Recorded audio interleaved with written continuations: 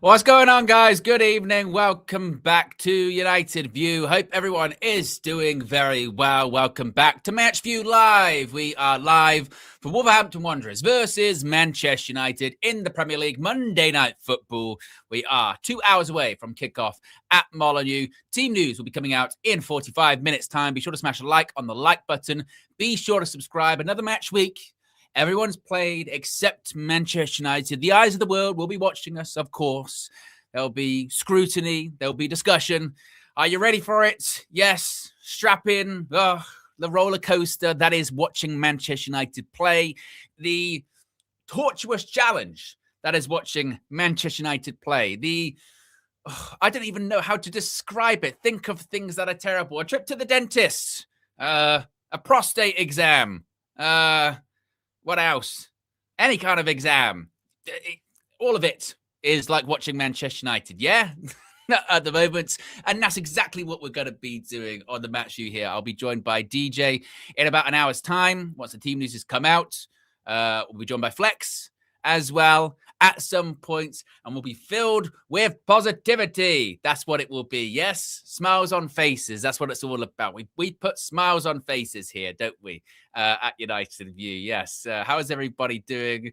Mr. Shatty says, good evening, Owen. Get ready for a Grimsby-like performance today, lads. Oh, I hope not. I hope not. Ridwan's in the chat, says, watch them give us Manchester City or someone in the FA Cup draw. What time is that? What time is the FA Cup draw, actually? Can someone let me know in the chat what time is the FA Cup draw? We got anything about the start time? 6:40, big at Ridwan. Well, then maybe we'll watch a bit of that. we'll watch a bit of that in about half an hour's time, perhaps. Yes. But by the way, as well, I mentioned it there, as Baloo says, prostate exams may be uncomfortable, but are very important. Please get them, men. Absolutely. Men of a certain age, or if you've got a predisposition in the family, get them once you get to a certain age as well. Or is it once you get to 50? I think it's once you get to 50, or if you've got predisposition in the family, get yourselves checked. Yeah, get yourselves checked. That's very important. It's in the news quite a lot at the moment about people not getting checked or not being, compulsory to get checked, whatever. Get checked, men. It's very, very important. 6:40, the FA Cup draw is on TNT. Well, I'll make sure that I've got an eye out for that one.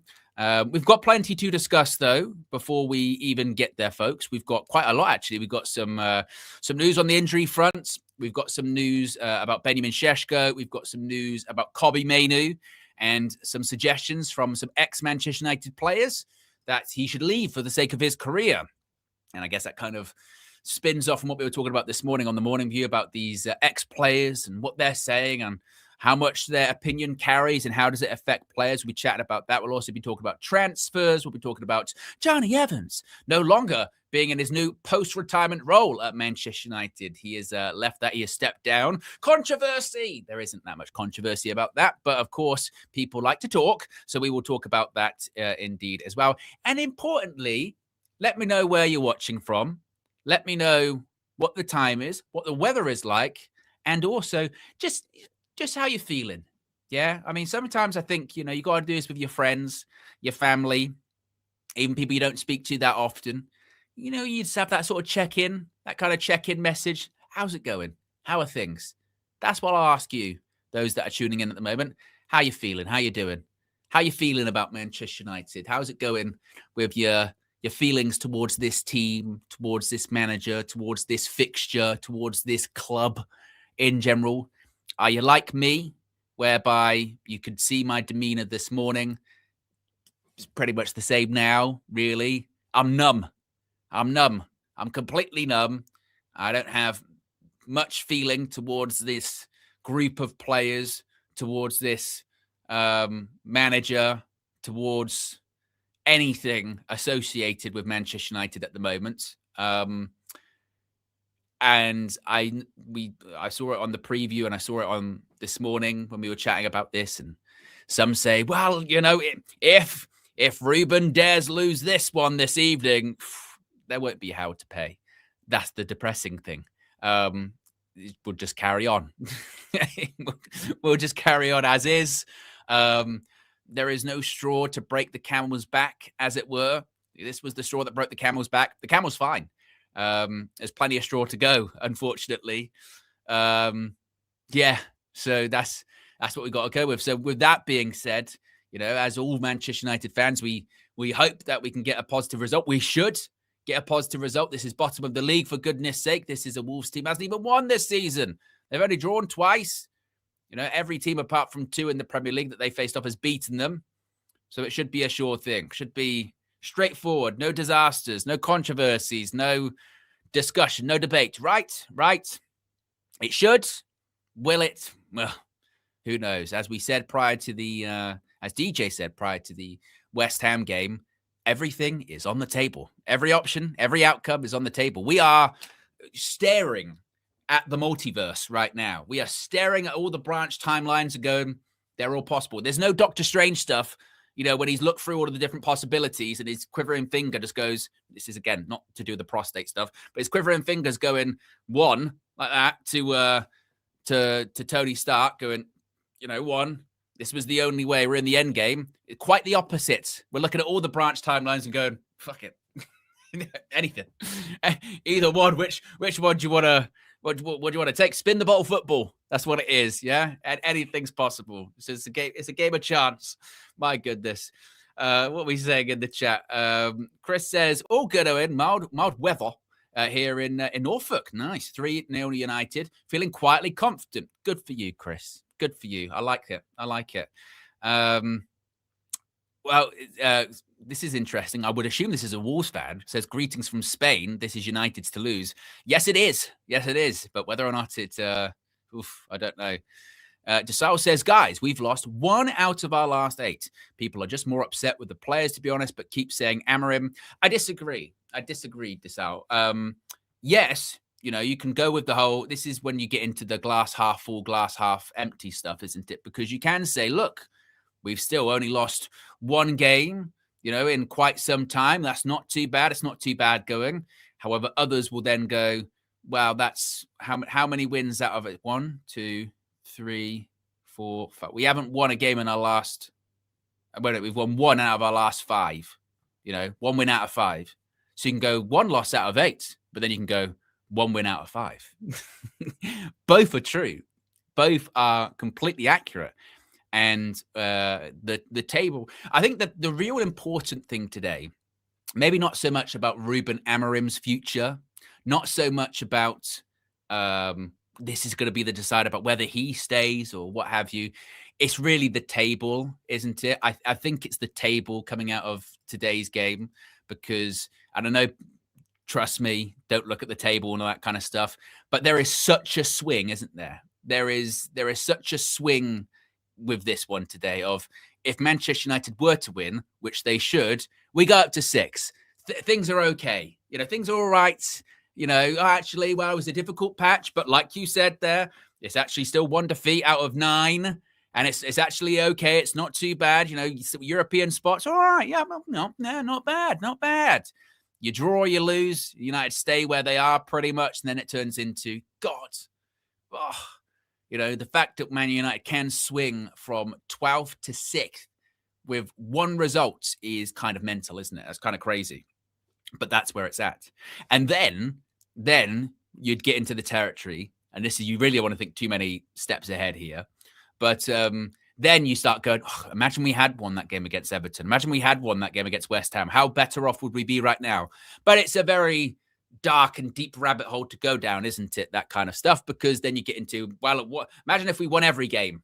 Imagine we won every game with all that, right? Yeah. And it's that, even that discussion feels like a marathon away off, doesn't it? Whereby, can't think about, what could have been. We've got to do what's ahead of us at the moment. And again, as I just said, nothing's off the table this evening. Nothing's off the table. So that they could be discussions to have after the game, hopefully. But right now, it's just about focusing what's ahead of us. And that's also why I've been saying recently that when we do win, i.e. against Crystal Palace, that's why I celebrated that win. Because I don't know when the next one was going to come. Turns out, not for a while. Not for a while. That's why you got, when they do come around, enjoy them. Yeah. Yeah. Niall says, Owen asking how we are, knowing full well if we lose, we will all want to punch Ruben's beard off. I hope that is a reference to the video that goes around every Christmas period of the little kid going that he's going to punch Father Christmas's beard off, because it's an all-timer and it's a classic. And I guess that shouldn't be lost at this time of the year, folks. It can be quite a depressing time and quite a miserable time watching Manchester United play, but it's not going to dampen my festive cheer. It's not going to dampen my festive spirit. It might, but I will try my best. We can all try our best. Yes? Shall we? Shall we? AJ says, should win. I'm sorry, Owen, but we cannot trust this team in any game, even against League. I totally agree. That's why I've said that every option's on the table. The trust was gone a long time ago, wasn't it? Very, very, very much. The trust was gone a long time ago. We've already got 400 people watching. We're 2 likes off away, 1 like off away 100 likes. If you haven't already, click the like button. As Riri says there, run up the likes. Indeed. Big up, Riri. Hope you're doing well. I hope all the mods and all the members are doing great too. Amanor with the first super chat of the day said, KG is crashing out. When isn't he? He said he will lose his shit. I would love to know KG, that comedian. We didn't have the Trinity on Friday because Flex was under the weather. I'm assuming we'll have it this Friday.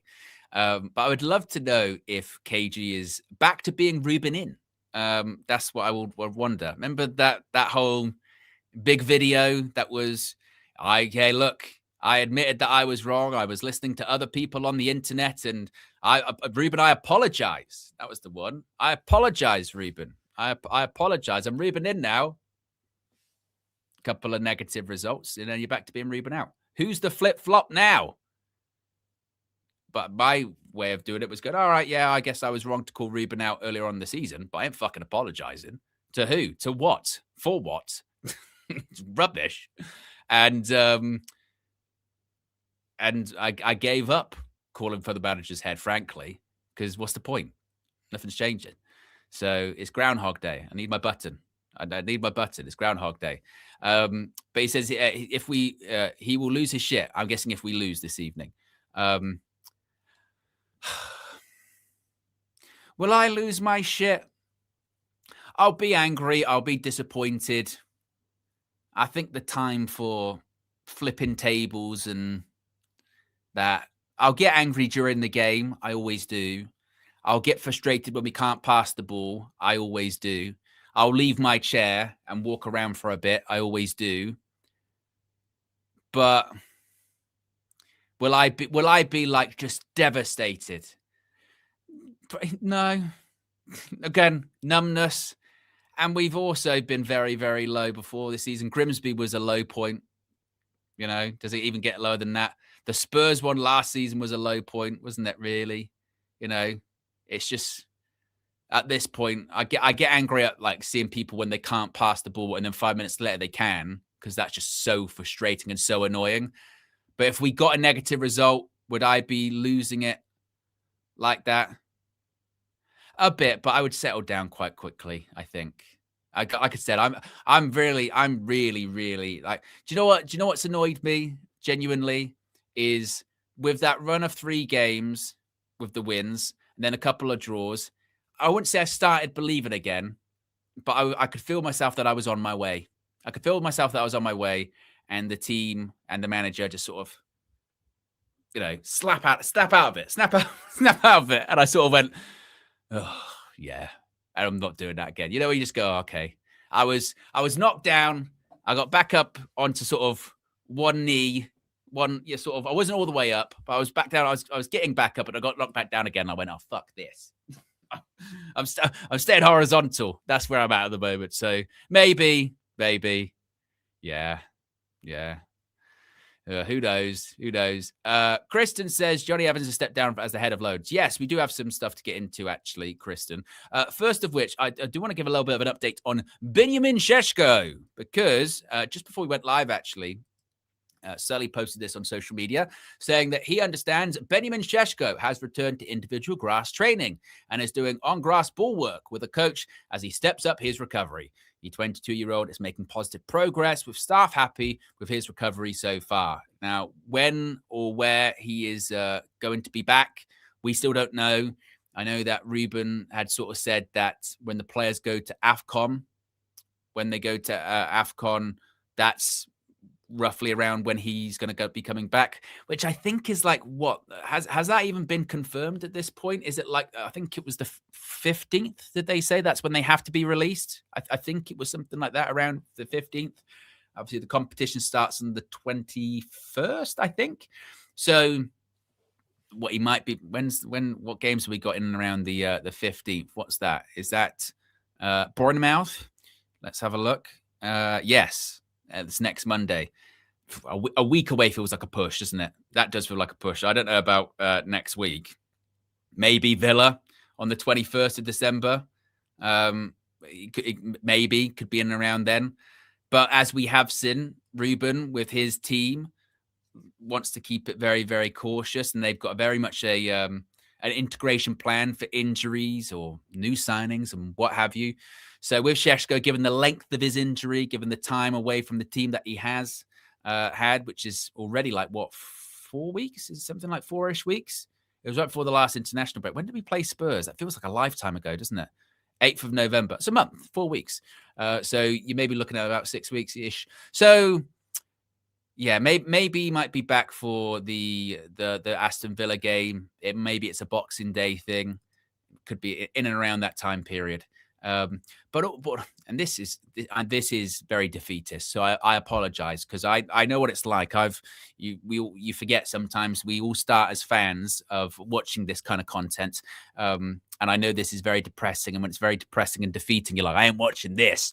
But I'm so numb with the team and the players that I'm like, oh great, Šeško's coming back. But then I'm also like, we've put new players in the team, and with the real worry, I'll be honest with you guys. Yeah, I'll be 100% transparent. Do you know what was a real concern for me? A real worry particularly in the last game, but the last couple of games, is when I we're starting to see in the game that Bryan Mbeumo was getting the bozo gene. That legitimately has freaked me out quite a bit, because then one of my biggest praises of him, and it's not like scapegoating Bryan Mbeumo. This isn't Owen hates Mbeumo confirmed, anything like that. So before people start it, but the fact that even he can get infected, and for me, he is one of the most consistent players in terms of performance level. If he has a bad game, the dip isn't too bad. Yes, he's always at a good level. The fact that even Mbeumo, has had the bozo G in the last couple of games, that's when I'm starting to be like, oh, but like Šeško coming back. All right, Šeško's coming back. Yeah. I just don't have I have no faith. You know what I mean? I have no faith whatsoever. So Šeško being back, great, because we need options, and that is certainly something we've noticed in the games recently, isn't it? You look towards the bench, you go, that bench is crap. We got no options to bring on. Having Šeško back, having an extra attacker back is good, and I do think that some of the criticism towards him has been very, very harsh, very, very harsh. Some of it's been justified. There's a big price tag. He's a young guy, but I think the expectation is maybe he would hit the ground running a little bit quicker. Did coming a little bit late, and I don't think he's ever started on the right foot, considering like his first start was that Grimsby game, wasn't it? And then that turned into a whole thing with, why didn't he take a penalty and what have you? So it's always been a bit difficult. We have scored a few goals, but I'm so down on this team. I'm so down on this team with its coach at the moment. Šeško back, great. An extra person, an extra body. But we're also going to need certainly attacking players, because the players that are going for AFCON. So if he can be back in time for when some players are leaving, that's also a good thing as well. So yeah, so Šeško being back into training, that's a positive. This was something that Kristen brought up in the super chat, just very quickly, on Johnny Evans. So he had retired, of course, from playing, but he was still involved with Manchester United.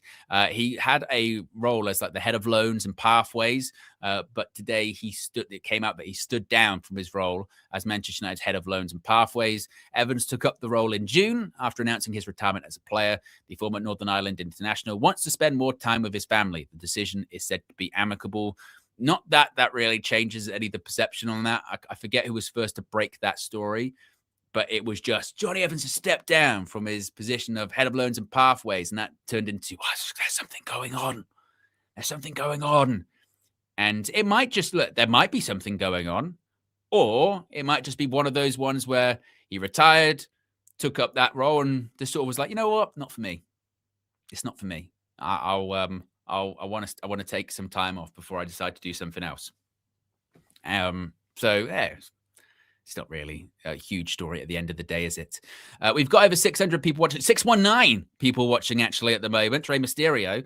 If you haven't already, click the like button. We're over 150 likes, which is great. And be sure to subscribe. Coming up to just over 100 subscribers to go until 207,000. What's the time? We are about 25 minutes away from team news being released and about an hour and 40 minutes away from kickoff at Molyneux as well. Some other bits and pieces that I did want to talk about before we talk about team news and what have you.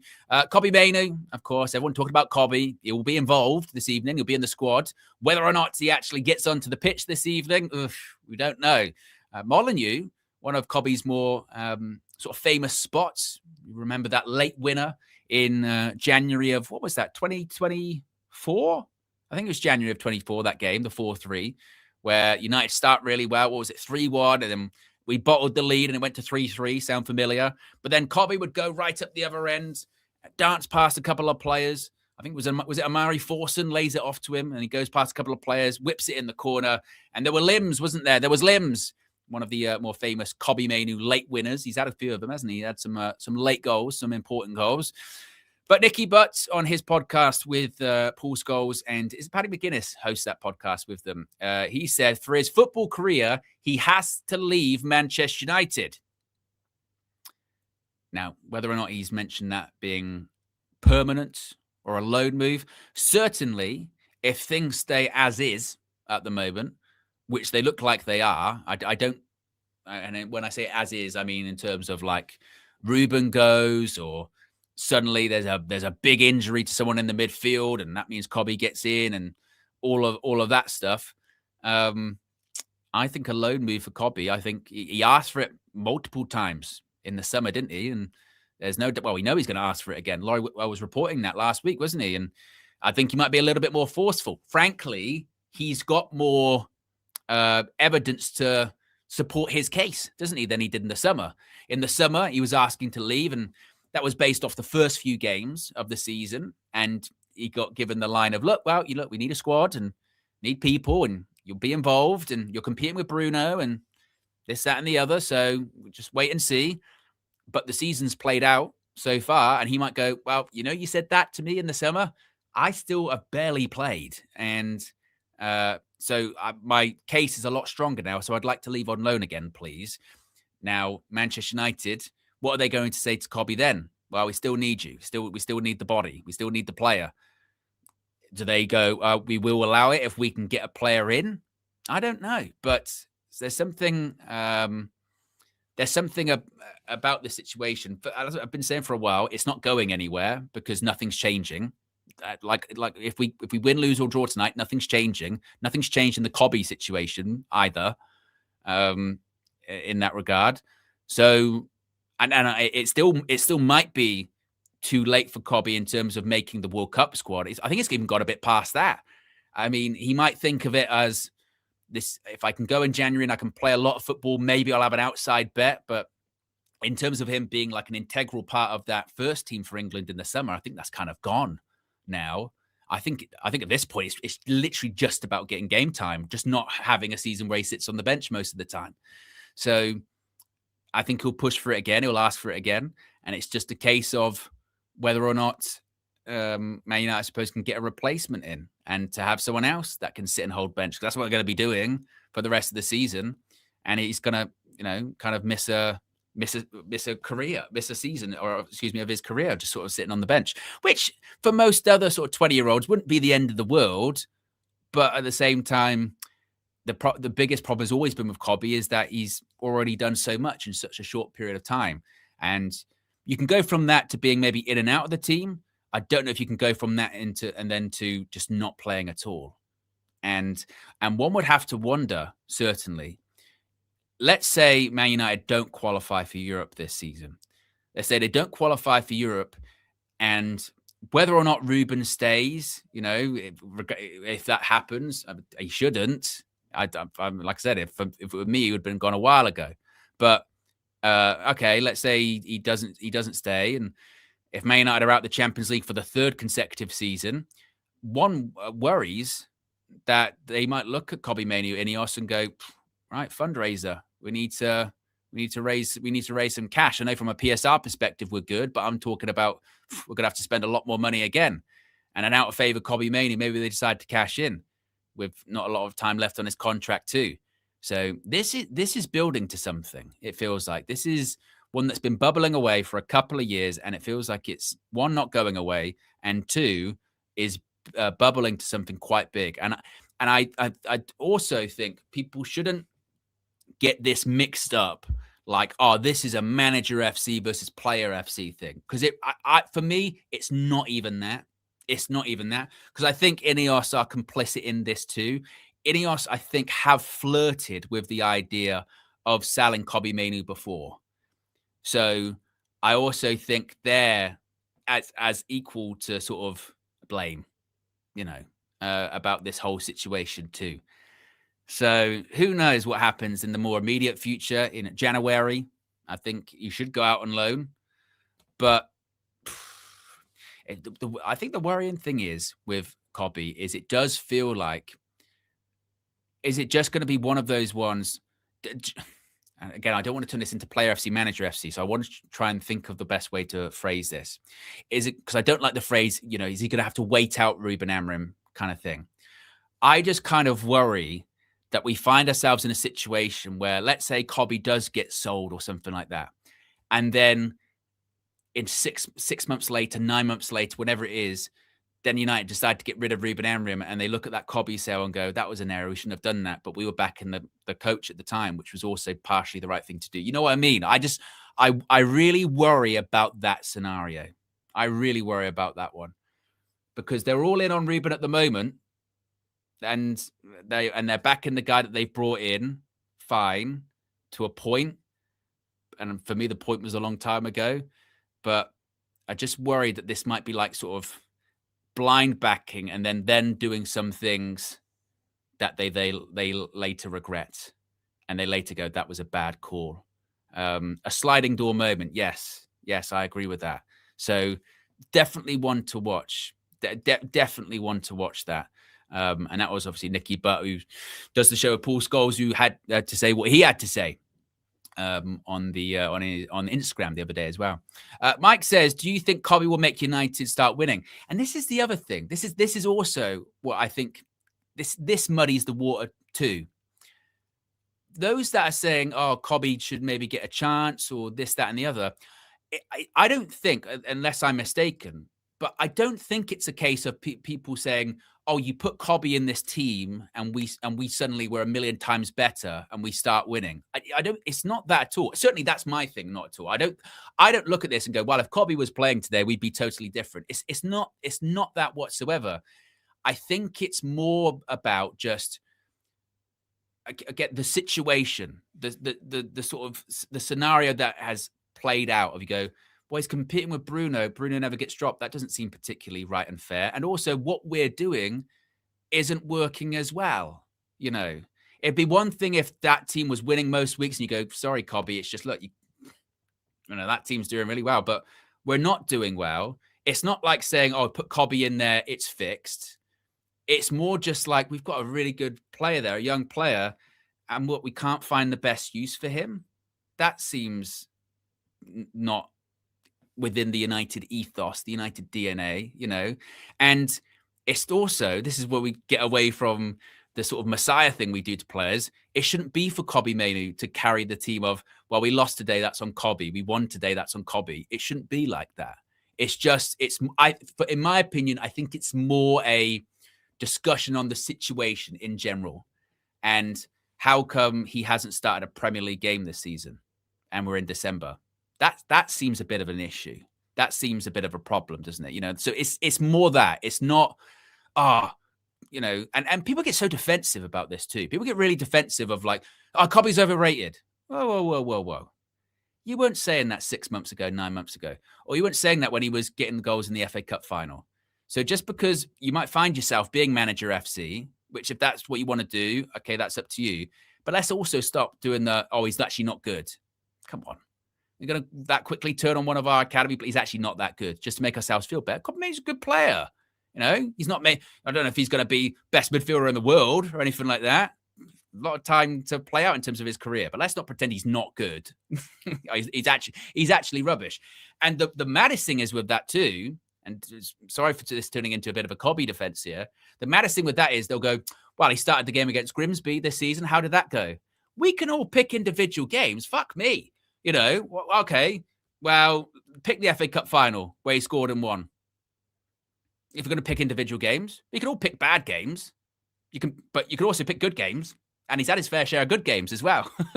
So I'm not sure why a game against Grimsby, where everyone was completely awful, has defined his quality as a footballer. That seems to me very, very bizarre. Very strange. Oh, he was part of that. He, along with a lot of other players, by the way, that are still playing this team and still start every week, played against that Grimsby team and lost. So he's got nothing to offer. That seems very extreme. A very, very extreme perception of things, doesn't it? A bit of an odd one. So that's the latest on Kobbie. Team news is coming out in about 15 minutes' time. Can just see the players arriving at Molineux. I could see Matheus Cunha, of course, his return to Wolverhampton Wanderers. Played there last season, was one of the biggest factors in them staying up last season, wasn't he? Was he their captain last season? I forget if he was their captain. But the point being is he's coming back this evening. Bit of a weird one, Cunha, as well, isn't it? Bit of a weird one, Cunha, because, and this was why I wasn't like this whole, he has to get back in. He has to get back in straight away against West Ham, because he's had a difficult start, hasn't he? He's had a difficult start to your life at United. I do sympathise with him to an extent, because some games he's left 10, some games he's false 9. Obviously, a couple of injuries, a couple of spells out of it. But he's got one goal against Brighton. We're seeing the sort of frustrating elements of his game. Too many touches, maybe a little bit too much hero ball, trying a little bit too hard.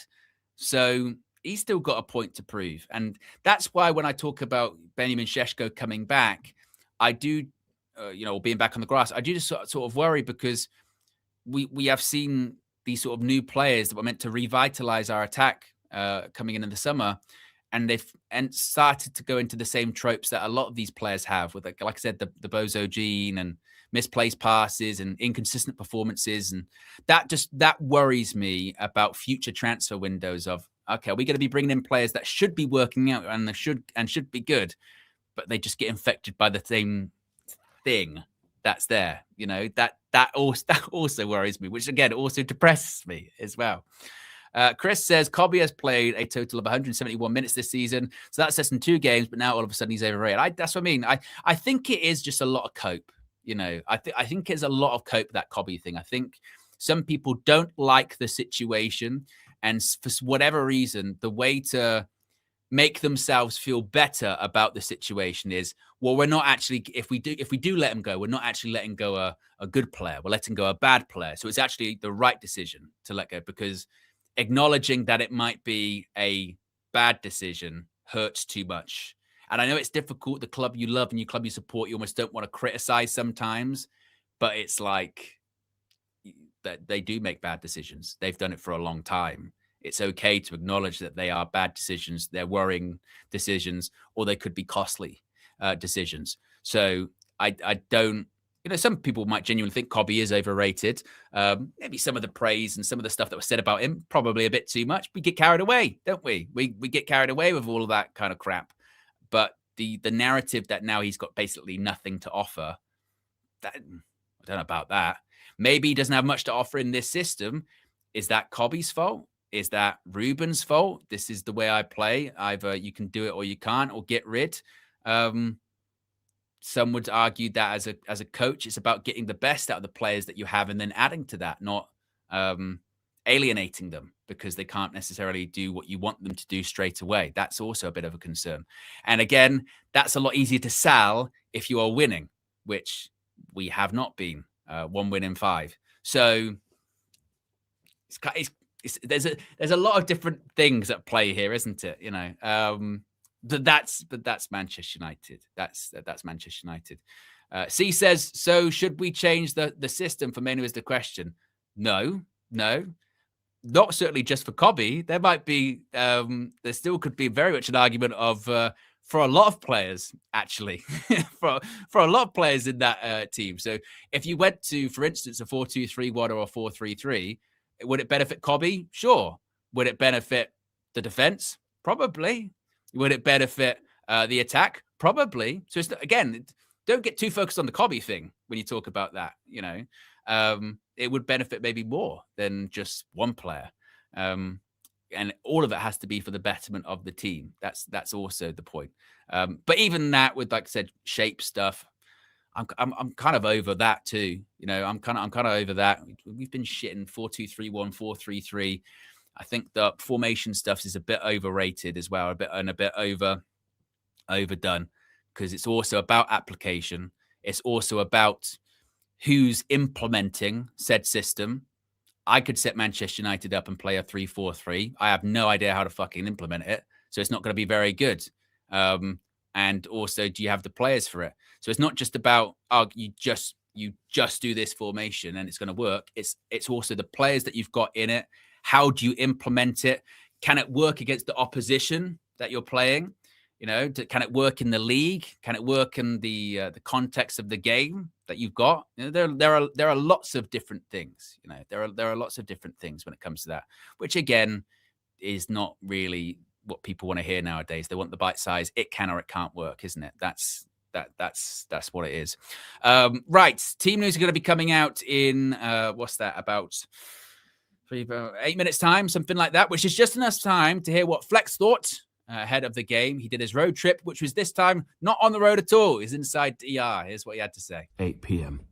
And I said it already, okay, on the morning show. I said, I'm not going to be that guy losing a sackable offense and this, that, and the other, because I've learnt my lesson, okay?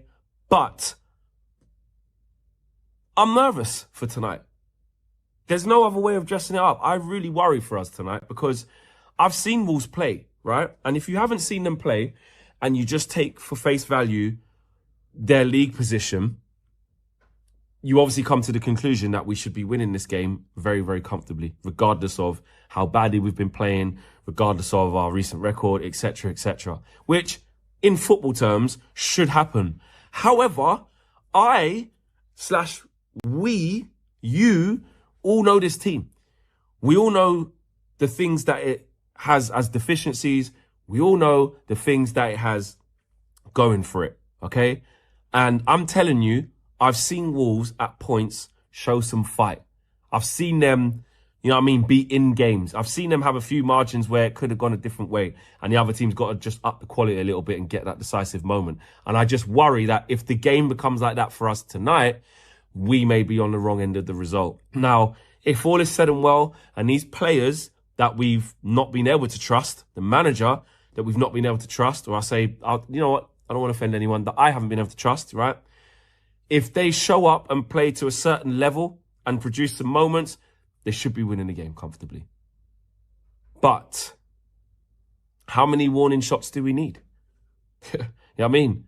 I know Everton are doing well, but, you look at how that game was. You look at how we played against West Ham for large parts. You look at the performances in general, even when we haven't lost. Look at how we played against Spurs. Not great. Look at how we played against Palace for large parts. Not great. So, listen, of course we can win this game, but like we said in the preview, like who even knows anymore? How you don't even know what Man United's gonna show up. You don't know what they're gonna do. You don't know how they're gonna be, and it's draining, bro. So don't get it twisted. If we losing against this Wolves team, it's just another one you throw into the mix of like, obviously we ain't got any better and it's disgusting, it's unacceptable, etc., etc. Saying it's a sackable offence, you just add it into the sackable offences if you really want to go down that way. I'm not really going that way. It would just be another new low, you know. But having said that, got to find a little bit of positivity. You do. I do agree with that. Like, regardless of how bad we're playing, they've got to be finding a way to win this game. Now, you don't have a God-given right to do it. Dallo spoke about they need to use the anger or something as motivation to be more locked in, paraphrasing, but you get my drift. Like, it shouldn't take for that. It shouldn't take for these hardships. Where is it from the off? That's why I worry about tonight, because we don't have that killer instinct in us. We don't have that bit in us that says, listen, boys, playing against these lot tonight, they're going to be hungry, okay? They're cut adrift at the bottom of the table. They've got 2 points all year. However, don't think that they're going to give us an easy ride, especially at their place. At the beginning of every game, they're going to have belief that they can get something out of the game and start to turn their season around, okay? This is one of the other side, like the tougher things about playing a team in the relegation zone, like rooted to the bottom of the league, is thinking that you can just turn up there and because they got 2 points, it will be an easy afternoon because you're playing bottom of the league. We've seen it with our team. Look last year when we played Ipswich. Look last year when we played Southampton. Now, I'm not saying we didn't win those games, but they weren't foregone conclusions. Apart from the 2 against Leicester, we haven't done great in these games. Look at Luton. Even the year before that, look at what we did against Luton. I think Victor Lindelof, we beat them 1-0. And then away from home, I think went 2-0 up and then it got close or something like that, if I remember off the top of my head. What I'm saying is it's not always a foregone conclusion, okay? Even though we win, we have to be at it. We have to do things in the right way. Team news, team-wise, I'm almost fed up of like trying to think of, oh, surely you should do this. I saw some people saying, surely Kobbie should start today because of this, or you continue with Xerxes, Cunha going back to his old stomping ground, and Mbeumo's got to find something. Like, I don't know what's going to turn up. Like, I really don't know. Aiden Heaven was taken off at half-time. I don't think you put him in away at Wolves. Lisandro Martinez, could he get his first start of the season? I'd love to see that, but I think he's only come off the bench for like 8 minutes in the last 2 games each time. So he's probably only played about total of, 16 to 20 minutes, maybe. Not even that. Has it been 10 minutes he's played? Anyway, I wouldn't have suggested it's enough to start. I'll be shocked at that. I don't think Harry Maguire's back. So you bring in Yoro. Keep Ahmad and Mbeumo where they are. He's going to go with the same. Casemiro and Bruno.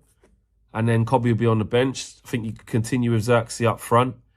And you play Cunha and Mbeumo. Maybe you might start Mount. I don't know. But, last game out, I don't think Cunha was particularly good against West Ham.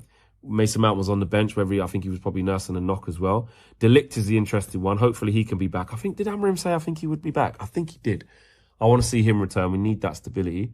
Dallo and Dorgu at left wing back. You probably just continue with Dallo. He scored in the last game, didn't he? Dorgu when he came on wasn't great. But these are all small potatoes, isn't it? These are all small fry. Like, who knows?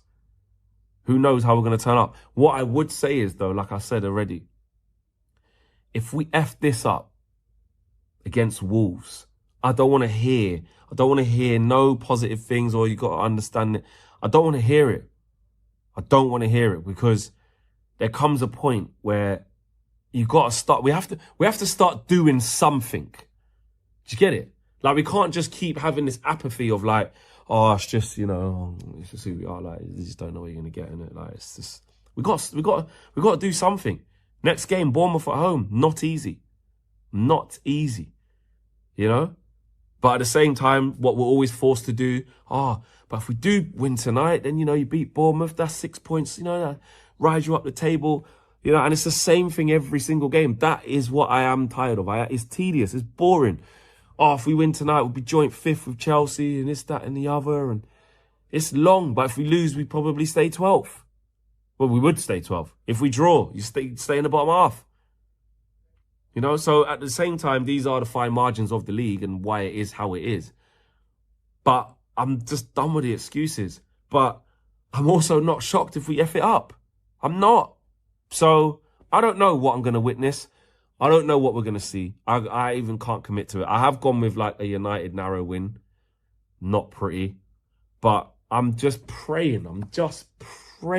Please, that they just give us some, like, just a normal performance. Just go take care of business. That's all I'm asking for. Smash a like on the video, people. Yes, well, the team news is out, and there's some interesting bits in it. Right, let's get into it. We'll get the graphic up on the screen shortly for you guys.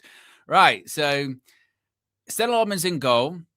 The same back three that played against West Ham. That is Mazraoui, Aiden Heaven again, and Luke Shaw. I am pretty stunned by the Aiden Heaven one. I'm not going to lie. He flew into a tackle straight away, and I was like, whoa. And he got hooked at half time. So Lenny Yoro on the bench. Wingbacks are Ahmad and Dallo. Midfield, Casemiro and Bruno. We have Brian and Bumo. We have Mason Mount in the 10, and is Xerxes on the bench? And Joshua's. I don't get this. I really don't get this. I don't. Mason Mount comes in. Mateus Cunha goes up front, but Xerxes drops to the bench. Xerxes, arguably in the last two games, been one of our better players. He's been one of our better players of the last two games. Am I crazy for saying that? Really? Am I crazy for saying that? That Xerxes actually done all right over the last couple of games? Oof, Reuben. I mean, if anything, maybe this actually makes me feel a little bit optimistic, because usually when I feel shit about the starting 11, we end up doing better. But Aiden Heaven again in the back three, not like criticizing the kid, because he's just that, he's a young kid. But like, I know Yoro's been a bit out of form, but has Yoro done something? Has Yoro done something to Ruben Amram? Because why is Lenny Yoro not playing in this team?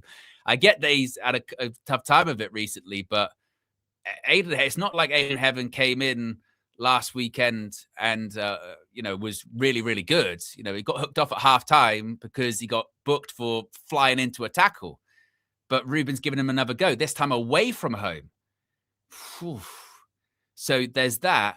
There's Mason Mount coming in, which I think is the right call. I know he had a knock in the last game, which is maybe why he could have been left out. But I thought he did all right against Palace. So him coming back in is good. But Xerxes coming out when, first game against Everton, all right, wasn't amazing, but he hadn't played for that long.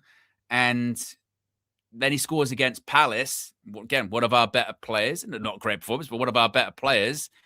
And last game, I thought he was unlucky to come off. I thought he was unlucky to come off because actually, again, he was one of our better attacking players when we didn't have much attacking threat. So I am not going to lie. That is a pretty wild selection. Wow. We'll get it up on the screen for you very shortly as I just do my best to kind of just figure this one out, to be honest with you, because yeah, my goodness me. Right, let's get this up on the screen. That is the Manchester United starting 11 at Molineux this evening. What do we think? What do we think that? It's not Attilo says Xerxes has done nothing to be undroppable. It's not, again, this is putting words in my mouth here. This is not saying that Xerxes undroppable or anything like that. It's just out of the front three of the last few games, he's probably been one of the better players, hasn't he? Let's be honest. If anyone should maybe hold bench this evening, it'd probably be Cunha, to be honest. That'd be Mateus Cunha. Cunha's struggled. Obviously, come back from an injury as well. Last game was not that involved in it at all. I'd have gone with Xerxes over Cunha, to be honest. And once again, we're playing with a false nine. At least with Xerxes, he knows the position a bit better. So there's that. The Aiden Heaven one, it's again a massive opportunity for him, but it's not necessarily needed at this point here because you've got Lenny Oro on the bench. You've got Licha Martinez. Maybe you could start Licha in this one. Now he's been back for a few games, but Aiden Heaven, when he had a very shaky first half, he got better as it went on. But yeah. And obviously there's hyperbole in the chat. So, because here we go now, suddenly saying, oh, Xerxes should start. Xerxes is now Messi, which is not, exactly, Ian. That is what is crazy at the moment with United fans. Xerxes been okay. What? So he's undroppable when he's Lionel Messi, is he? No. Like it's not the end of the world. It's just saying that out of that front three, Mason Mount, you got a player that's actually scored, recently in Mason Mount. And you've also got Joshua Xerxes that's also scored, right? So I would just be picking players that have, rhythm. I've got a bit of rhythm. Yeah, okay. And the Aiden Heaven one, like I said, is very it's a big opportunity, but it's just worrying because that makes me. I know CH. It's a strange theory, this one. I'd call me crazy here. I was only saying play players who are in form. But hey, don't know, because that means Joshua Xerxes is terrible. Yeah, very strange. But so Cunha up front, I wouldn't have gone with. I've gone with Xerxes and Aiden Heaven at centre back again. Massive opportunity, but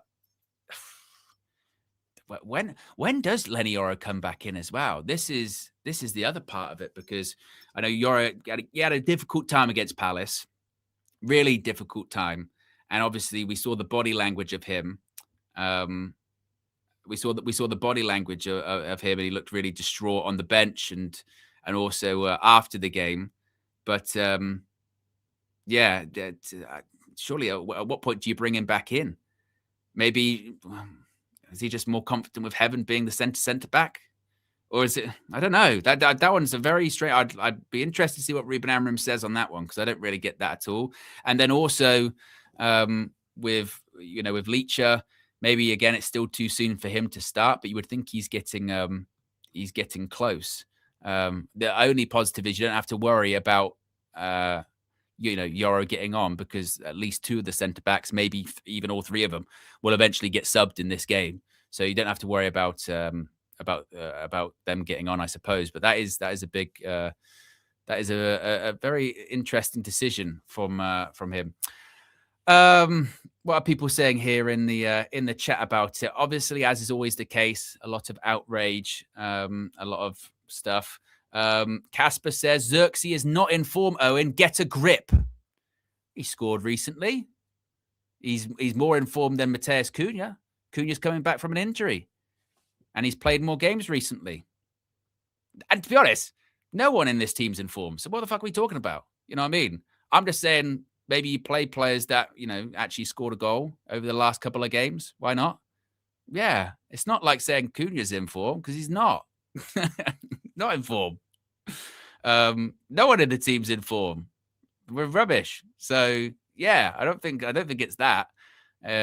Once again, this is when I go back to the stuff from earlier on. When I was talking about the Kobbie stuff, and I was sort of saying sometimes we don't like sort of criticizing certain decisions, so we do a lot of cope. We do a lot of cope in terms of what Kobbie's not playing. That's because he's rubbish.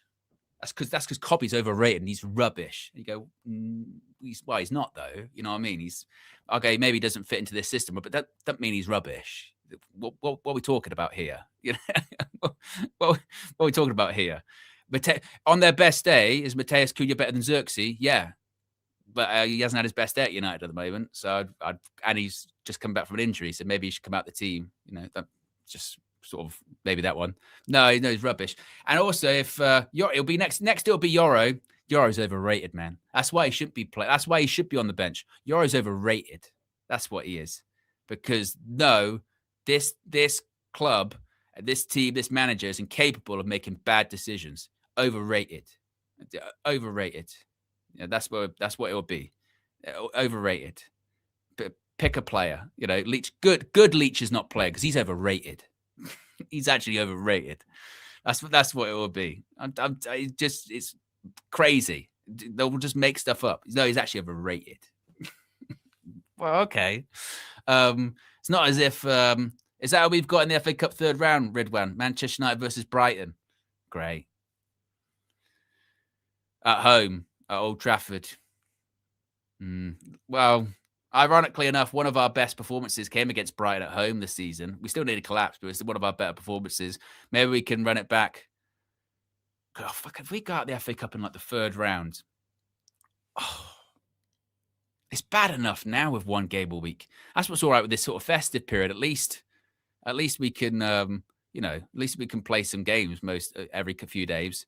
But and our record against Brighton just in general. I see like Liverpool and that get like Barnsley. Of all the teams, Brighton. And this is what I'll go back to, right? You know who you are, by the way. You people know who you are with last season. Well, maybe playing one game a week, that's actually a good thing. That's actually a good thing for this team. Maybe not being in Europe, that's actually a good thing for this team. We can just focus on the league. Maybe not being in the cup competition, that's actually a good thing for us. That's a good. We don't want to be in those cup competitions. Why would you want to be in those cup competitions? Why would you want to be in Europe? No, we're just focusing on the league. That's what we are. And it's made us so much better. We're way better off for it. We're much better off for it. The only positive, like I said, out of that Brighton one is that we beat them at home this season recently, and that was one of our better performances. But yeah, good grief, good gravy. But that's in January. The FA Cup can't think that far ahead. My goodness, I can barely look past this game. Slices says, how did we nearly collapse against Brighton, Owen? We were 3-0 up and it went to 3-2 in the space of about 10 minutes. So that's quite literally the definition of nearly collapse. This is what I don't get, right? I understand if you really want to defend Ruben Amorim and you really back the project, that's fine. But at what point do we just ignore reality? At what point do we just ignore stuff? How did we nearly collapse against Brighton? Because we did. we did. Literally, that's what happened. 3-0, subs were made, and then it ended up at 3-2 in the space of like 5-10 minutes. And by the way, when we made those subs, it was like 75 minutes. That is literally nearly collapse. Didn't totally, but nearly collapse. Let's not ignore stuff here. Like this is it's got to be rage bait. I'm not going to go for it. That's not nearly collapse though.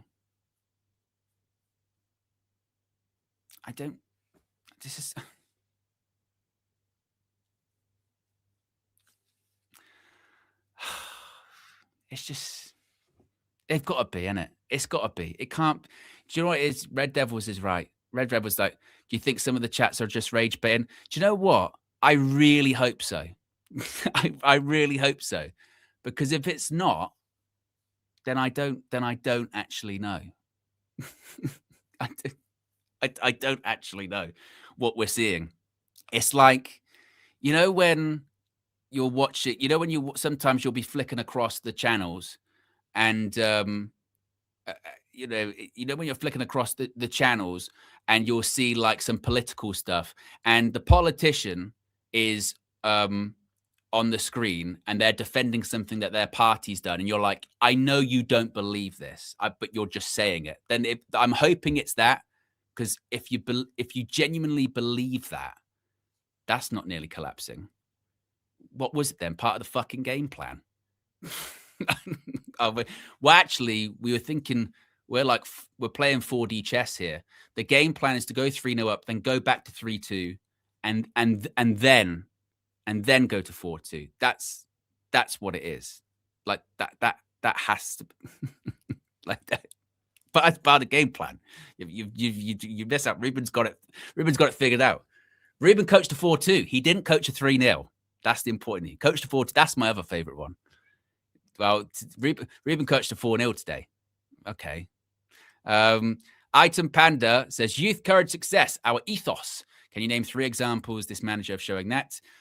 Great one. I think that's great one. I don't like how they have done the ats of all of this stuff. So annoying. It's been around for 5 months. Appreciate great one. Says, Owen, imagine we lose today and then go to Villa Park and win. Like, hey, great one. Like I've said before, nothing's off the table. Nothing's off the table at all. As we saw, with these, we lose against 10-man Everton at home and then go and beat Crystal Palace. We're not in the position, I think, to be saying, we're not in the position to be saying that anything's not going to happen or is going to happen. So for those that I guarantee will win tonight.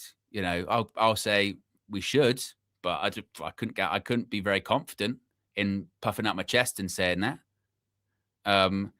Or the thing of I will definitely lose, because I've seen that as well. People go, "Oh, we're definitely going to lose tonight." I'm like, "Oh, we don't know that." You know, we might win, and then we'll go, "Oh, yeah, maybe it's not that bad," and then, you know, we'll go lose the next game or something. It's like that's just what it is, isn't it? Everything's on the table with Man United, which is alarming, because that when everything's on the table, that's a lot of different food groups, isn't it? Everything's on the table in terms of some healthy food, some a mixture of healthy, but also some little treats there. But that's okay in moderation. Then you've got the really bad food. Then you've got food like it's not even barely food. It's pure calories. It's lard. You go, what is that even doing on there? Well, it's on the table. Everything's on that table. You go, should that really be on the table though? Is that best for us to be on the table? No, but it's there, and I could eat it. You know, that's Manchester United. Can't pick a lane.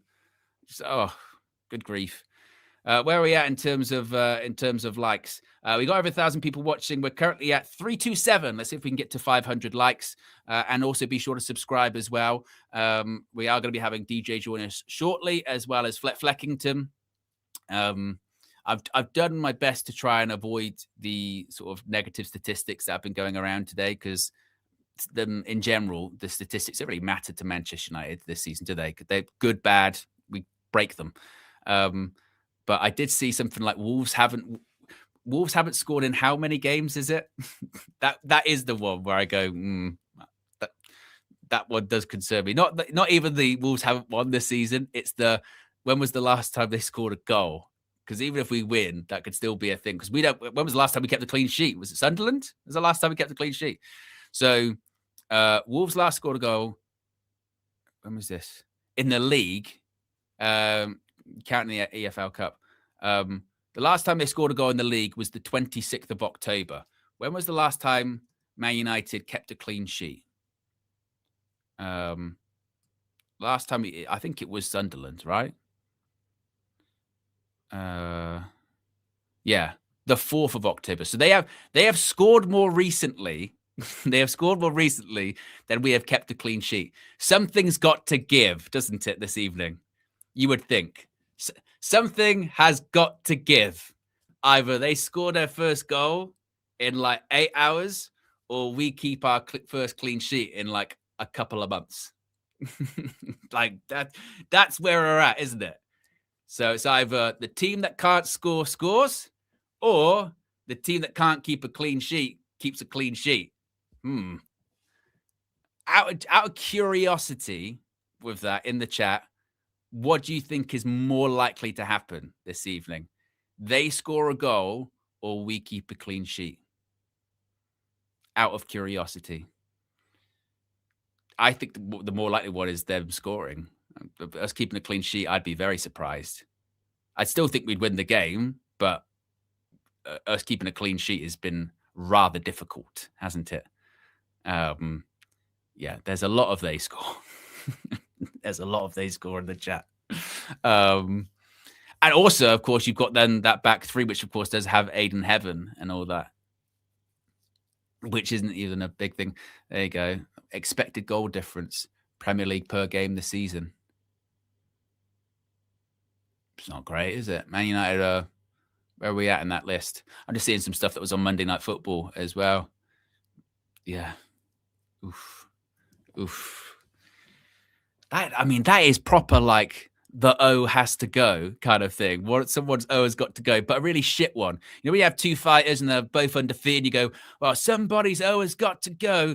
These two undefeated people going against each other. The immovable force, irresistible force, meet the immovable object. You've got the team that can't score versus the team that can't keep a clean sheet. Oh. And the worst thing is, with the whole clean sheet thing is, like, we've actually got a good goalkeeper. Our goalkeeper's all right. It's not because we've got a shitty goalkeeper. We could have conceded more goals if Lomans wasn't in goal. It's more just the fact that we just concede chances. We concede a lot of chances, and there's only so much that a goalkeeper can do. And he's a young guy as well. I don't even know if he's at that position at this point to be bailing Manchester United out every single game. Yes, it's part of the role of the goalkeeper, but not everyone's David De Gea that can do that on a regular basis, right? So, yeah. If I had to say, well, which one's going to happen this evening, they score or we keep a clean sheet, I would lean towards them scoring. But also, like I said, that's not saying we wouldn't win. That's not saying we wouldn't win. Be positive. Yes. Where are we at in terms of likes? We're less than 150 likes away from 500 likes. So if you haven't already, click the like button. Be sure to subscribe to United View if you haven't already. Let's bring in DJ. DJ, good evening. Welcome back. Good evening. Yes. An interesting lineup from Ruben Amorim that he's put out there. Aiden Heaven keeps his spot, even though he got booked and was hooked at halftime in the last game. The rest is pretty much as is, apart from Joshua Zirkzee is out. Mason Mount is in, but that means Mateus Cunha is up front. A few surprising ones there. What do you make of it? Yeah, a little bit surprising for me. Is Zirkzee injured or anything like that? Or is it just... Well, he's on the bench. I haven't seen any sort of, any suggestion that it's been because of an injury. We'll have to wait and see, but that is a bit of a surprising one.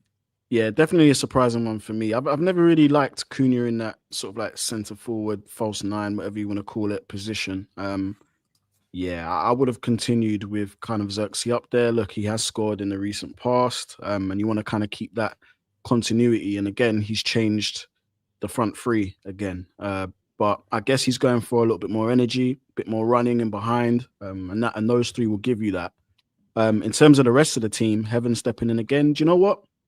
I'll say I actually like that. I do like that because, look, Heaven was a bit rash in his challenge. I think it was like 5 minutes into the game or whatever it was. Yeah. But do you know what? For the most part, even after that, all the way up to half time, he did okay. He just kind of wasn't as intense as he needs to be. But he's going to learn from that. And I think, give him a shot.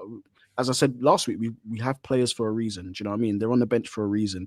Let's use some of this squad, especially if the first 11's getting a little bit stale here and there. So, look, I don't know what's going to happen tonight. I really don't. We could lose, we could draw, we could win. None of those things would surprise me. That's the point. I'm at that point, Owen. Yeah, well, this is what I was going to ask you. I was going to say, when you came in on, when was it, Monday? Have we gone Monday to Monday? Yeah. Or was it Thursday? I fucking forgot. Either way, when you came for the West Ham game, I asked you, I said, surely tonight, you've got to be winning tonight. And you said, no. Nothing's off the table. Every possibility is a possibility. And my question was going to be, I guess you've already answered it. Is that the same? Is that the same this evening where anything's possible? It is the same until I see a level of consistency where by statistics and metrics, you should be doing X, Y, and Z in a game. Then you can make more sound predictions. You could say, well, you know what, we've won the last 7 games. Yeah, we're going to win today, kind of thing. Or, we've won the last 5 and, the performances have been at a high level and we've scoring loads of goals. So you can make those predictions. I think it's when it's really dead and dry and deadpan the way we've been playing in the last probably 3-4 games. that's where it's very, very hard to predict. But we've seen actually absolutely everything from this Manchester United team. The good, bad, and the ugly, and the very ugly. That's another level. That's another tier I've just added in there. The very ugly. And so obviously there's going to be, again, week to week spotlight on Amorim. Ruben, nothing changes in that regard. And again, we should be beating Wolves. We should, but this United team, you never know. You're going to get a mixed bag. Play shit for the first half, absolutely diabolical. Don't look like they should be even worth the wages that they're getting. And then the second half, they put in a great performance. So I don't know. Owen, I've been beaten. The hope has beaten. The hope's been beaten out of me by our team. I'm telling you, man. I know, that's how I feel. I'm just numb. I'm very numb at the moment. I'm very thank God this fucking chair reclines so I can just sort of sit like that most of the game. Yeah, it's not great. I mean, also as well, DJ, we've got the team here this evening in Wolves who basically can't score. They've played over 8 hours of football since their last goal in the Premier League. And you've also then got the team in us who can't keep a clean sheet. The last time we kept a clean sheet was against Sunderland, and that was all the way back in October, I think it was. So the question is, 4th of October. So the question then becomes, which one goes this evening? Does Wolves score a goal, or do Manchester United keep a clean sheet? I'm very confident Wolves will score today. I'm confident Wolves will score today. And I'll tell you why. The reason why I'm confident that they're going to score today is because Ruben Amorim consistently breaks records. He always brings us to an all-time new low. And not just him, the players too, because it's not just Ruben. It isn't just Ruben. But he brings us, and the team brings us to an all-time new low. Every time we face these teams that haven't won in this amount of games, haven't scored in this amount of games, bottom of the league, in the bottom 3, whatever. Obviously, I know he hasn't really lost to relegation fodder, to be fair, if I'm being fair to him. But look, we always either draw or lose when is expected, highly expected, when we're to win. And when we're expected to absolutely be crushed, we end up pulling out a performance out of somewhere. So again, this team is very backwards. I'm not sure how that front three is going to function because if I'm honest, Xerxes coming into the original front three that was there, it took him a game or two to get going. And Mount has obviously been in and out, stop and start. And again, Mbumo hasn't been great for the last few games. Cunha definitely hasn't been great. So I just don't know. Guys, I wish I could give you more. I just don't know. Yeah, but that's where it is. That is literally where it is at this point, isn't it? Where it's like, because I said earlier on, even someone like Brian Mbumo, you mentioned, he's been, had a okay season for us so far. Started well for us. Scored some goals, and we were like, I tell you what, the best thing with him is consistency. Doesn't drop that low. Well, Bozo Jean started to get him the last few games. Mason Mount, all right, he scored against Crystal Palace. It was okay, but then wasn't in the team. Well, so on the bench, wasn't he, against West Ham? Why? He had a knock. Can't trust Mason Mount. Can't trust the body. Mateus Cunha, is he in the team tonight? Because it's like you're going back to Wolves and going back to your old club play there. But as you said once again, he's in the false 9, and that could be one of the reasons why he struggled to get going, because it's every other game. It's left 10, false 9, left 10, false 9. And then also he hasn't played great, too many touches, bit too much maybe hero ball going on with him. So then that's when you go, all right, so where the goal's coming from? You go, maybe from one of them. I don't know. Bruno, even though he's not a midfielder, he'll still create something because he still gets assists. Against Palace, he got 2 assists. But then there's the defensive side of it. We've been talking up Casemiro last couple of months, going, even though it's his last season, he's still our best midfielder at the club. Last few games, he's been the shits as well, flying around, not being able to keep up with players. So there's that, the midfield. And then you've got Dallo at left wing back.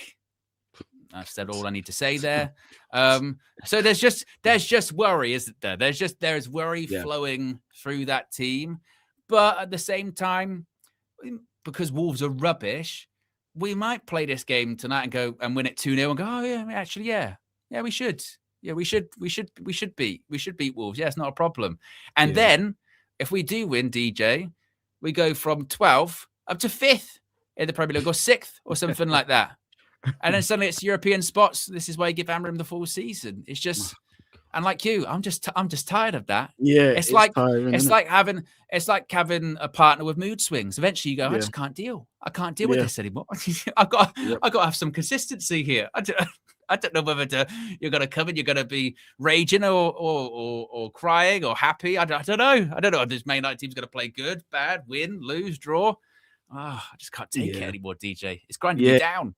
It's tough. It's a tough one, and honestly, I'm looking at Ruben Amorim, and obviously after games, there's always this discourse and this, as I always say, everyone wants to look at everything forensically, and everyone in this fan base, everyone wants someone to blame. Oh, it's the formation. It was Amorim's changes. Oh no, it's not the players. You got to give this player, like, no one's going to be 100% right in any of their assessments.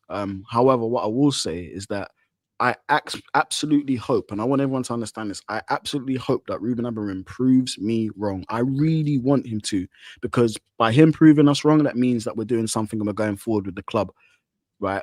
Some of his decisions have been quite shocking. Some of the players' performances have been shocking all round, and we've been lucky to actually get something out of some of these games where it looked like we was down and out. One thing I will say as a positive, I think we mentioned it last week, there is a level of resilience that is there, that has been built in, which is good, I guess, and you're going to need that, especially in the Premier League, especially when you're going up against, obviously, the bigger clubs in the league. But today, it's not a foregone conclusion that we're going to win. It's not. It's not. And I'm sorry, guys, if you're like, oh, DJ being negative, but this is just my experience. Everyone's got their own experience, but this is just my experience of being a Manchester United fan within the last month or so. We walked out to Everton thinking, yeah, we've got this sewn in the bag. That's how it seemed. That was the energy that we got from it. And no, you don't get given any divine right to win any game in the Premier League. You actually have to go out and put in the performance. Yeah. And today, just one thing, just quickly, just on that change of Cunha at top, it's going to be very interesting how we play now. Are we going to go long for him to obviously not win the first ball and then win the second ball? Are we going to play more on the ground? It's going to be really interesting to see what Amorim goes with in terms of our game plan in this game. Yeah. Are you I mean, you mentioned the Aiden Heaven thing earlier on, and that is quite surprising considering that, yes, De Ligt's out, but it's not as if we don't have centre-back options on the bench. We do. Ledy Yoro, we expected him to come out the team for maybe a game because obviously he's had a few difficult games. He was pretty distraught after the Palace game, etc. Are you surprised that he still hasn't been able to get back in? I mean, he came on in the last game and was all right, came on at half-time for Heaven and did well. Are you surprised that he's still on the bench this evening? I wouldn't say I'm surprised. I think with Heaven, I think in terms of, his height, his mobility, I think that's kind of, and his strength. He's way more physical than Lenny is. So I'm guessing that's what Amorim likes. And he's quick as well. But then I think Mazraoui has done well. I think Mazraoui's done well in that right centre-back role. So it'd be kind of unfair to drop him. And then obviously you wouldn't put Yoro where Shaw is, who's kind of, got some form, essentially. He's got some form within this period. So again, he's still young. I think, if something happens to Heaven today or Mazraoui, then we'll definitely see him. But he's a young player. I think that it'll be right to sometimes take him out of the line of fire for a couple of weeks, get a few sub appearances here and there, half time, 60 minutes, whatnot, build your confidence back up and go again. I think, again, use the squad that we've got. I know we've only playing one game a week at the moment, but, you could tell that Yoro's confidence was pretty shot when he came off. And then obviously, I don't think Ruben had any intention to obviously play him in the last game, and then he's come on and he's done really well. So, we'll go with Heaven again. And I think he's just going for maybe the aerial ability and the strength. But I wouldn't say I'd be surprised that he's not in the first 11. Biggie Third with the super chat here. It says, Kobbie can't get a start in this game. Time to go. Well, look, first of all, he was never going to start in this game. So I don't think this is, again, the straw that broke the camel's back kind of thing for Kobbie. But there has been a lot of talk about that. Obviously, Paul Scholes, and if you saw that, DJ said what he said, saying that the manager was making him worse and what have you. There was Nicky Butt on Paul Scholes and his podcast was saying that Kobbie needs to leave for the sake of his career. Reports coming out that Kobbie again will push for a loan in January. What do you make of that whole situation at the moment? He can't get in the team that's not doing well. And also, on top of that, he can't even get any minutes. Couldn't come off the bench, even against West Ham. I don't think he started a Premier League game this season. Do the days look bleak for him as we get close to January? within the last few years, Kobbie Mainoo is probably one of the best talented midfielders that have come out of Manchester United, hands down. I think he's proven it on many stages. I remember we did a show at the studio a few years ago, and I think it might have been his debut season, or maybe the season just after that. But I remember saying, you know, he's proven it on every stage. He's proven it on international stage. He's proven it in the big games. He's proven it in the cup competitions. What more does a young player have to do to get into a terrible Manchester United team? Like, what does he have to do? Honestly, I'll be honest. Yeah, it really kind of pisses me off that, you know, he's probably gonna leave. Whether that be a loan or permanently. I think they do a loan, to be fair. But to choose a manager that hasn't really done much in this Manchester United setup, in this Manchester United team, Amram ain't done shit. Anyone any cups, he's not really done anything. So to basically discard a young player that is being picked for England, that plays, obviously he does his best work in a 3, but has also won clutch moments as a Manchester United young player, and can mix it with the best of them at the age that he was at, sorry. I think it's absolutely insane to me.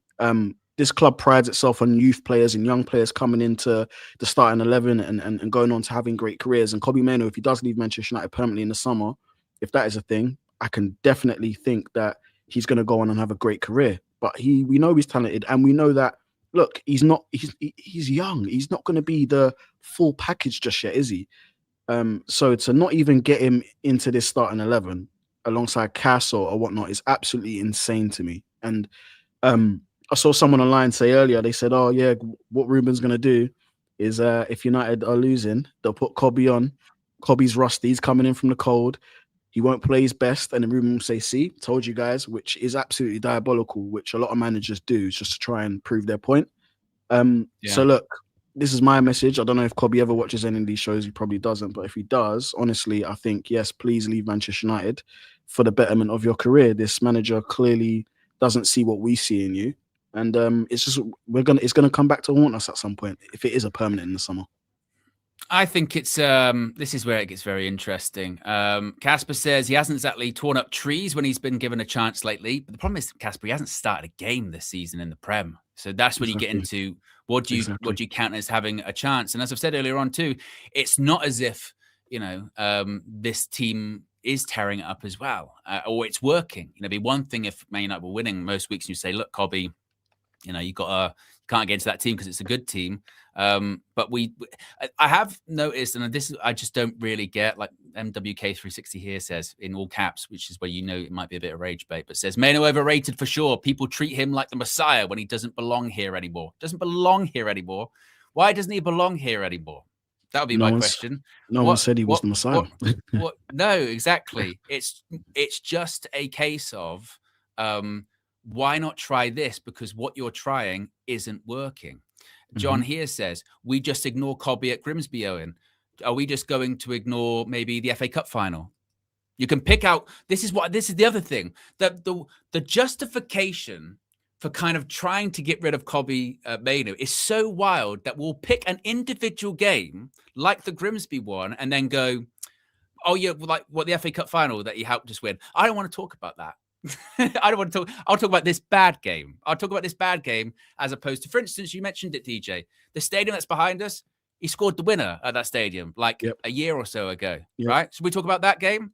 Oh no, let's just focus on the one game, which I didn't realize we lost against Grimsby because of Kobbie Mainoo. We lost against Grimsby because of the whole team and the manager. In the same way that, again, it just doesn't. Those things are just bizarre. And for whatever reason, sometimes to justify shitty decisions, we will lie to ourselves to make ourselves feel better. Yeah, exactly. Kobbie Mainoo, he's overrated. He's overrated. He's not overrated, you know, as he maybe had a bit too much too soon. Just some people think, you know, drop him into this team and we'll win. Yeah, well, if they think that, that's wrong too, because you don't drop anyone into this team and they win. You don't drop Cristiano Ronaldo in his prime into this team and we suddenly start winning games, yeah? We're shit in general. It's more a case of, right, we're seeing the same stuff every single week. So why wouldn't you just try someone else? Put someone else in there. Do a little bit different. And here's the thing. Bruno Fernandes, the captain, he doesn't get dropped. He doesn't get dropped. And that's here says, Owen, Mainoo is underperforming, brother. Who fucking isn't? who isn't in this team? This is what I mean. This is when I get into weird justification. Lie to yourself to make yourself feel better, because that's what it is. If we put Kobbie into this team, we'd still lose. Yeah, you know why? Because the system and the team's shit. That's why. Put Kobbie in this team, will we win? Will we win? No, But the point is being said here is you've got one of the better younger players that we've got, and for some reason you can't get him into the team, and you also can't get the best out of him.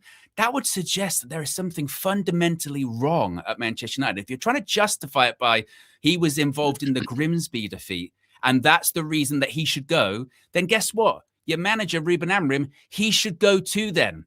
If that's the threshold that they were involved in that Grimsby game, therefore he shouldn't be here, then a lot of players in that team and the coach shouldn't be here as well. If that's the threshold for it was part of that Grimsby defeat, then everyone shouldn't be involved then, should they? They should all go. Oh, wait, no, because I like some of these players or I like this manager, so I don't want him to go. It's bollocks. Bullshit. Yeah, I see a lot of comments and people talking about Mainoo. Oh, he's overrated. He's this and that. Just chatting shit. Sorry, DJ's here to tell you this evening you're chatting shit because, to say that Manuel Ugarte is better than Mainoo, I think is absolutely bollocks. It's bollocks, especially when you're chasing a goal. Ugarte's not going to get you a goal. He's not. Kobbie Mainoo has proven in certain moments in the highest order, especially when the pressure's on, that he can perform under the lights. Now, look, a lot of people will be talking shit, oh, he's overrated and he doesn't do much when he comes on. The reality is that most of us here, whoever's played football at any level, most of us, if you have not played considerable amount of time in football and you're only there on the training ground, the in-game experience and the in-game rust is a thing. It is a thing. Some of the best players suffer from that. So to say that this young player that we have that's come from the academy and he's done really, really well, I might add, because he's done well on the world stage and for England, and he's done it for us in cup games and points in the league. To say that he can't get on ahead of Ugarte is absolutely diabolical. You can say he's overrated. You can say he's not the Messiah. We never said he was. We never said he was the Messiah. That was not what we said. That never came out of anyone's mouth. I didn't say he was going to be a Ballon d'Or winner. I just think he's a good young player who has proven when the chips were down, he has proven that he can stand up and be counted. And this is a shit Manchester United team right now. So let's hope everyone has the same energy for all the players in the Manchester United team that consistently still get picked and they're absolutely shit, or they've had a run of games where they've been terrible. Bruno sometimes for game on end has been absolutely terrible, abysmal. But I'll be honest, we have to remember all the stuff Bruno's done. Yeah, he's done amazing things, but he doesn't get dropped. If that's the guy that he's competing with, that's my point. They're not in the same weight class. It's not fair. Bruno can have 4 really rubbish games and still play. Kobbie plays rubbish once, or he's a bit rusty once. He's out of the team for weeks and months on end. So it's not fair. And also, this is the other part of it, the justification of, but Kobbie's underperforming. Like I said, who isn't in this team? And then earlier on, when Joshua Zirkzee, I was surprised he got dropped. He scored a couple of games ago. Yeah, but he's not performing. Then who is? If that's the justification, well, Kobbie's not performing. No one in this team is performing. So that's a wash. It's out the window. And Nick said in the chat, Owen's fired up tonight. I tell you what, I am fired up here. I was feeling sort of depressed and down about Manchester United, but you know what really annoys me, DJ, when we get to this phase of the managerial life cycle? Yeah, it's the excuses. Lee Judge's setting. Excuses. Honestly, because they just get ridiculous. It was the same under Ten Hag. No, but actually this. No, but actually this. No, but actually this. It's always excuses. It's always excuses. Always, no, this player's not, he's actually rubbish. Or, no, actually, you don't have the stomach for a rebuild. Oh, no, this is the other one. You need to apologize. Apologize to Ruben. Where's our apology then when we stink out the joint or we don't beat 10-man Everton at home? Not asking for apologies then. And those same people that would tell you to apologize as well, do you know what they'll do? When the going gets tough, they disappear. They disappear because those same people, and I saw them. I mentioned it during this time period, After the Grimsby one earlier on the season, a lot of those people disappeared. Then we won 3 games, and then they came out the woodwork going, "You need to apologize." Well, where was your big voice when we were underperforming then? All right, you disappeared because it didn't fit the narrative of, well, actually, I'll disappear for a while. You want to talk about supporting, you support good, bad, or indifferent. You don't disappear when we start losing. Then the manager does start winning. Then you come out the woodwork and go, oh, by the way, apologize. Bullshit. Yeah. Bullshit apology. Super Arch says, without Kobbie, we wouldn't have any cups. He scored in each of those finals with crucial goals at that. Well, this is the other point, Super Arch, though, that Grimsby game. So, FA Cup final or Grimsby. So there was the Grimsby, but there was the Grimsby game. So, and actually, he hasn't really been performing this season. Has he started a game in the Prem? Well, no. No, he hasn't. But, actually, so it doesn't matter, does it? Well, Grimsby. So the Grimsby game. So and this is another thing. Like I see people in the comments. I think they've mistaken my Bruno comment. Don't mention Bruno. He's done wonders for the club. I'm like, that's not what I'm trying to say. I'm going by the way, I'm going by what our manager's saying. Our manager is basically saying that Mainoo is competing with Bruno. But what I'm trying to say is it's unfair because Bruno can play 4 shit games, and we've seen Bruno play shit numerous games before at this team. No matter how good he is in terms of what he's done for us, he's played shit a string of games and he's never been dropped. But what I'm trying to say, if that was Mainoo would have been dropped with the quickness. He might not even survive the full 90. He probably would have gone off in 45 minutes. So that's my point when he says, oh, they're competing. It's not fair, is it? It's not necessarily fair, is it? Brendan with the super chat here says, I'd argue very few managers get us top 4. I understand anger directed at the Kobbie situation, but I feel the fan base expects a miracle man to solve our problems. Top 4 is a very good position for us. And this was what I was saying earlier on, and big up for the super chat, Brendan, is I think that, so when we do talk about, say, Kobbie there, for whatever reason, regardless of what you actually say, what people hear you say, as opposed to what you're actually saying, what people actually hear you say, they hear you say, Kobbie should play because he's the greatest player ever. He's a Ballon d'Or winner. We will win every single game at Manchester United. That isn't what is said, by the way. Mm-hmm. That isn't what is said. The point is, how can you justify not bringing in different players or trying different things when what is going on isn't actually working? Why? That's more difficult to compute, isn't it? That's the difficult thing to understand. It's very justifiable if you're winning games all the time, you're playing really well, it's working fantastically, and you go, look, you're going to have to adapt to get in because this is working for us. But if it's not working, how can you then go look at someone that hasn't even started a game and go, but you can't fit in that. You can't fit in that. Yeah. And that's the thing. You can't. And this is the other one. Here we go. This is the other one. Def Kyle, because in training, he's not showing it. Isn't that the exact same thing that they said about Ahmad under Erik ten Hag? He's not showing it. Clearly, he's not showing. This is what I mean. We have such short memories, such short memories. There's always an excuse. There is every time there is always an excuse. He's not showing it in training. It was the same with the people that to the very last day backed Erik ten Hag, where he was right for not playing Ahmad over Amari Forson. Why? Probably seen something in training. Probably saw something in training. And you go, is that a fit? Do you know that for a fact? No, but Eric's right. Eric's right. Same people, by the way, as well. Again, you know who you people are. That now, hey DJ, Ten Hag's a criminal. Ten Hag's a criminal. Sorry. Ten Hag's a criminal now. When till the final day at Manchester United, he was again savior. No, he's brilliant. Then suddenly it's criminal. Now he's criminal. He's got to pay for the crimes he did at Manchester United. I thought they weren't crimes like 18 months ago. That's what you were telling us. Right? Exactly. Right? Very, very odd. And by the way, when Ruben does eventually get sacked, it will be the same thing. I tell you what, DJ, Amram needs to pay for his crimes. He needs to pay for his crimes, what he did. Amram, if like say Kobbie goes and then Ruben goes after, he needs to pay for those crimes. I thought at the time it was the right decision. Kobbie's overrated, remember? Kobbie's overrated. Exactly. Kobbie's overrated. You got to remember that. He's overrated. Let's come on. He'll flop. He'll flop. It's fine.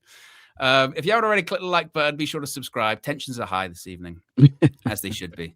Amanor said I missed his super chat. Here we go. Says DJ, I am Mainoo FC. I don't care about Amarim fans, but Amarim, Amanor, this is where you can't do. For me, you shouldn't be anyone FC. It should be Yeah, that's Manchester true. United FC. That's Again, true. this is where the waters get muddied with it all. You know, it shouldn't be anyone FC. It shouldn't be Amorim FC. It shouldn't be Mainoo FC. It should be Manchester United FC. That's again, that's where we get lost in this whole. That's the name on the stadium. That's the name. Yes, exactly. Javon Fearon says, I've heard more about the fans than the game. Well, this is why, Javon, you can't please everyone, because before I went live, I wish I could go all the way back to the start. But someone said, oh, and don't go live 2 hours before, go live 5 minutes before, because there's nothing to talk about. You talk and then you get told don't talk. Unless, of course, you agree with what's being said, then it's interesting to you. It's very, very bizarre. And actually, we spoke about the match. We don't know what's going to happen. It's difficult to discuss, you know, all of the different possibilities in this one, to be honest, because nothing's off the table, as we said earlier on. If we win, and also the debates we are having now, they're not going anywhere, are they, DJ? Win, lose, or draw. There will still be discussion after the game about the feasibility of this working this season, the coach, the players, Kobbie, you know, all this kind of stuff. It's not going anywhere, is it? Yeah, it's created so much discourse, I think. And here's the thing: the only reason why you know, the Kobbie Mainoo thing is such a polarizing topic at the moment is because journalists, fans, pundits, ex-players, they're seeing a level of injustice. To an extent, they're seeing a level of injustice. That's why they're saying something about it. If there was nothing wrong with it, nobody would say anything. Everyone would be like, oh, okay, get on with it, whatever. But clearly something's going on. Like I think some of you have alluded to, the manager doesn't fancy him. And when the manager makes questionable decisions, when you're trying to find a goal and you're bringing on Manuel Ugarte, come on, we're not stupid. But then he says, oh, Kobbie's such a great player, you know, he's young. And no, you're saying one thing and then you're doing the other. So people will call you out on your bullshit, and whether people want to agree with that or disagree with that, that's why we love this game, because everyone can have their say. And what we are going to do before games is we're definitely going to talk about stuff that involves our club. And that's just how it is. If you guys don't like it, or anyone that doesn't like it, there's plenty of other channels you can go, but they'll probably be doing the same thing. This was an interesting one. And again, I think this is where, again, it gets very weird, because Real says here, and it is true, if it's between a player and a manager, manager comes first. Club, manager, player. I agree.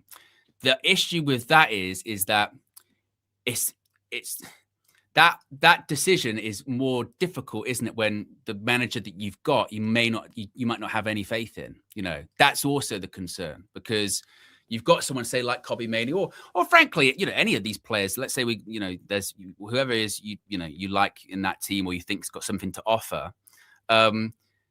It's like, well, okay, you back the manager over the player, agree, but is there any faith that the manager is going to be there at the end of the season? Like, who's going to be there longer term?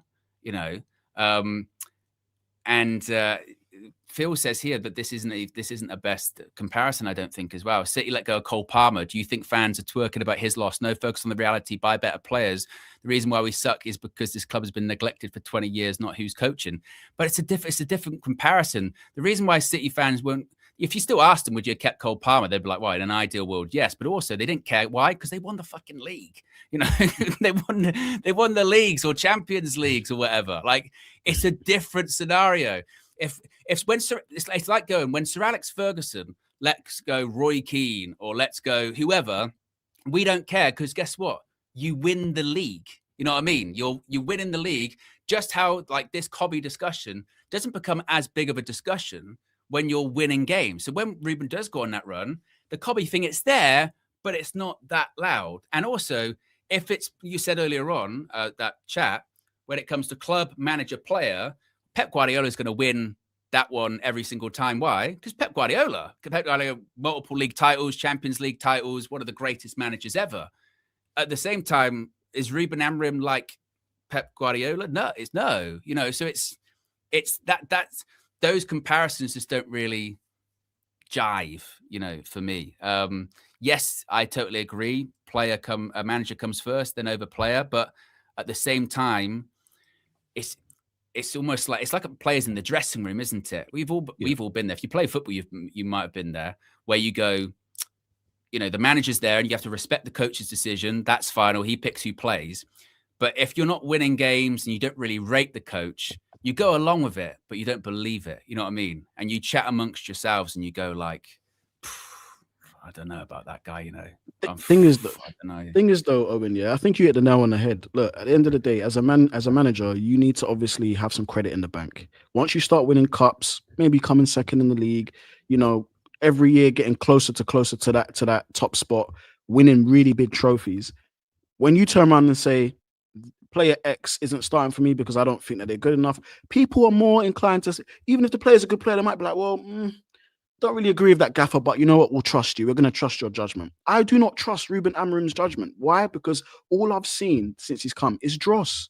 I've seen dross. Yeah, we sprinkling some decent wins, half decent wins here and there. But the reality is, and my question is to everybody in the community, do you trust this manager to take us to the next step? And I think if the answer is no, then all of these decisions in the interim with our talented young players such as Kobbie and whoever else, yeah, we have to question it. That's why we're questioning it.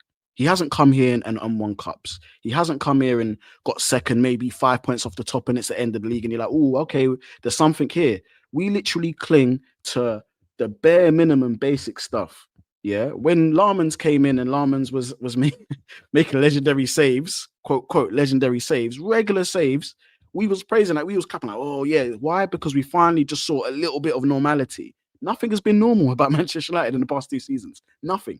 It's absolutely been disgraceful. So that is why there is a discourse about Ruben Amorim. That is why we kind of look at his decisions and we have to unpack that as a community, as fans.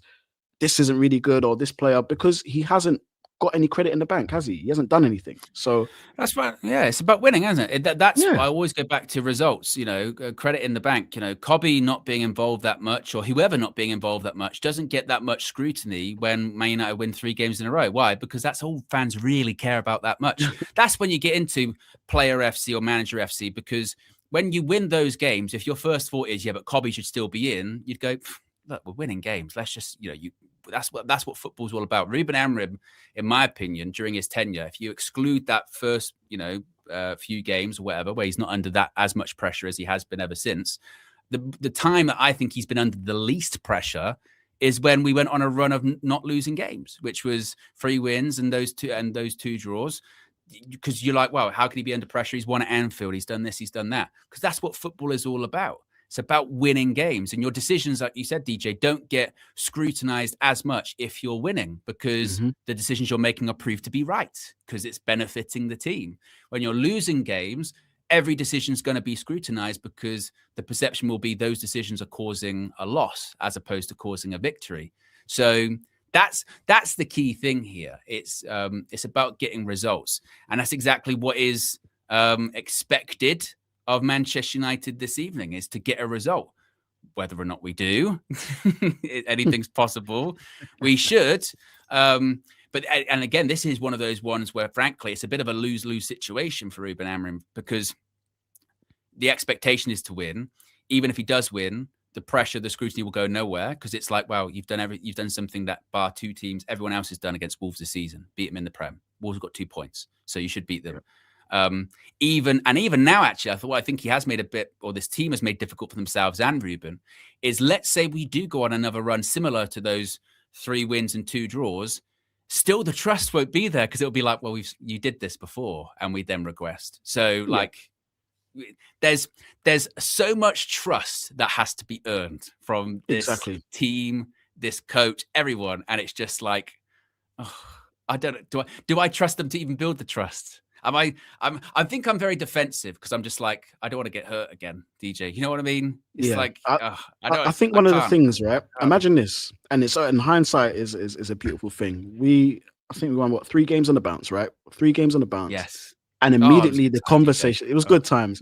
And immediately the conversation was, have Manchester United turned the corner?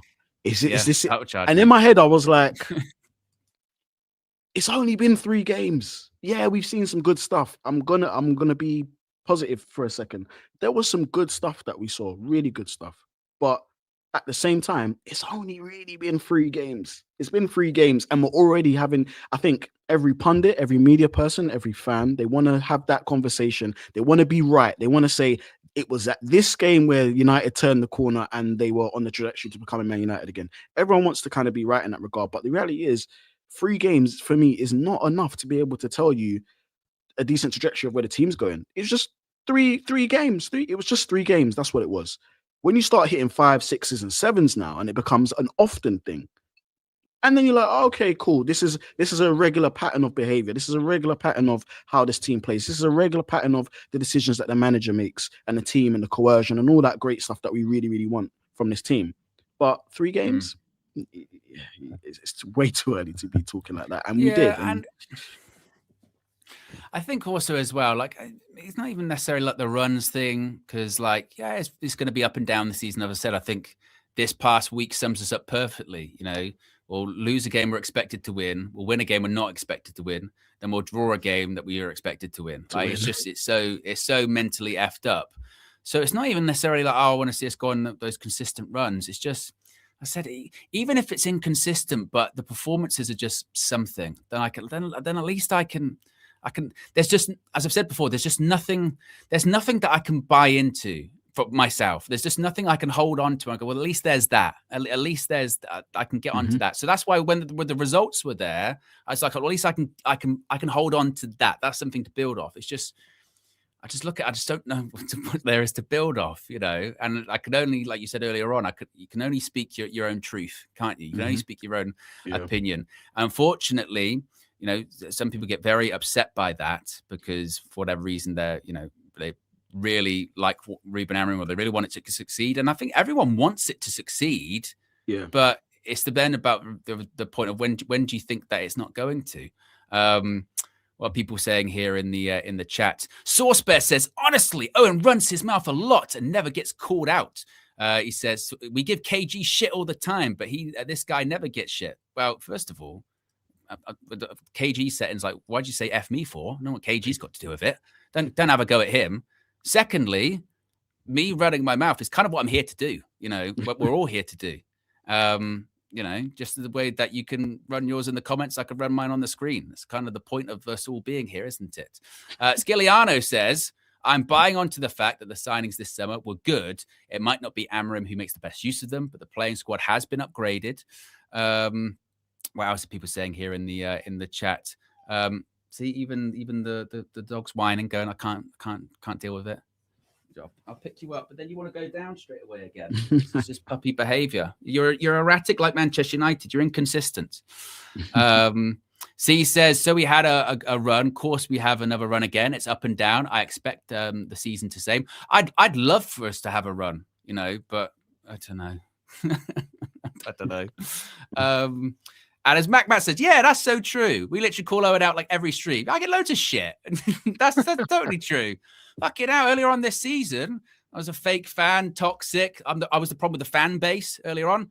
I told him about me having to apologize. That was earlier on. I had to apologize. When I'm not coming back till you apologize to Ruben Amorim, and then they'll be back the next stream. I get loads of shit. What's he done to get? What's Ruben done to get an apology? What are we watching here? What is going on? Yeah. What is going on? Yes.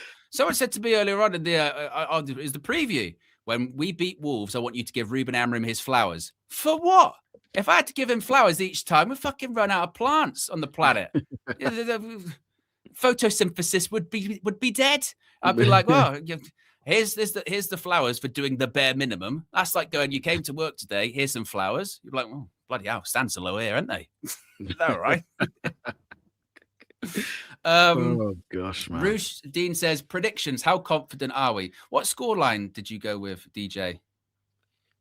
1-0 Wolves, 1-0 United, 2-1 Wolves, 2-1 United, 2-2. Yes. 2-2. Yeah, those are my predictions. Yeah.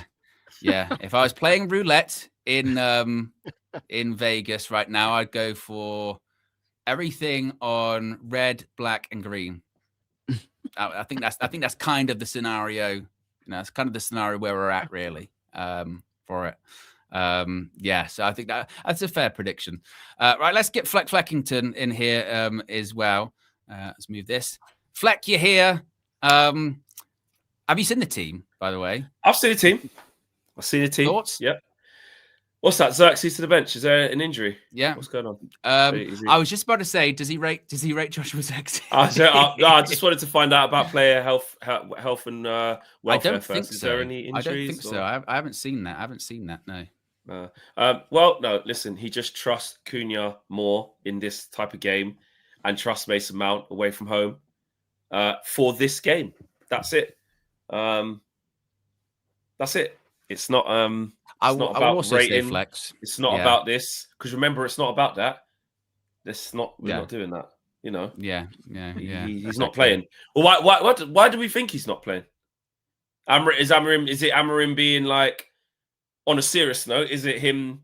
Is that typical? Like, he's just trying to get going. He's trying to get a run of games, and you're taking him out. Why are you taking him out? That's what I kind of went with, to be fair. Because in it though, even though it's true. I said this earlier on, and then I got, why do you think he's because he's Lionel Messi? Xerxes overrated and he's shit. He's awful. Owen, you're overhyping the whole thing. I'm just like, why? Because what did you say? What? Because you questioned. I said I'm surprised. I said I'm surprised Xerxes not playing because he scored a couple of games ago and Cunha hasn't been great. That turned into what? So Joshua Xerxes the best player, is he? Is that what's going on? I tell you what, Flex. Yeah, I'm prickly tonight and I'm fed up of it. Earlier on I was like, what are you fed up of? Excuses. I'm just tired of the excuses, Flex. There's always a fucking excuse. For what? About what? Like, about why why we're not playing good, or everything. Xerxes, I got one earlier on. Oh, Xerxes not been in good form, Owen. Who has? Is this what's going on? While Owen is insufferable today, what's your deal? Is this what DJ? Let me ask someone neutral. DJ, fill me in, bro? What's Owen been on here? What's happening here? Flex, I'm with him. I'm with him. I'm with him. You're part of it as well. Yeah, man, I'm with him. You know what? It was the Kobbie thing as well. It was the Kobbie thing. It's the Kobbie that really kind of like Kobbie thing. Yeah, because he's not starting. He's not starting, and it was just about Nicky Butt was like, he needs to leave for the sake of his footballing career. Blah blah blah. He does though, and that gets turned into Kobbie's overrated though. What you're saying, Kobbie's going to come in this team and we're suddenly going to start winning. Is that what it is? And Kobbie, we're starting to do the thing we do where Kobbie might leave now, so he's shit. Kobbie's shit, Flex. Oh, they're saying he's not that good anyway. You don't need him. He doesn't belong here anymore. That was one earlier on. He doesn't belong here earlier on. No, bullshit, man. It's all, like I said, there's always an excuse. There's always an excuse. There's always a justify. We are training as well, Flex. Training. Same shitty training that Ahmad was doing under Eric Ten Hag, by the way. Training. Training. That's why Amari Forson should be played over Ahmad. Yeah, right. Under the now defined criminal Eric Ten Hag, who Ruben Amorim will have same criminality settings in 12 months' time, and then we'll deny that he was ever backed at Manchester United.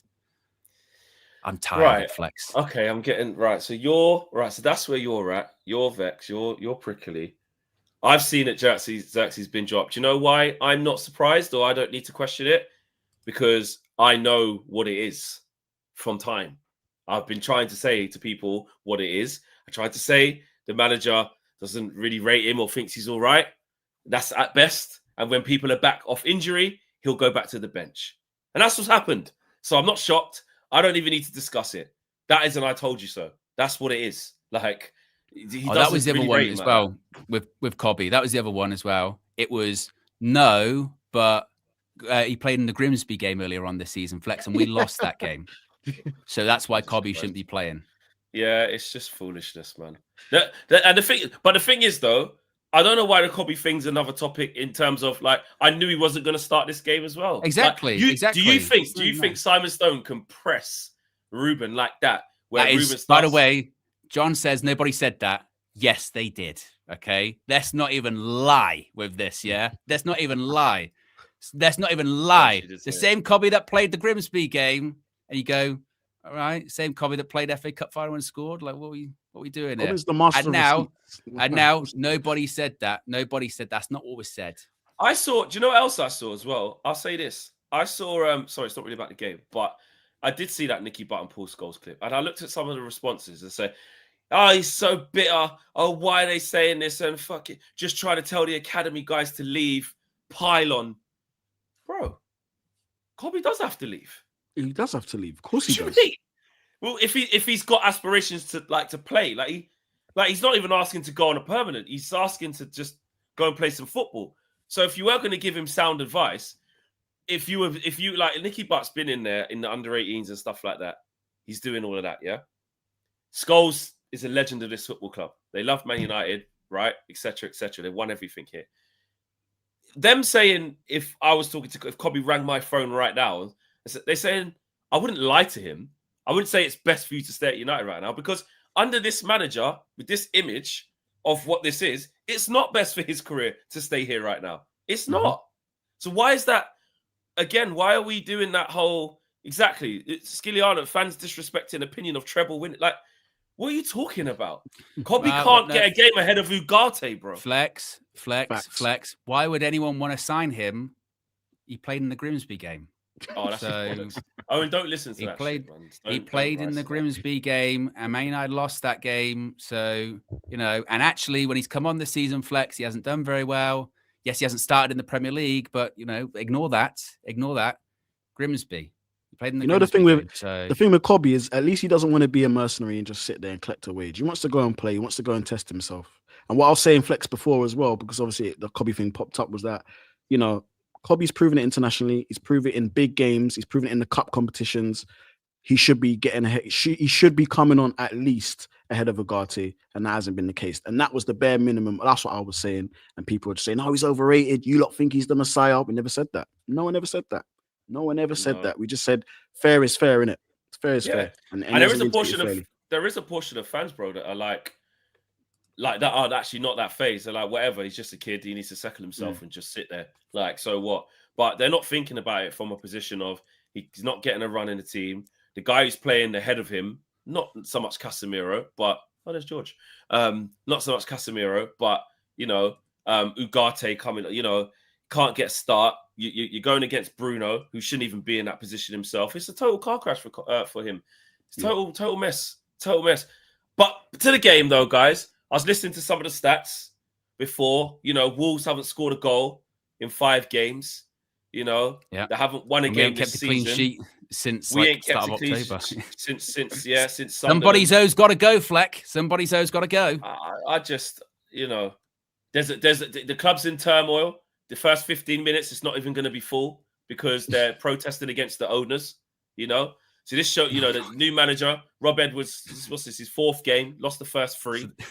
So they're up against it. They go in front of an empty crowd. God. So you know what this, you know what this means. So let's see, for everybody that's positive and saying, I see on my Instagram post today in the comments, oh, for God's sake, I just this negative. I've had to turn him off recently.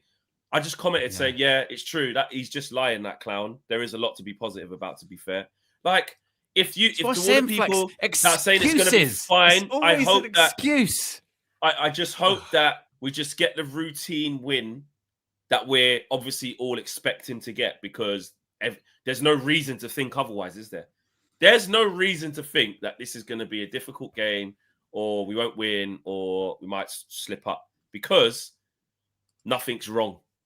So, do you know what I mean? Nothing's wrong. So let's tune in for our routine Monday night win, and then we'll pass the baton back to the Sky Sports studios. Yeah, so Carragher can carry on going in on Mo Salah, because nothing to see here. Molineux, bottom of the league, loses to, at the time, if we win, 6th in the league. No problem. Nothing to see here. Wolves fans expected to lose. Haven't scored a goal in 5 games. Haven't won a game all year.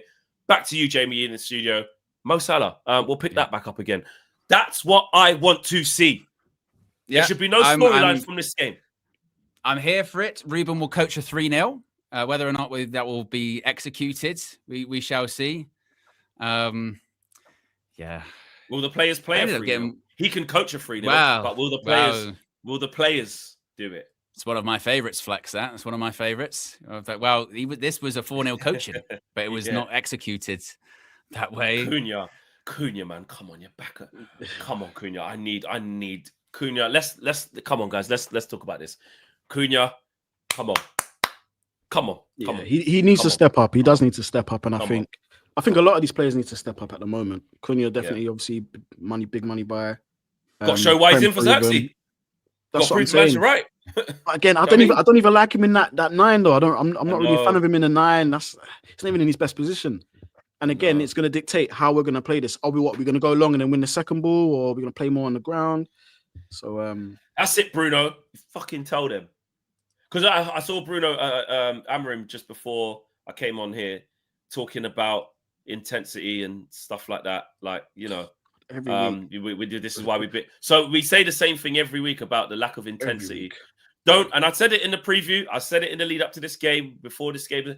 Wolves, like the last 3 games under Edwards, I'm serious. Like, they've looked all right, bro. I think your sarcasm may have been a bit lost on Cabs there. He says, fuck off. No team in the Premier League has a routine win. Every game is tough. Well, it's packed to the rafters, packed under the lights. There you go. Look at that. The protest is there. But no, you're right. And this is what I'm saying. Like, Wolves are rough. They can be in games. They can be in games. Come on. Straight in, boys. Just deal with it. Just routine night, please. Please. Hey, routine, fuck off, Flex. There's no such thing as a routine win. It was established a minute ago. There is, Owen. There is tonight. There is intensity. We're going to see intensity. Put Wolves under the cosh where they can't get out.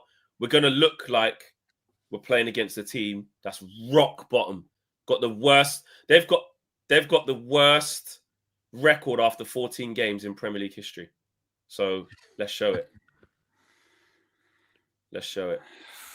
It's got to go out, innit? It's got to go out. That's gone out, hasn't it? That's gone out. Ref! That was gone out, man. Yeah, that was out. Yeah, it's fully went out. Played. Oh, lovely. Let's go. Kuhn, you're on your bike, please. Kuhn, you're on your bike. Oh, for run! It's a shit pass. He didn't look like he was trying. He didn't even look like he was trying to make that run, did he? You're playing up front now, bro. You're not playing in the 10. Yeah. And Bimo was running with the ball, and just the 2 United players just were walking for some reason. They were literally side by side him. Didn't even make a run. Nothing. Yeah. Bro, why didn't he just put his head down and run in a straight line? I don't get that. Yeah. That was weird. Big game for Aiden Heaven again this evening. A bit surprising seeing him to get that start. Yeah. Turn. Let's go. Better. You're offside. Yeah, there you go. No, look at the run. Now you're on. Oh, that was bad. That was bad. Pass was horrid. Yeah. Yeah, he just fell over. The pass was a bad execution. Right ball. Wrong execution. Wrong execution. United look bright, which is good. But it's only been a minute and 49. Yeah, I was going to say, bro. It literally has only been that. Well done, Aiden. Oh, yeah, it literally only has been that, bro. We've got to chill. Heaven was okay apart from the early yellow card against West Ham. Says Skiliano. He got better as the half went on, certainly. He did. But he looked quite nervy at the start, didn't he? Yeah. Made us go long there. Wolves with the 3 at the back as well. You know what I'm saying? Wing backs. You know what I mean? Let's see who plays the system better. Hate that kit United are wearing. Love this kit. Yeah, I like it. It's a bit confusing with the black shorts versus black shorts. Can't lie, but oh yeah, they normally change that. Yeah. But I don't think we've got. Hello, get out to him. Good. I think we wore like yellow shorts of it earlier on this season, didn't we? Yeah, we did. But then the yellow with they've got yellow. Yeah, I socks. suppose the yellow. Yeah. So it's gonna have to just be like that. Look at Ruby. Come on. Oh yeah, Andre Gomez, João Gomez. Sorry, he's not even playing. Forgot. Yeah. He's suspended, isn't it? Yeah. I think Wolves kit is so shit, man. So shit, bro. Sunday League, mate. That's a Sunday League kit, mate. God, you're Sunday League kit. Oh, get back in here. No corners. All in. There you go, cleared. You got time. You can. Let's go. Put them under a little bit. Put them under. Yeah, like run off the ball. There's no striker. Run. Like he's not playing up front. Like switch if you want. Switch if you want. Switch. Too late. What can you do? No focal point. Oh. Right on, Casemiro. Eventually. Yeah. Cunha needs to occupy the 9. There you go. There's a little run in there. Stay a bit central. Literally playing with like false 9. Yeah. He's not really. Yeah. Okay. Well, we'll see how it goes. Let's go. Create. Come on, create. We need to. Over here, just pass him to death run. I'll just keep the ball. Keep passing. Yeah. Nice. Played. I like Mazraoui there. Give it. There, left. No, that's the wrong pass. Corner. Bloody hell. I'm gonna try to be cute there. It's a very strange atmosphere as well, because obviously, because there's no one in the stadium. It's quite quiet, yeah, and like, yeah. Right, let me turn the volume down like low, how you have it, so you can hear a little bit. I always think, will I get distracted and not be able to hear you at the same? But it's just like my DJing days, mate, listening to multiple things at once in the headphones. Exactly. One's out loud. Someone's asking for a song, mixing in this one. It's calm. I hear you. Calm. I've been there, mate. I've been there. Yeah. going from I don't know, ABBA to someone else. Could be a bigger one. Come on. Set piece early doors. Come on. It's the ball, you know. Oh, right on the keeper. Don't lose that, Ahmad. Don't lose that. He's strong. He's strong. He's strong, yeah. Yeah. I remember him against, he came on against Tottenham. I think he was strong. Oh, yeah, you're right. You can just literally hear the fans talking in the ground. Yeah. Well played. You go, dealt with that quite well. Who said he's not good with his feet, old Senna? Come on. Yeah. Come on. Nothing ahead of Luke him in that Shaw, gap, you know. Yeah, it's just a bit. I wonder when Martinez is going to get his first start. Obviously, I knew it wouldn't be tonight, but like, I wonder when he'll be ready for that. He's only played 10 minutes. I said, ball over the top. I was surprised with the Heaven one, more so just because, you know, Euro is available, but yeah, you know, he's literally giving him maybe a run, his confidence. Like, maybe his confidence really is on the floor at the moment, Euro. Yeah, because to play, and it's also the nod to play in the center as well. Yeah. So it's like, it's not just like needing the pace on the outside, and Aiden Heaven hasn't really, when he has played for us a few times, it's always been left centre back to my recollection. Yeah. So, but maybe that's the positive of being in the middle. You've got two experienced players either side of you. You got Shaw, played it, 300 games for United. You got Mazraoui, very experienced player. That's true. And he'll get like guided through the game. He'll get like this type of, you get time on the ball to pick his like simple passes. He shouldn't really be, you know what I mean? Well played. Let's go, Brian. Do you want that? It's a tough ball though. Woo! Yeah, it's a tough ball. Yeah, it's a tough ball. Asking a lot. Yeah. It's a foul. I think he's tried to buy that. No. Yeah, it was too theatrical. Too theatrical for me. These early exchanges, man. Wolves on the ball. It's terrible. Let's give it straight back. Yeah, I was just about to say Wolves are shit. Yeah, but Owen. I know. Chill, bro. That's why I didn't say it. That's why I didn't say it. That's why I was thinking it. But yeah, because this level of starting a game where like it's just us on the ball, like calmly, it doesn't normally happen. Yeah. So you have to take that into consideration who we're playing. But hey, still nil. Back in now. I think their fans are back in the ground now. All right, starting to trickle in. Yeah, but this is a different type of challenge, isn't it? This is, you know, we don't play with intensity to get up for it against like teams that are good. But what's it like against teams maybe are not so good? You got to be on the front foot. You got to bring the game to them, and you have to have intensity with the ball. There you go. There you go. Finish that, Dallo. Finish it. Just finish, Dallo. How do you not finish that? How have you not scored? You have to finish that, bro. You have to finish. How's he not scored? Yeah, you have to finish that. What the fuck? How's he missed that? Bruno, great ball. Look at that. It's the terrible defending. You got to take... That's a gimme. That is a gimme. You have to score. You have to score that. That's why Bruno just gets assists, still, isn't it? You know what I mean? Brilliant pass. Great pass. You've got to score, bro. You've got to score. The keeper shouldn't be getting a hand on that. Yeah, it's good height for the keeper as well. Yeah. And against a team at the bottom... Whoa! Shit, that was right foot and Bruno. Shit. Yeah. We got to get the first one and take the confidence away from them. Come on. Just get the first goal. Played. Help him out. Played. Lovely. One more to Bruno. Oh, it's behind him. Give it. Good pressure. It's a bit better. Yeah, it's a bit better. Good pressure, but we should be 1-0 up. Yeah, we should be. That's so annoying. Should have scored that, man.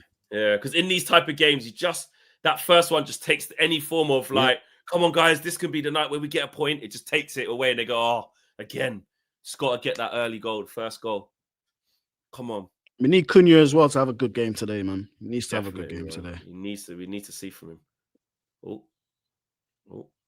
can't see anything. What's going on there? Ooh, Oh, he's missed it again. Oh, nearly, yeah. Fucking hell. Play Oh, that, now man. that's- Better. unlucky. Come on, make this count, please. Just, oh, for fuck's sake, Malo. Well done, Mazari. Come on, guys. These are not good. We have to really, come on. I need you lot to, let's go. Just keep this up. It's a good start. Lovely pass. Played. Lovely Go pass. on. Took too long. Took too Oh. long. Won it back in the end. It did take too long. Who's that, is Mazari? down. Yeah. Oh, should be 1-0 up. Comfy. Ooh, that's bad. That. Is that his ankle? Yeah. Oh. Ouch. That's a painful one. That's painful when he's running. Oh. Oof. That's a I hate painful those one. ones, man. I hate It's those not a red. ones. It's definitely not a red, but it's a really painful one. I tell you what, if he gets injured, well, you're gonna have to bring on Martinez and play that long. I don't think that will be in the plan. Yeah. No, just bring on Yoro, isn't it? Yeah. Bring on Yoro. Right side. Yeah. So That's bring on bad. Yoro. That. Oof. What? You're not saying it's a red? It's not a red. He's just trying to reach out to. He's stop super them. late though. He's late. Kristen said, He's "Send late, him bro. off." Even then, it's not guaranteed we're going to win the game, guys. No, actually, do you know what? I don't even want Exactly. them. That's so true. That is so true. Yeah. Yeah. I don't actually want them to go down to 10 men. I'll be harder, bro. Are they checking for possible red? They're not checking. That was a bad challenge, though. That's bad. That is a bad challenge. Please don't check. That pain. Don't check. Just leave it. 11v11. Just leave it. We're not protesting, bro. Just allow it. It's fine. Let him stay on. Lucky's all right though. That was bad. It looks like he's all right. Yeah. Cool. Bad challenge. Oof. It is really quiet in there, isn't it? Yeah, it's really quiet. It's a mad. really weird atmosphere, isn't it? And there'll be a bit of both because, like I said, there's still empty seats there, and also they're not going to be in fine singing spirits, are they? So all these things work in our favor. Just got to do our job, man. Just no Do your controversy. job. Look at this. Jesus Christ. I tell you what, man, they're bad. Come on, boys.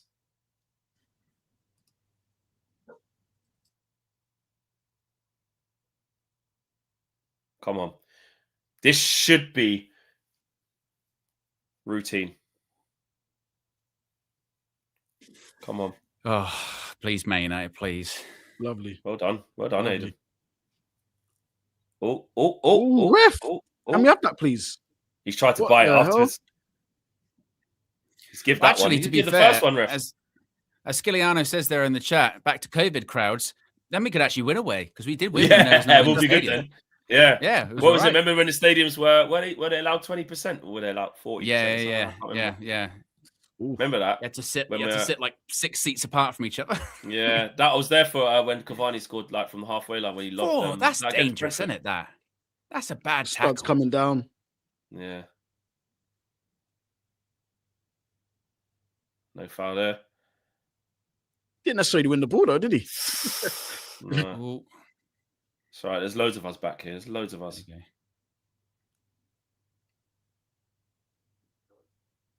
Come on. Get that ball back. Get that ball back. Can't believe Dalla didn't score. That's so annoying. Through on 30 goal, minutes in. You know what I mean? Now we're sitting there 1-0 with them having Yeah. to come out a little bit. You know what I mean? Yeah, I think we get the Feels first kind of goal with the Half way of the they're course playing. with Dallo. Yeah, I know. What the Oh, fuck? no How's way, he going what? down like that? Why is Luke No Shaw? way. I mean, he was just in basically, one ball in behind. How? Luke Shaw, how was he in just from there? He's Where so was Luke deep. Shaw? No, he wasn't deep. He was so pushed up. Look. Luke Shaw's gone high. And he's Yeah, it's just, look. it's just a two-man defense. the fuck, man. Dodgy clearance as well. You see, now they've got a chance to put man in a box. Yeah. I swear, come on. Get this out. Don't give them any encouragement, boys. Don't do nothing stupid. If you haven't already, click the like button. We've got over 1,000 people watching. We're 20 likes away from 600. Let's see if we get to 750. And for every 1K, United don't score. It's a lie. There's 2 on the edge of the box here, boys. Yeah, it's 2-3. Yeah, no. And Boomer, look lively. Dragged him away. Look, dragged him away now. Bigger gap. Well done.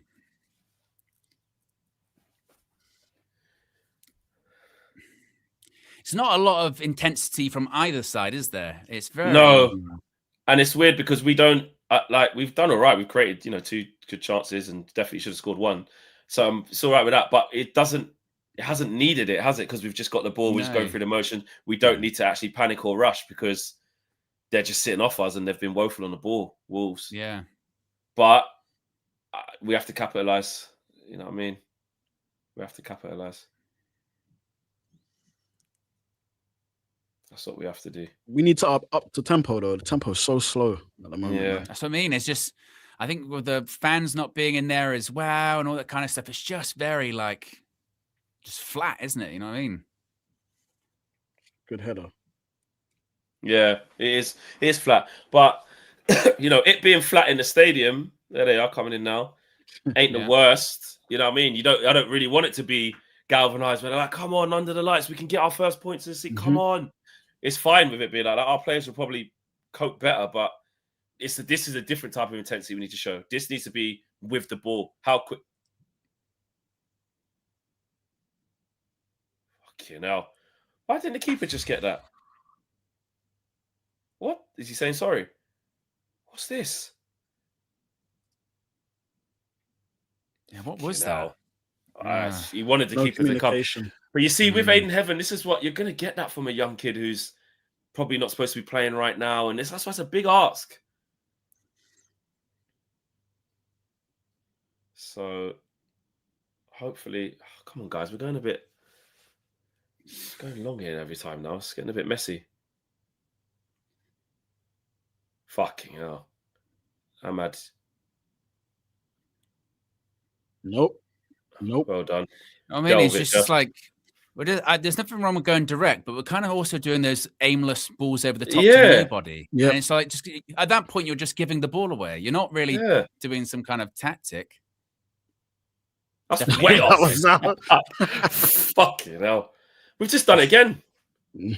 During the replay, we've just kicked it all the way to their keeper. And this is what I was saying this is what I was saying. When you don't have Xerxes, not to say he's the best focal point, but it's still a focal point. And we don't actually have that now. So I was interested to see how Amram was going to set us up and what he was going to do. Or I thought the idea maybe would have been, okay, a bit like when you played Cunha up front against Liverpool. All right, he's not going to get the first ball, but he'll get the second ball. But he's not even running in behind because I don't think it's not his intention to run in behind. So it's just, it's just kicking the ball forward for the sake of it. Yeah.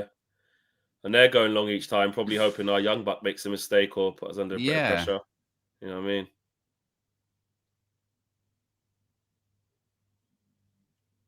Just go long every time. Win a second.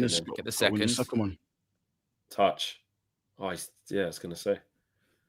Because Amarim said that post-match against West Ham, didn't he? He was like, well, we didn't win the second balls, So it kind of is implying that his mindset is go long. All right, you won't win the first, but you'll get the second, then you play off that. But got to win that second ball, ain't you? Well,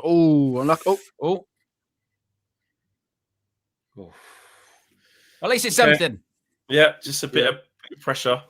You know Balls in their box, something. Please, just get the first goal, and we can just then you can just relax a little bit. Yeah, man. Cool, you got a nice long run up there, Dallo. They ain't put the advertising boards in for us. Let's go, bro. Yeah. Them advertising boards could have been on a bit off the AstroTurf. But no. Long throw. Win that. There you go. Well done, Mason Matt. Done. Step in, Luke. Step in.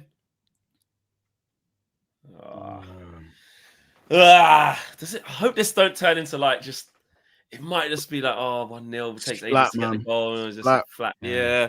I want a little bit. I need a little. Pretty. But this is when I suppose. But what are we? It's not pretty. It's not pretty. It's not pretty. But was it ever going to be pretty? Yeah. No. Yeah. But it still doesn't make it easier to watch, does it? No. No. And look, if you go first into 20 a minutes. if you go into a film going, I know this is a bad film, it still doesn't make the film more palatable to watch. You still go, this Look, is he's shit. in. He's in. I was going to say he's in. Well played. done. Well played, Well Aiden. Well played. done. Stood Right, let's him up. go. Let's go. Let's go. Let's go. On your bike, please. There you go. Nice. Better. Lovely. Better. That's good. That's good. You got Doubling up on him. You got two Yeah. man. You got to chill. We need more black shirts up there. Look how many yellow shirts are back. As if they're booing Mateus Cunha, by the way. Kept him in the league last season. Ahmad, Oh, lovely. Oh, unlucky. I was, like that. I was thinking he was going to shoot. I was thinking, you've done all of that. Get a shot. He sold us all. He sold us all. Yeah. Just keep the ball, United. Don't be giving it away, man. Just giving it away cheaply. Nice. Well done. That's what you can do to him, Boomer. You can give it to his feet and look after it. Give Ahmad. Turn. Go. Too slow. All right, that's fine. Switch it. One more. Give it to Bruno. Oh my God. No, that's not a foul. You tried to do it too quick. That's the FIFA one where you press X, but the player's not facing the right way, and they do that mad swipe. Oh, good. Just keep it simple. Positions. Oh, they got loads of man back, you know. Man. They're doubling up on that right side, man. Lives, yeah.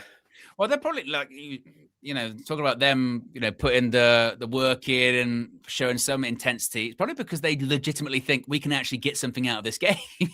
Yeah, just stay in there, hang in there. They're probably looking at us. Go, look, these are guys that lost to Everton who were 10 men and drew with West Ham. We can get something out of these. You know what I mean? Yeah. And look, they've been we've been in control. Like there hasn't been anything like crazy. So I'm not going to paint that picture. Hasn't been a threat. Yeah, but like I don't know. You just it's because of we're scarred, isn't it? So we just know like the longer this goes on at 0-0, or we're playing all right now, but can we do that for 90 to make sure we get the right result? Lovely. Oh my gosh! I thought he was going to help him. Yeah. Look, they're just going long every time, kicking it out. Yeah. Guys, come on. They're there for the taking, man. But I don't want to say it yet, though. I don't want to do it. I don't want to. I know it's only 21 minutes, yeah, but it is a shocking game of football, isn't it? Again, it's one of those ones where 20 minutes in. But Owen, it is what it is. It is what it is. It is what it is. Because one mistake, one set piece. Back to Wolves. I hate that, man. Bring it down. I mean, it's just such Oh my God. Look at his touch. Jesus. Oh my. Go, Ahmad. They just got a lot of players back. We're going to need a bit of magic to unlock this.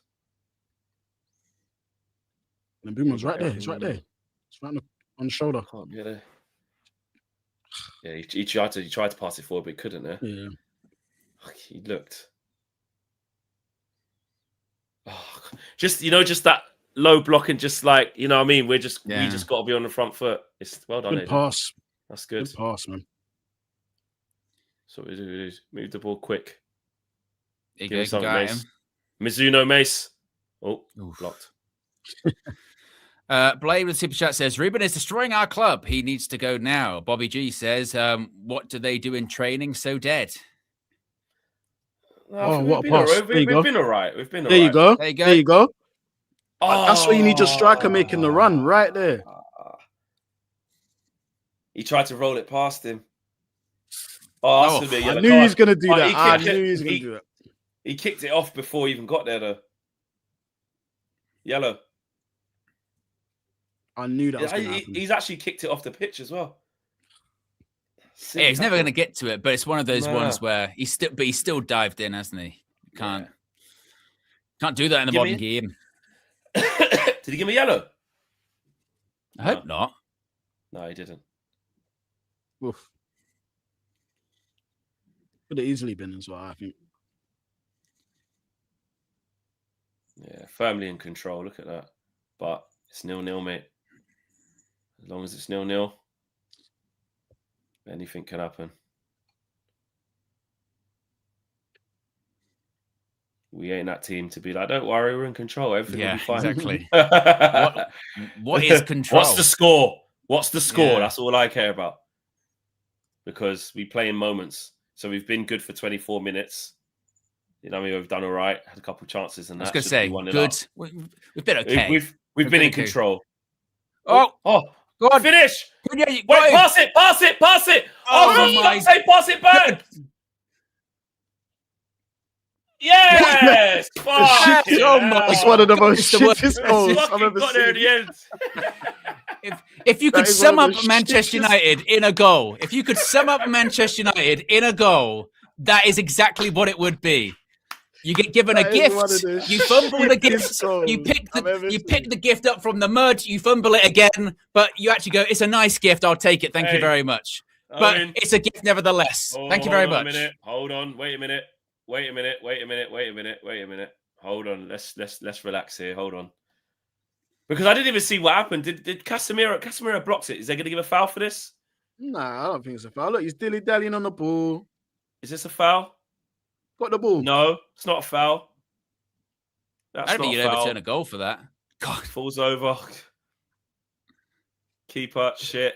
Oh god, there's nothing wrong with it. There's nothing wrong with that. I said it's the perfect encapsulation of Manchester United in a goal. Because he's passed it behind him. Yeah. Bruno's actually done well. Still get the shot off. No? Yeah, exactly. One of the if you could literally go, he's falling over. Look, he's on the floor. Look, he's into the ground. Kicked to the ground. He's terrible goalkeeping. He's on the floor. Oh god! But they all count the same. Who cares? We are not that team where we get to choose how we win. I don't care. No. What we said today was there should be no storylines from today. It shouldn't be a match that lives in the memory. It should be routine. And so far, 26 minutes, we're 1-0 up. Yeah, routine, and we've looked like we should be 1-0 up. So, routine. Good. That's it, Yeah. mate. We're not going to be negative and be like, fucking hell, that goal's shit, though, innit? No. Yeah. It's 1-0, bro. Yes. And it's another goal on Bruno's on his tally. That's all that matters. Do you think this galvanizes the boys now? No. We'll only be talking about how shit the team is if the goal doesn't end up meaning anything. You know what I mean? One of those ones. Because look, this Wolves team is rubbish. They are gifting you goals. You know what I mean? Literally. So just take advantage. Now get a second, kill the game off. And keep a clean sheet. Lomans deserves one. Just going to go toilet quick. Let's improve our goal difference.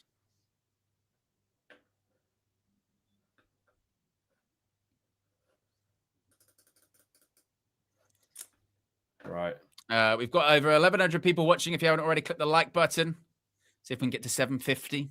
And be sure to subscribe. We are about 77 subscribers away from 207,000, Fleck. Oh, lovely. Come on, let's get to that 207, peeps. Push. Laurie Whitwell said, very surprised no VAR intervention there.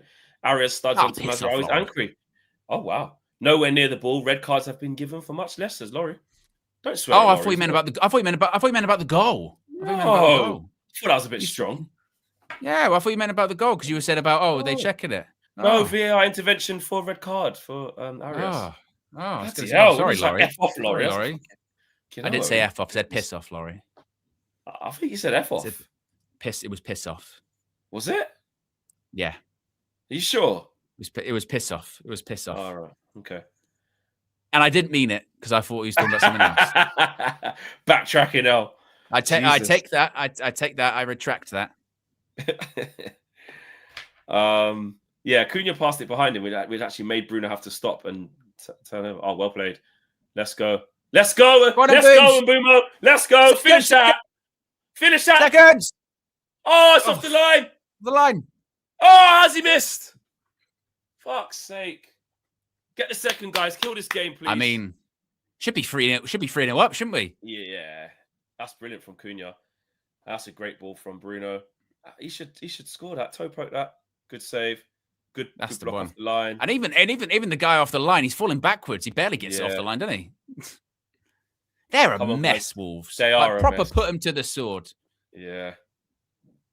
Commentator just said it, so what a mess. Yeah. But we can't do. We're still not that team to just be turning up chances, though. Like, no, you've got to be exactly. put the game out of sight quick. You know what I mean? There you go. But it is Nick says, bad. I can confirm after double checking. Owen said, piss off. Okay, fair. There you go. There you go. And he also, And also, I don't know why KG said this, but KG has not been fired. I'm not sure why KG saying he's been allegedly. The chat is saying KG is saying he's been fired by UV. No, KG wouldn't have said he's been fired because that didn't happen. So he wouldn't have said that. Well, they're winding us up. You don't know. They're winding us up, Owen. They're winding us up. KG has not been fired. No, he has not. Exactly. Now let's score again, says JB99. Let's go. Yeah, come on. Exactly. 30 minutes gone. Let's not let this get to halftime 1-0. Kill the game so Kobbie can get a game. And maybe Shea Lacey or something. Nah, let's chill, Flex. Let's chill. Yeah, come on. You're forgetting Flex. Grimsby. Yep.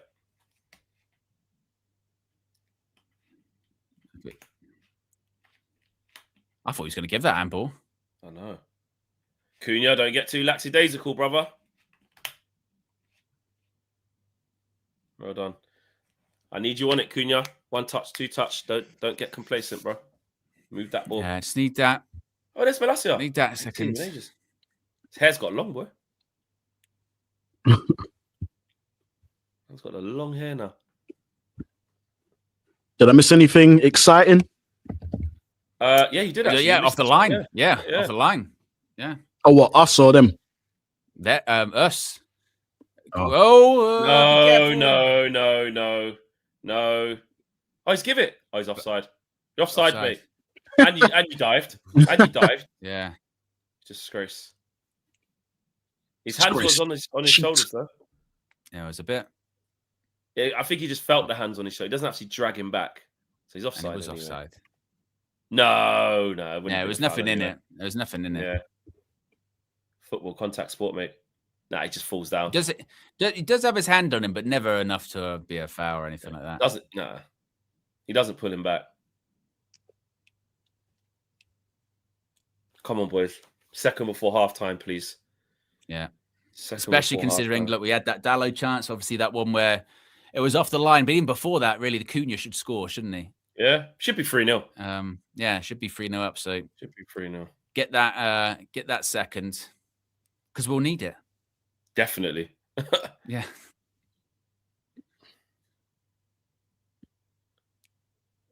Big Casemiro hoof. In it. He scanned it though. He did scan first though.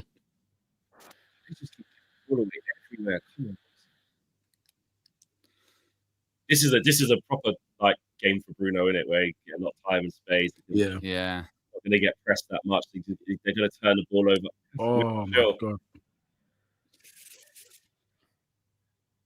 Casemiro, chill, bro. Oh. It's all right. It's all right. It's all right. Let's go. Let's go now. Let's go. Well done, Cunha, man. Well done. Want it back. Good. Ref, come on. That was silly. Let's get back to basics, please, boys. Don't start thinking, you know what I mean?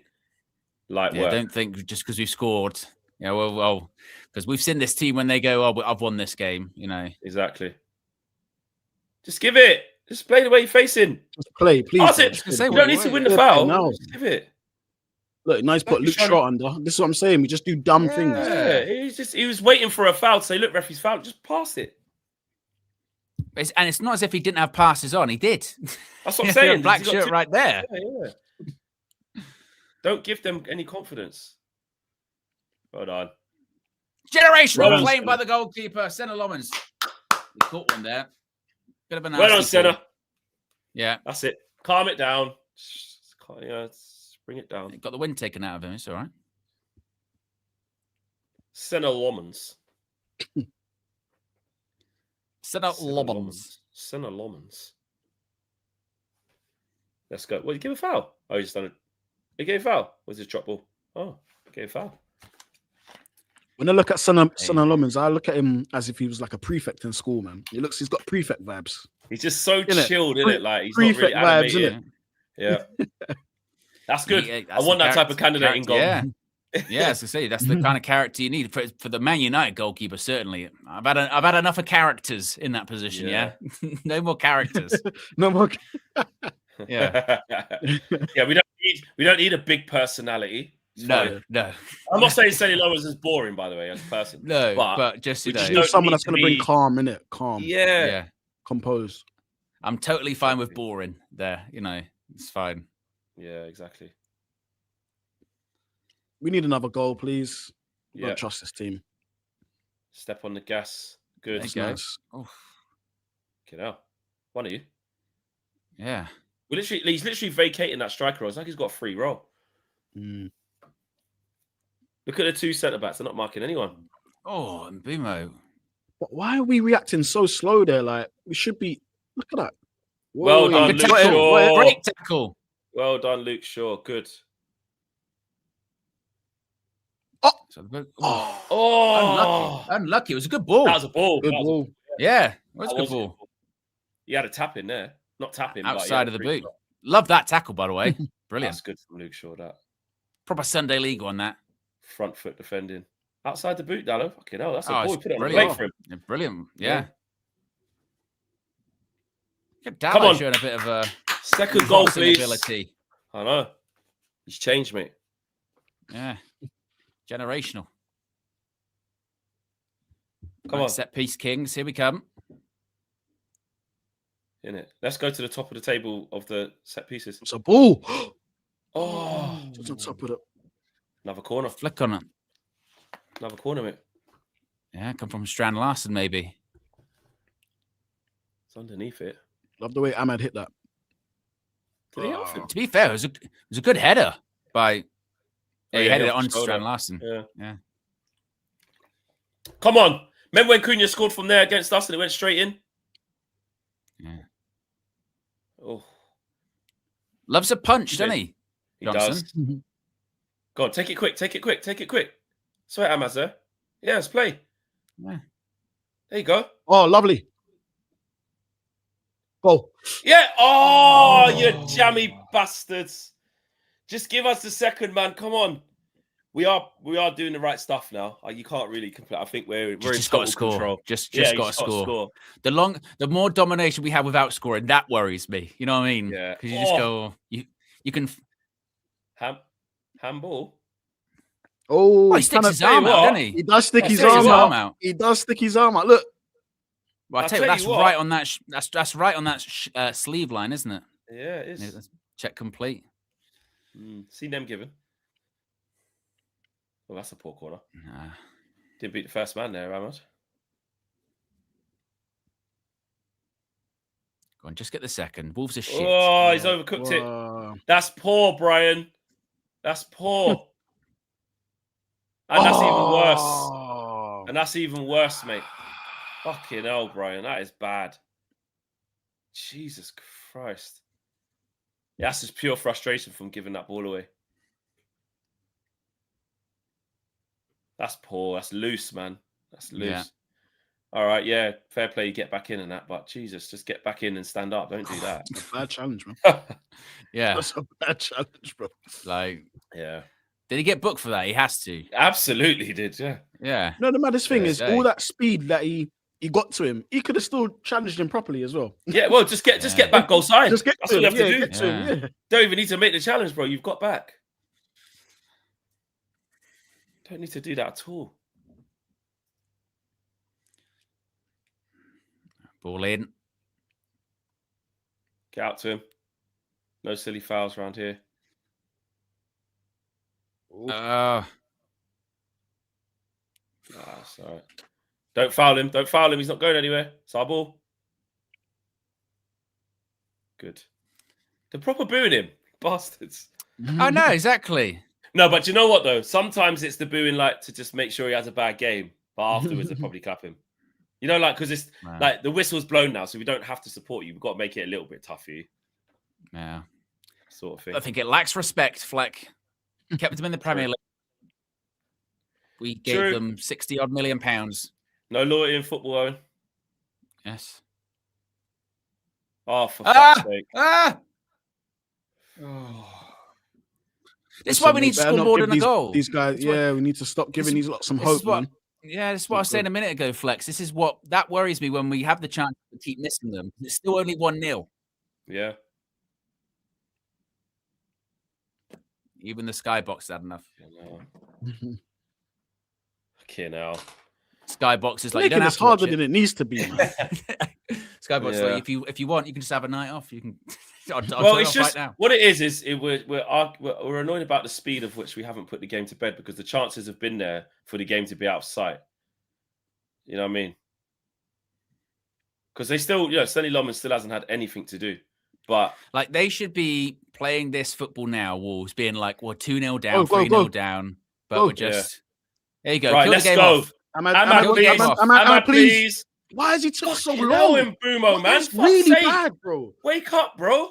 Fuck's sake, Mbeumo's moving mad. It's twice Mbeumo, bro. It's giving away the ball. Oh, for fuck's sake. Look at the overlap. Lucky he didn't see him. For fuck's sake. He's the wrong option. That is poor decision making. That is where, when they go, it's not Amrim's fault or this, that. Like this decision making we've done in the last 5 minutes. Mbeumo, 2 individual silly decisions. Louis says, it's crazy that McSauce would probably thrive in this system. Bobby G said that about the goal. This is United as a goal. And Scars also says, now a curse, just can't score. I don't know if it's cursed or just not being that good. Maybe. Yeah. Well, we can score. We scored. Yeah, well, earlier on the season, it was like, Casemiro got an injury? It looks right. like he was on the floor a little bit on that block, but I think he's all right. Earlier on this season, we were scoring goals. It's just the last few games, we've got a bit wasteful up front, haven't we? Yeah. Go on. Just get the ball down on the. It's just little things where, because we're not crisp, we don't keep coming wave after wave after wave after wave. We always let the opposition, no matter how good or bad they are, get a little bit of something. I mean, they should be so zapped of confidence that like they feel like they can't get us. Like it's just there's just no point. But that's not who we are. It's not what we are. But Mbeumo, the last couple of passes of play, bad. Well, it's what so I said in the last game. I thought he was lucky to stay on when that substitution came and Xerxes came off.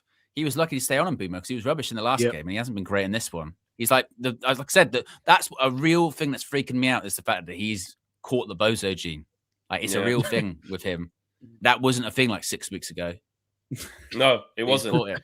Yeah, well, he was. I mean, he's fucking player of the month.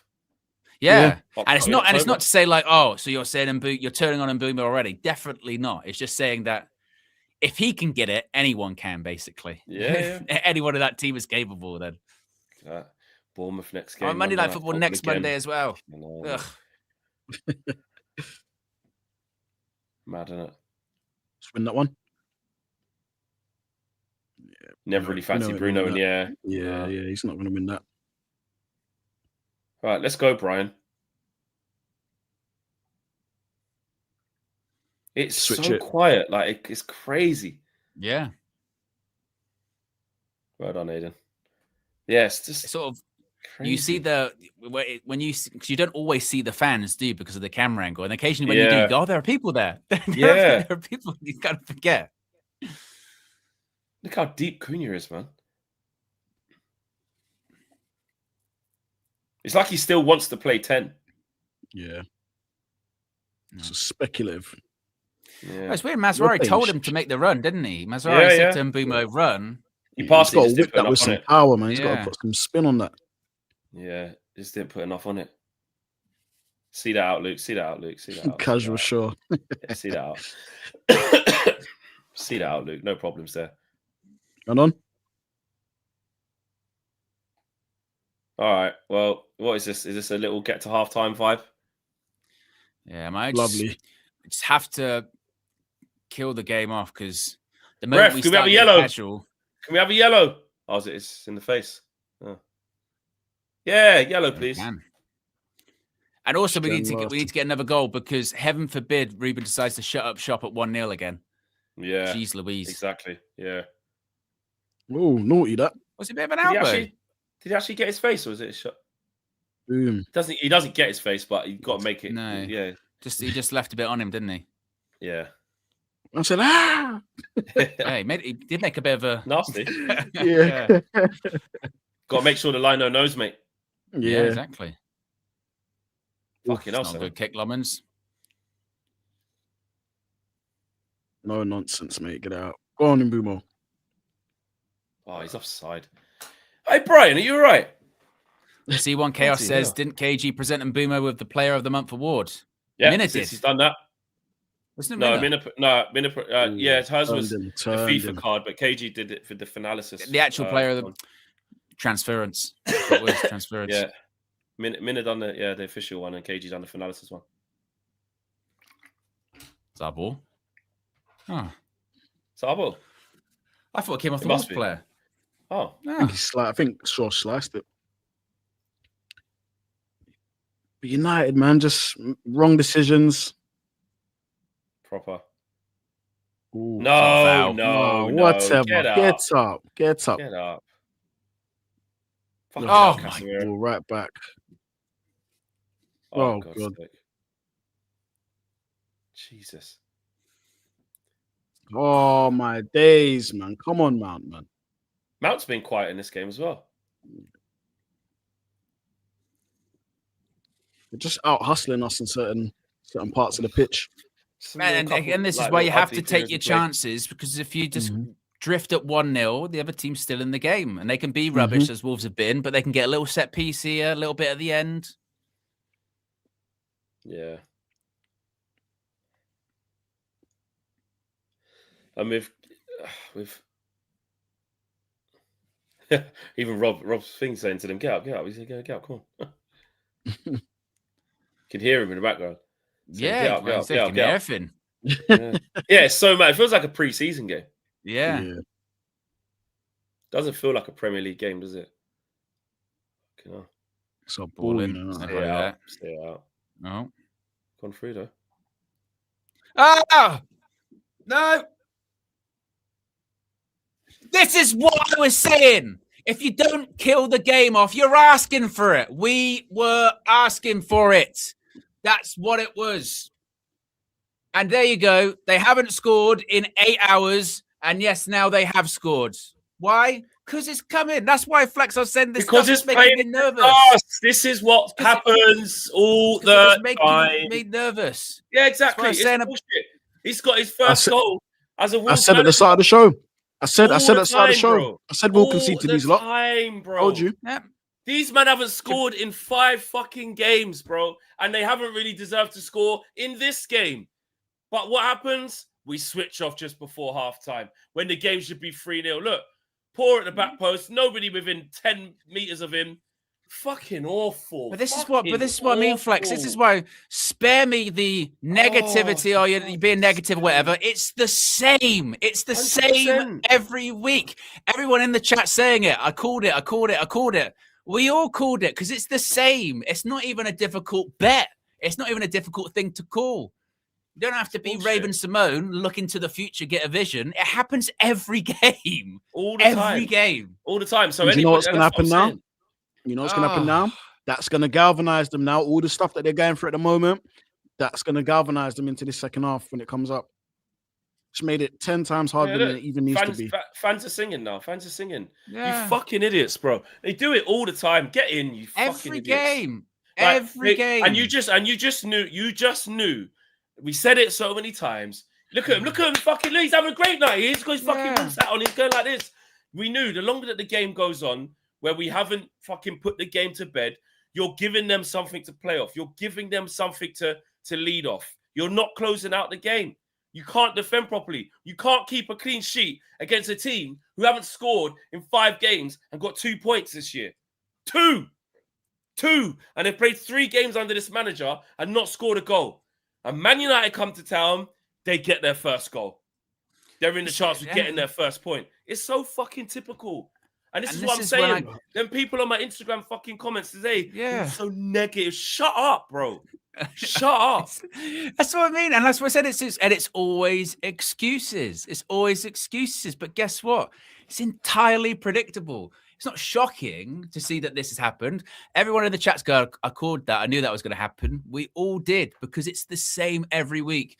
All right, we'll score a goal or we'll play all right. And then you go, yeah, but the other team, they're still in the game, you know. And then they go score. It's just, it's every game. There is nothing has changed. You've got your new players who are good players. They've got the bozo gene. So even the whole chat about, oh, but if we bring in more players, who just say they don't come in and get the bozo gene, right? Because everyone else that comes in gets it as well.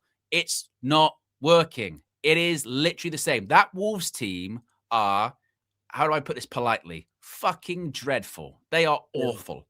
And we are drawing 1-1 because we can't even kill like Old Yeller off. We can't even take Old Yeller out the back of the shed. Well, naturally, we can't do that. We can't kill off anything. Can't control anything. Can't kill anything. But that's not even surprising because it's the same. It's the same every single week. It's a bad, predictable thing. It's so frustrating. And then, like you said, the frustrating thing is them being told, well, you're not a real fan. You're toxic. You're this, you're that. Because guess what? You use your eyes. You use your eyes. Look at that. You watch that first half and then go, this is crap. You can't say it's crap.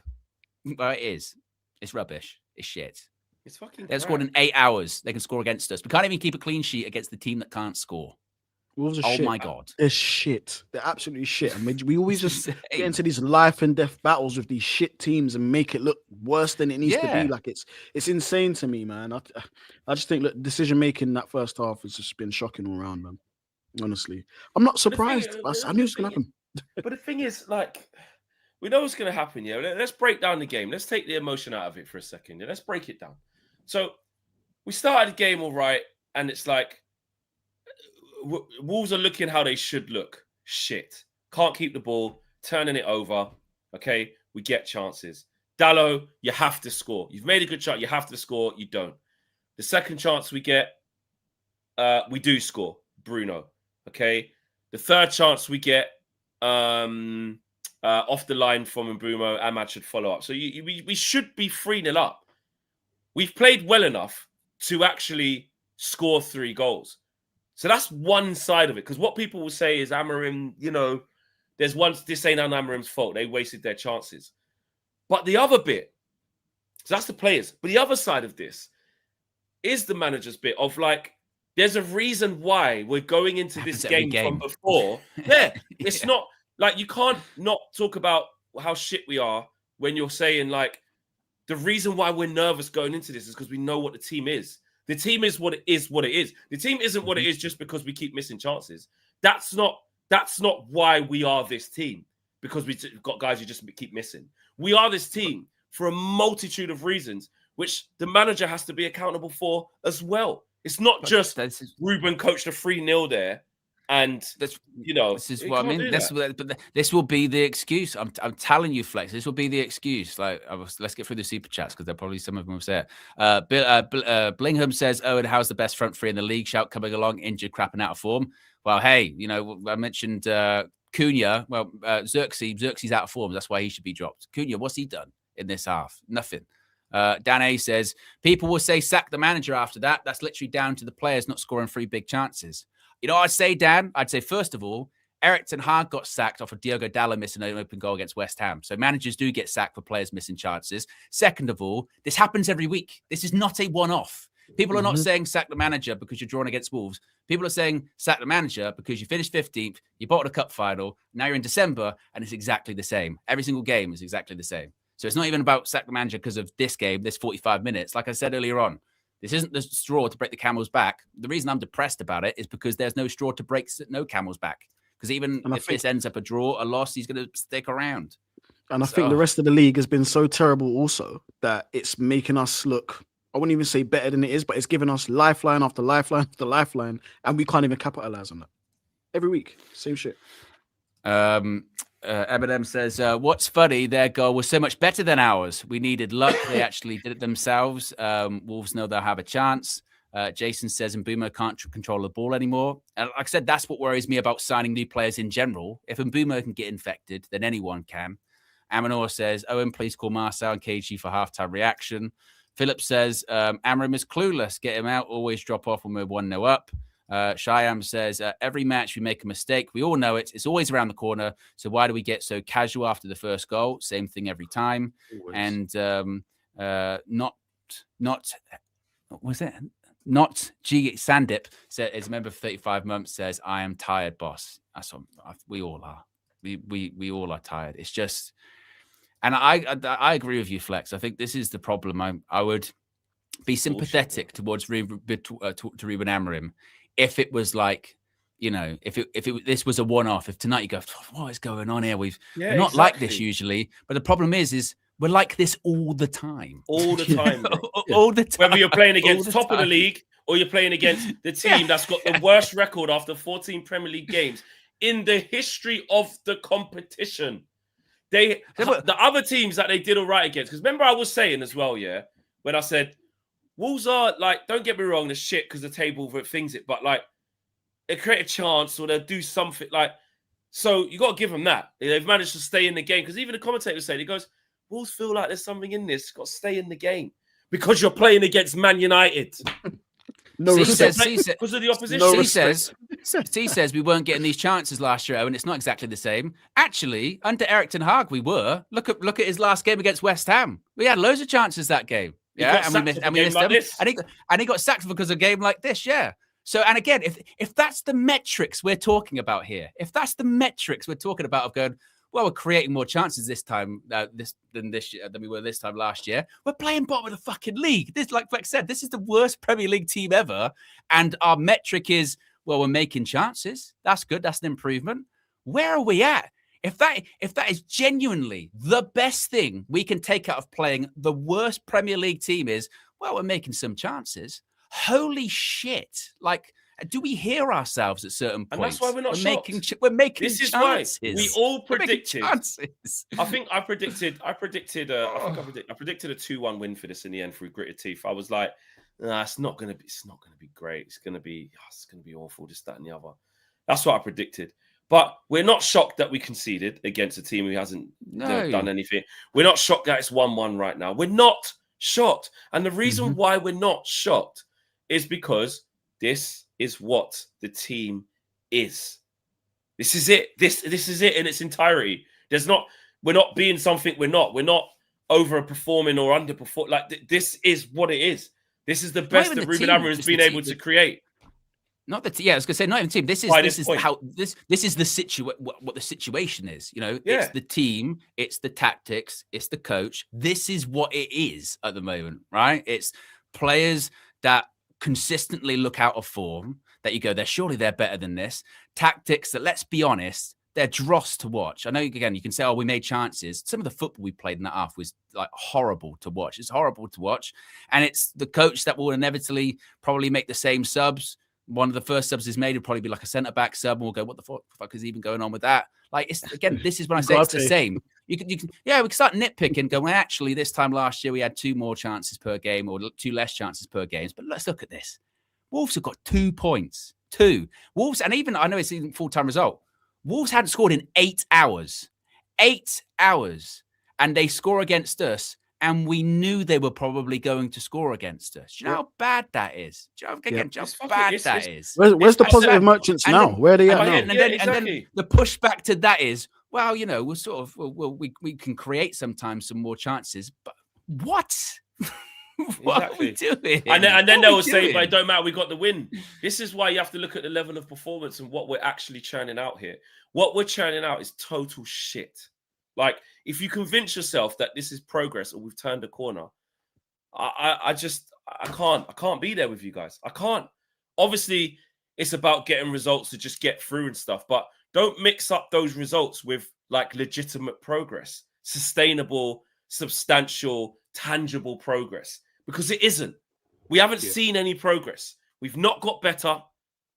Okay. You can argue at the worst, you can argue that we haven't got worse, but to argue that's stupid because we fucking finished 15. Don't argue that. What's the point?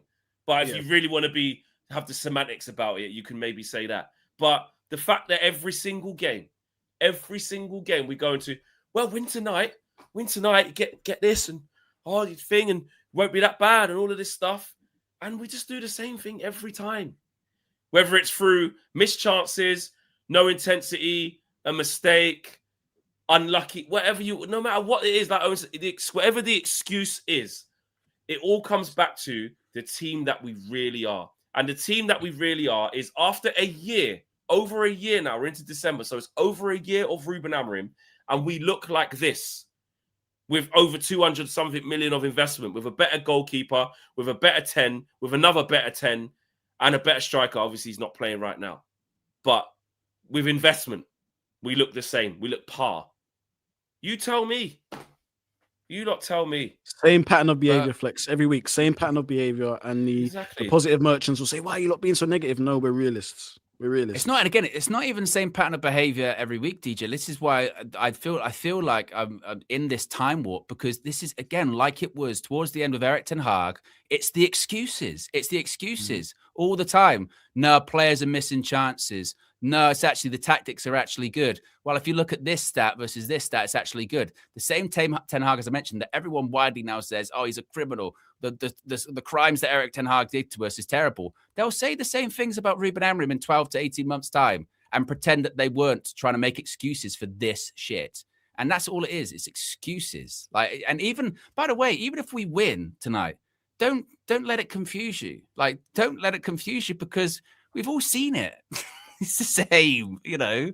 It will be the same the next game. If we win, as we said, it's that this performance in the first half, has been the same performance that we saw against Everton, that we saw against Palace, that won, that we saw against West Ham. It's the same performance, near enough, right? You can get really dogged down in a couple of more chances here and there, but it's the same performance. And like I said at the time, it just basically depends on the opponent on that day. Is it enough to beat them? Because that will put in the same performance. It won't get any better. It might get a little bit worse, but it won't get any better. And then, you know, now Wolves got the tails up, no pun intended. And the worrying thing is that I've just seen like tweet that one guy said here underneath it. He goes, "Oh, game should be out of sight, but I'm sure the manager will get the blame. Dallo and Bumo all should score, and Ahmad needs to do better at the back post." And like, this is what I'm saying. Like, what we'll do, we'll get caught up in like the minutiae of like, come on, guys, it should be 3-0 up, man. You know what I mean? It should be 3-0 up. So okay, I get that. It should be 3-0 up. We said that. We said that throughout that it should be 3-0 up. But at the same time, the reason why we concede is also part of what we actually are. You can't pick bits out of what we actually are and just ignore one bit. You can't do that. That's ignoring its entirety. You're just focusing on one thing. Oh, we should be 3-0 up. Yeah, we should be 3-0 up, but we should also still be 1-0 up at half time then, because we're a well-organized team that's not going to concede a stupid chance like that. Flex, how many years I've been saying, or certainly since Ruben Amorim's been, I've said this a million times, we are still hypothetical FC.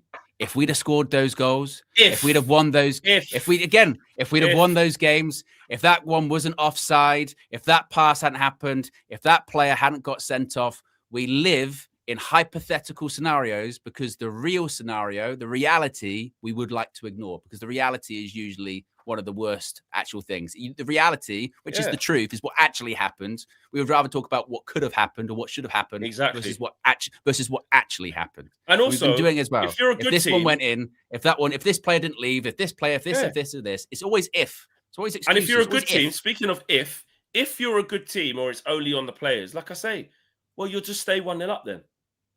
You stay 1-0 up. Teams get at us in every single game. Mm-hmm. Every single game. Like, that happens. Why does that happen? Because by design. People worked us out. You can't. Yeah. Who sets us up like this? You can't just go in a game like this. It's just the players, because you can't do that. Obviously, that is a contributing factor. Of course it is, because I get it. If we would have been 3-0 up, like we were saying we should have been, I hear that. But we should still not go below a level, because we're already 1-0 up. So what I'm saying is, if you're a decent team, you don't go 1-0 down.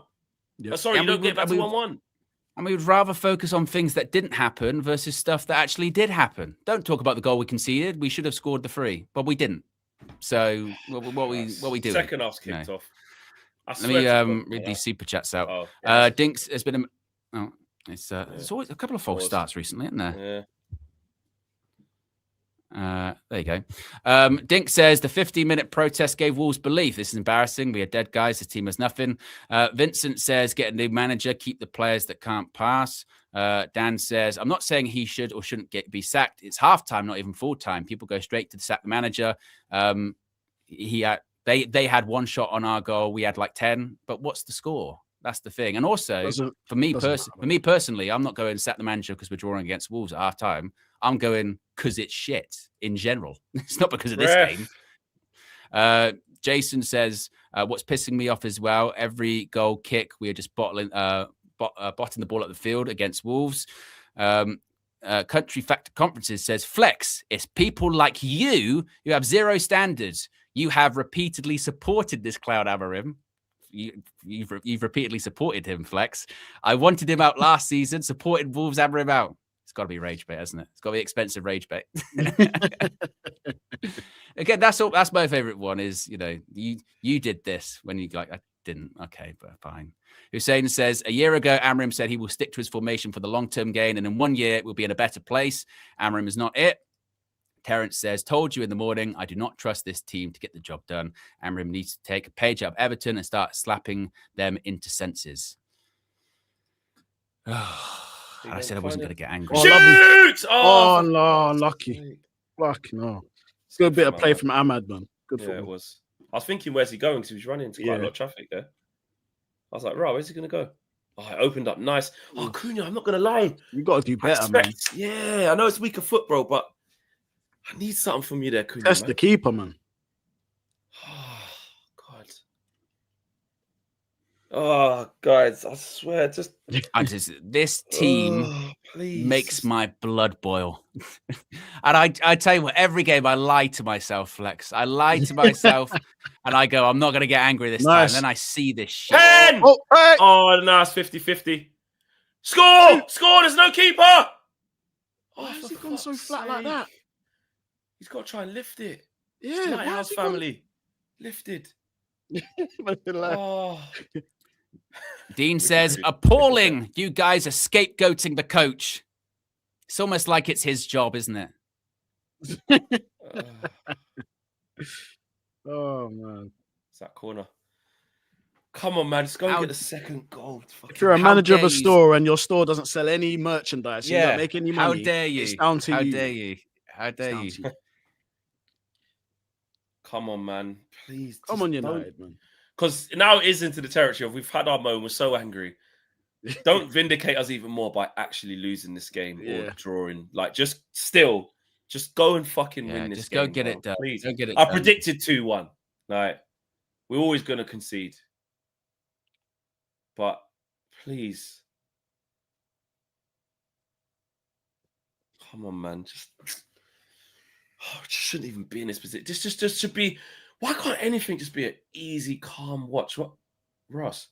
Well done, man. Go on, Ross. Well done. Keep going. Look where Dallo is, by the way.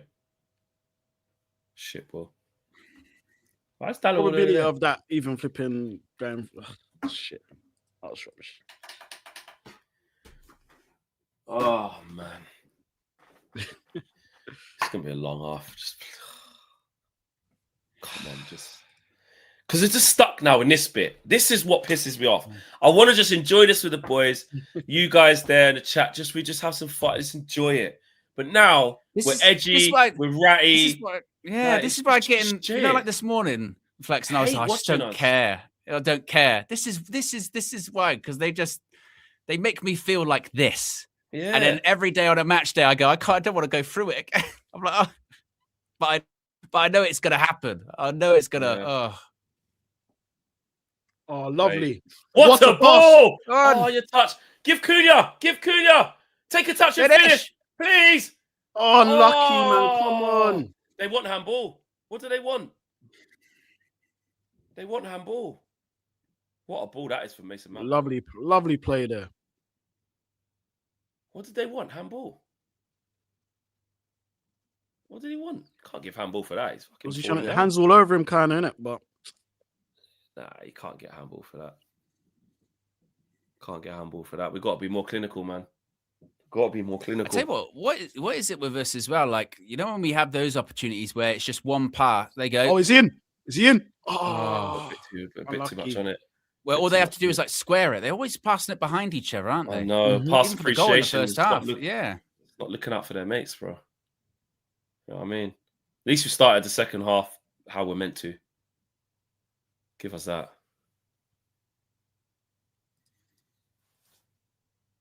Oh. Come on, put a bit of pressure on him. Make him boot it, man. This is ours. Fucking hell, it's kicked it straight to his foot. Oh, here we go. Oh, for fuck's sake. Midfield just bypassed. Where are we? Luke Well Shaw, done. well done. Heavy touch. Lovely. Fucking hell. Oh, there it is. Give it. Just Is he on, fucking pass it. Pass it. Score. Thank fuck for that. Yes! Fucking hell. Oh, good. Oh. Onside, right? Can't It was miss onside, that yeah? one. Yeah, he's Can't- onside, surely. Can't miss that one. Thank God. Thank God for that. Right, That go was and get actually a another good goal. two. That was Yeah, a good killed the team game goal. off now. Go get That was another a good two. team goal. Well done, Dallo. He didn't fuck up the weight of the pass. I think Bruno played it through to him initially because it took a ricochet and then he ended up being in. It's really bad. Because this is the thing. Wolves are crap. They're crap, rubbish. They're rubbish. Look, because we messed it up first. It hits off somebody. Yeah. Yeah, look. And it goes to Cunha. Oh, yeah, he's onside. Oof. He's Yeah, onside. just He's about. onside. And yeah, he's onside. Yeah, he's as behind the well. ball. Yeah. Thank God for that. Oh, God. Right, now go get a third. Kill the game off. You cannot be trusted on two. No, you can't. No, you can't. No, you can't. We're 100 likes away from 1K likes. If you haven't already, click the like button. Go and make this 3 and 4 to repay Yeah. us for making us get angry. Wolves are shit. They're there for the taking, man. You just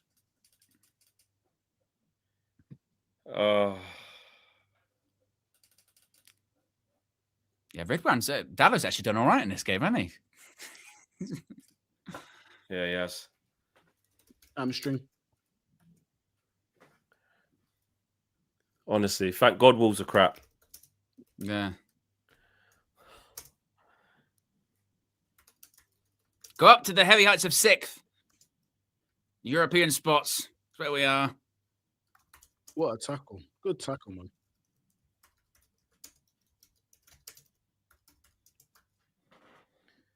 Fucking hell.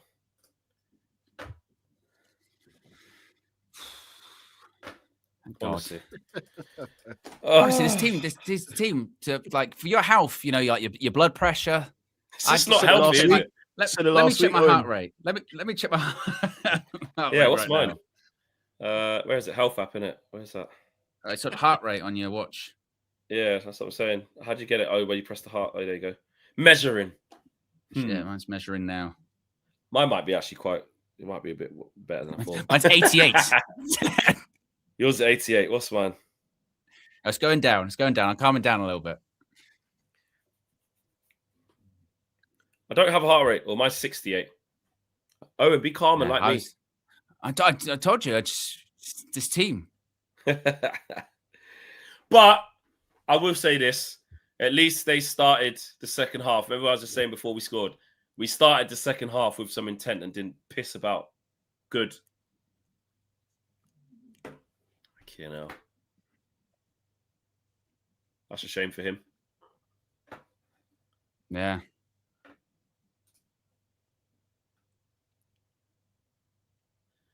Yeah, he looks in a lot of pain, doesn't he? Yeah, hammy, man.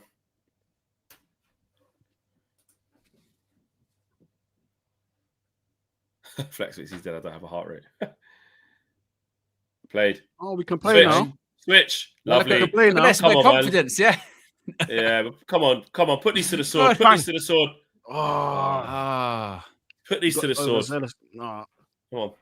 Luke Shaw. That's it. Hold him up. It's a foul. Give a free kick. You notice now, though, can pass a little bit again. Honestly. Bit of zipping the passes. Yeah. Bit of intensity. Yeah. Bit of confidence. Yeah. Want to run a sprint now. You know, like you, honestly.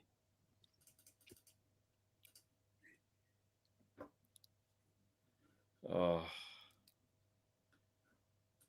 least Mbeumo scored as well. He needed one. Yes, he did. Cunha desperately needs something as well. Mm. Oh, he's done him. Go on, counter then. Counter again. Turn. Oh, okay. You could have turned and travelled yourself. Probably Yeah, where's it gonna recycle. go? Start again. I thought that was going to be a Casemiro special there around the corner. Oh! What the fuck are we doing? I turned over there for 1 second. What the hell happened? I'm going to check the heart rate again. Honestly. Oh, God. Please, just go and get a third. Just kill this game off. Don't fuck about. No foul. He's going nowhere. There's 2 of you there. That's it. Just do your job. Come on. Evan ain't done too wrong today. No, he's been fine. He's Bit more been fine composed. Yeah. so far. It's mad. We've It's got the perfect for like start 1 million again from Arsenal. 1 million. Yeah. No, I'm like, find them gems. Yeah. Find them gems that can play for us in the Premier and be all right. You know what I mean? 1 million. Go and deal with this. And he on the shoulders. Ah! Fuck you now. Get it out. Go on, Cunha. Let's go. Go on, Cunha. Can you get it? Can you get it? Oh, it looked like he could as well, but He could have been away. Fucking Wow. hell. How's that gone to his ball. feet? That's a ball. See, they're still in the game, you know. Yeah. They're That's what I still mean. in the You've got to game, kill the bro. game Yeah, off. yeah, You've got to broken kill their the spirit, game yeah. off. Oh, Fuck. kill the game off. Hell. Get it out. Fucking hell. Because Cunha. this is why we need to get a third and a fourth, because we can't be trusted. Yeah.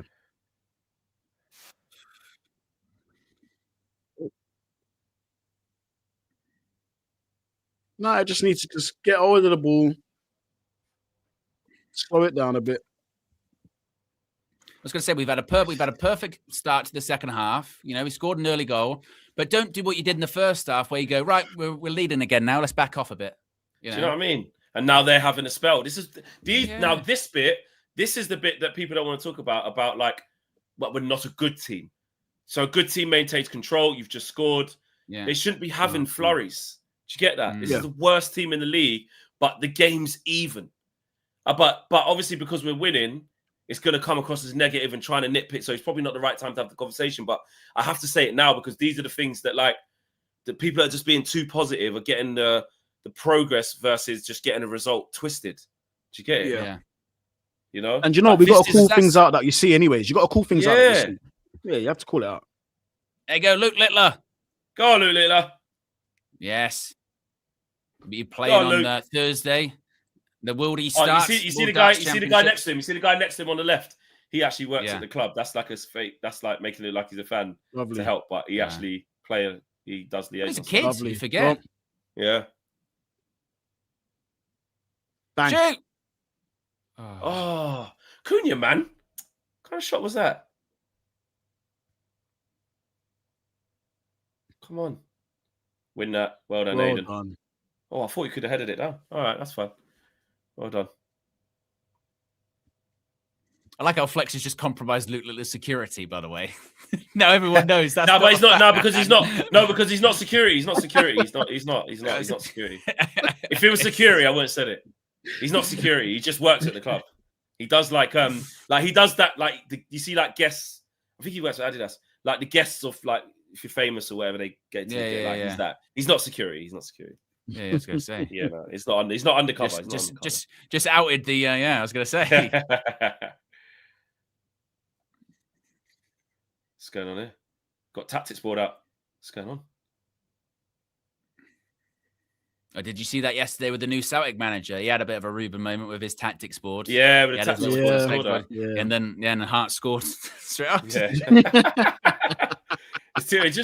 it's just typical, isn't it? Like you get the tactics board out, and there was a lot made out of that tactics board. There was.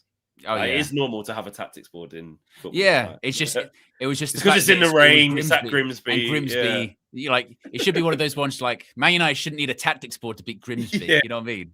But like it is part of everyday football. Like they have it all the time. You know what I mean? But still, it's like the referee having a whistle. It's like, well, mate, yeah, got it. It's part of the equipment, mate. Well done, Nice. Turn, go. Oh, you've asked a lot of him, Cunha. Jeez. He's offside as well. I tell you what, Mateus. Item Panda says, can't even dominate teams like this. LOL, awful system. If you think passion and desire is all that is needed, I have an airport to sell you. I just need Cunha to just do things with a little bit more care. Like, he's getting on the ball, which you'd expect him to, you know, but I know he's just, do you know what, it's because I know he's just capable of more quality. We've seen it for this team. Oh, blindside run as well. Well done, Heaven, because I tell you what, he had a run on you there. Well that done, was Heaven. that was a Wolves throw as well. Yeah. It was a Wolves throw. Yeah, it was a Wolves throw. Fair play. Blindside run as well. Come on, United, man. Get a third. Let's get into third. Shouldn't be fighting these lot in the 80th minute, man. Because again, the last thing we need is like because really, this second half could follow the exact same pattern of the first half. You know what I mean? Exactly. Get a Nick goal. Go on. Go on, we're away. Oh, just get the outball. Just get the outball. Come on. Oh, we couldn't do it. There, it's still on. There you go. I told you. Make the run. Just wait for Ahmad. Just wait. Shoot. Oh, lovely. Oh, lovely. We should be killing the game. That was good by Bruno. That was the right play. Finish! Yes! It's off. Yes! It's onside. There you go. Yes. There's your Bruno, third. Brilliant. well. There you go. There's your third. That's what you Well needed. done, Bruno, man. Yes. Assist. Good. Kill the game. Mizuno Mace. Well done. And we should have scored just before that as well. It was one of those ones because he was so free. It was like, oh, is he offside? Because he's in the middle by himself. Fucking shocking defending, Nice. isn't it? Finally. I think it's just a great ball by Bruno. Just cuts That's him a in great half. ball. Yeah. Have a squashy to celebrate. That move was better as well. I like that.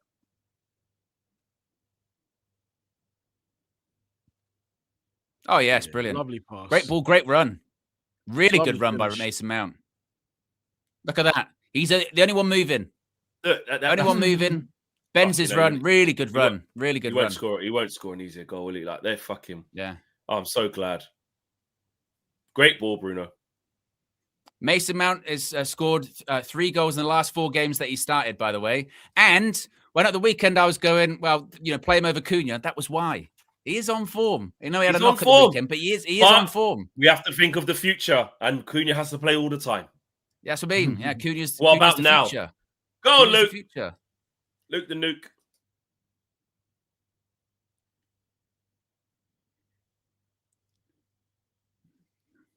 I go get another now. Yeah. Why not? It's not even greediness. It's no, like all your players that are low on confidence, Yeah. get them on the score sheet. if you're gonna be, like 6th in the league or whatever, make a bit of show that you should be there by beating this team 4-1, something like that. Oh, cuss, man.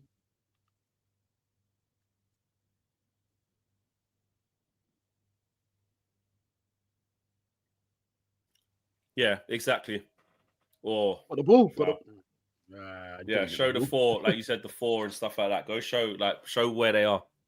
Yeah. Which turns into already the result that we didn't think it would be, which is in the end. That's what's weird. If you used to tell the tale of this game, you look at the scoreline and you go, good, yeah, I probably expect that. They probably got a lucky goal. Man United probably just battered them. Which, with the chances, it has kind of been that. But when you go with the emotion of the game, Oh no! fucking hell, man. it doesn't always tell the story. Hey, Marcel says Owen's quiet now. If you think this is a gotcha because we're 3-1 up against the worst team in the league, yeah, right? It's not that kind of moment. It's not that kind of moment. It is the expected. This is what Manchester United or should not even the best Man United team. This is what we should be doing. Like Flex said, this is the result you expect. So this is not a gotcha, right? This is not a gotcha. But we still didn't expect it though. At the same time. But what did we expect? Weird way. What did we expect? Well, we expected to when it was 1-1. I knew we'd concede. Yeah, we probably didn't expect to win comfortably. And this is, so if we do win comfortably, the guys that were saying we would win comfortably, they can. This is the problem. This is the problem. We won. This will be the puff out the chest. See, we won the game. Okay, we should be He's winning in. this game. Lovely. What a pass! Unlucky. What a pass by Mount. A beautiful pass through the lines. I love those passes, man. They're getting tired now, guys. Come on, let's open it up. Look at that.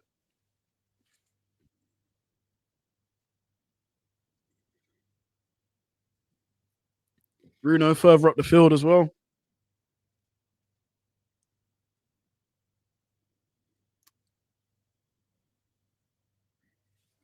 Yeah, gotcha. It's true. It's true. It's true. It's like, it's mad. I'll be told to apologize again in a second. Yeah, say sorry. That's what I mean. Apologize. We beat Wolves. All right. Finish. Cunha. I want Cunha to get a goal. He needs one. Isn't it? Cunha's getting lively. There'll be more goals in this. Wolves are shit. Now we've got that second.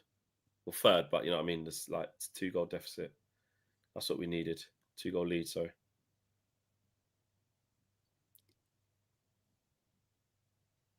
Come on. Go get fourth. No dramas. Let's go. Let's go. There you go. An interesting one also as well is when will Ruben start thinking of subs? You know what I mean? Yeah. Does he think, well, again, I need another goal before I start to rotate? Definitely does. He probably does. Yeah, he probably does need them. So we should. Played, Mason. On Cunha. A little bit. Done all right to drive into there, and then he just sort of slowed down. He needs to get a bit more direct and just beat off some shots because it's weird. All the dribbling's great, but look how close he is to the goal, man. Have a crack. Yeah, it's weird, man.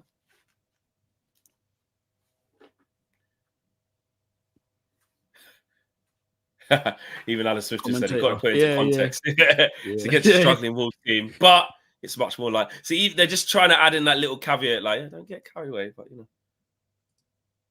Oh, Casemiro special.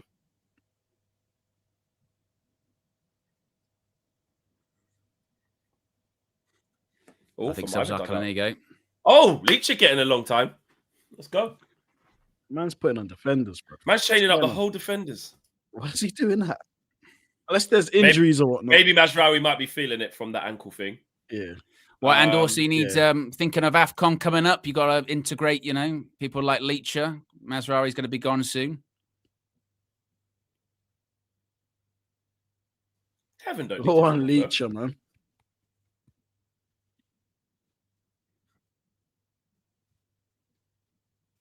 I think Heaven's doing all right. Yeah. Yeah, he did all right, but that's what I said. I found it odd that he started in the first place. You know what I mean?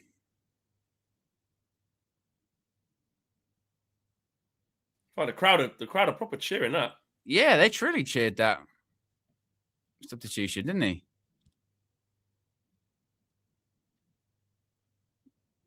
They not liking Strand Larsen? What's the situation? Or are they just cheering that they're making subs? I don't know if it's Strand. I think it might be cheering they're making subs, but the Strand Larsen thing, if it is a thing, would be because he got his head turned near the end of the window, innit, by Newcastle, and then he was like, "I want to go," and then they obviously didn't, and then I think, yeah. But let's see, Amrim. Someone said they give Kobbie minutes, perfect game. Are we really turning on Lenny Yoro now as well? For F's sake, Yoro is coming on. F's sake, here comes the collapse. He's bringing Yoro on. Do we not like Lenny Yoro now? That's crazy. It's crazy, man. But put the youngsters in the team. We treat them right. Oh my god! But it is interesting. Like this early in the second half. Well, I say this early, 70th minute, basically. You don't want to bring Kobbie yet. Like you say, you don't want to mix it up too much. Don't trust him, mate. It's insane, man. No Kobbie, man. It's insane. It's insane. It's Mm. insane. And he's played in higher pressure games too. It's insane. Yeah. It's Wolves, but shit Wolves.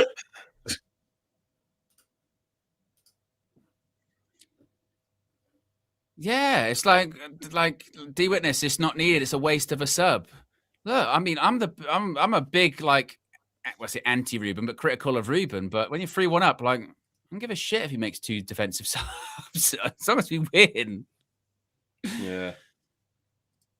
It's because, you know what I mean? But then we'll see if they it's because it feels like they could just carry on. Like, why? You know what I mean? It's just, obviously, the Mazraoui one, he might, you know what I mean? It's just sometimes this is what I don't understand. Like the outrage is sometimes so misguided. So people won't be angry at halftime when we're 1-1 against the worst in the league. But when we're 3-1 up and he makes 2 centre-back subs, they'll be really annoyed by that. Yeah. And they'll be like, what? Leach has gone to the centre, by the way. That's interesting. Thought it would have been Lenny. Oh, lovely Mason Mount. Oh, the Mizunos. Mizuno Mace, bro. Go on, take him on. Oh, showed a bit too much. Sometimes Ahmad overruns it a bit, doesn't he? He can take that extra touch or 2. Yeah, he does.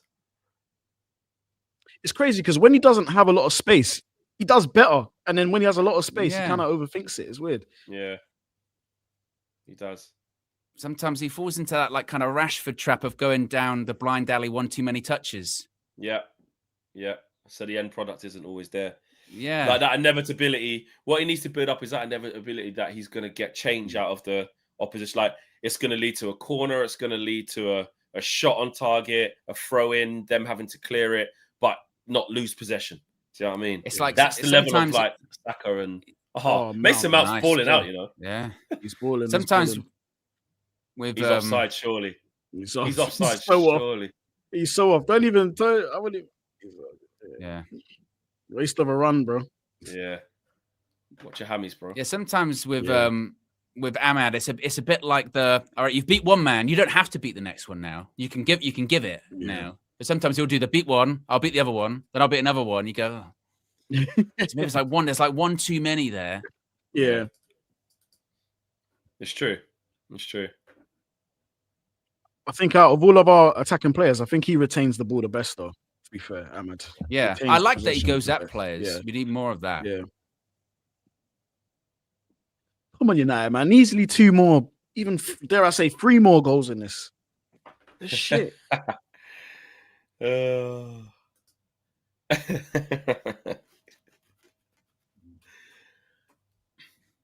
I mean, we are potentially looking at. I think Alan Smith literally just took the words out. We are just about to say it. We're probably looking at the worst ever Premier League team. Who was it? Was it last year when we were saying that? Southampton. Yeah. Did they end up getting more points than Derby in the end? Yeah, they did. Derby's got the record of the least amount of points, didn't they? But I tell you what, this Wolves team, they'll give them a good. They've got less points than Derby at this stage, haven't they? Which is why when you're 1-1 at half time against this team, you go, this is not, you can't. It's cause for concern. You cannot there's no justification. Exactly. It's handball, isn't it? It's so quiet in the ground.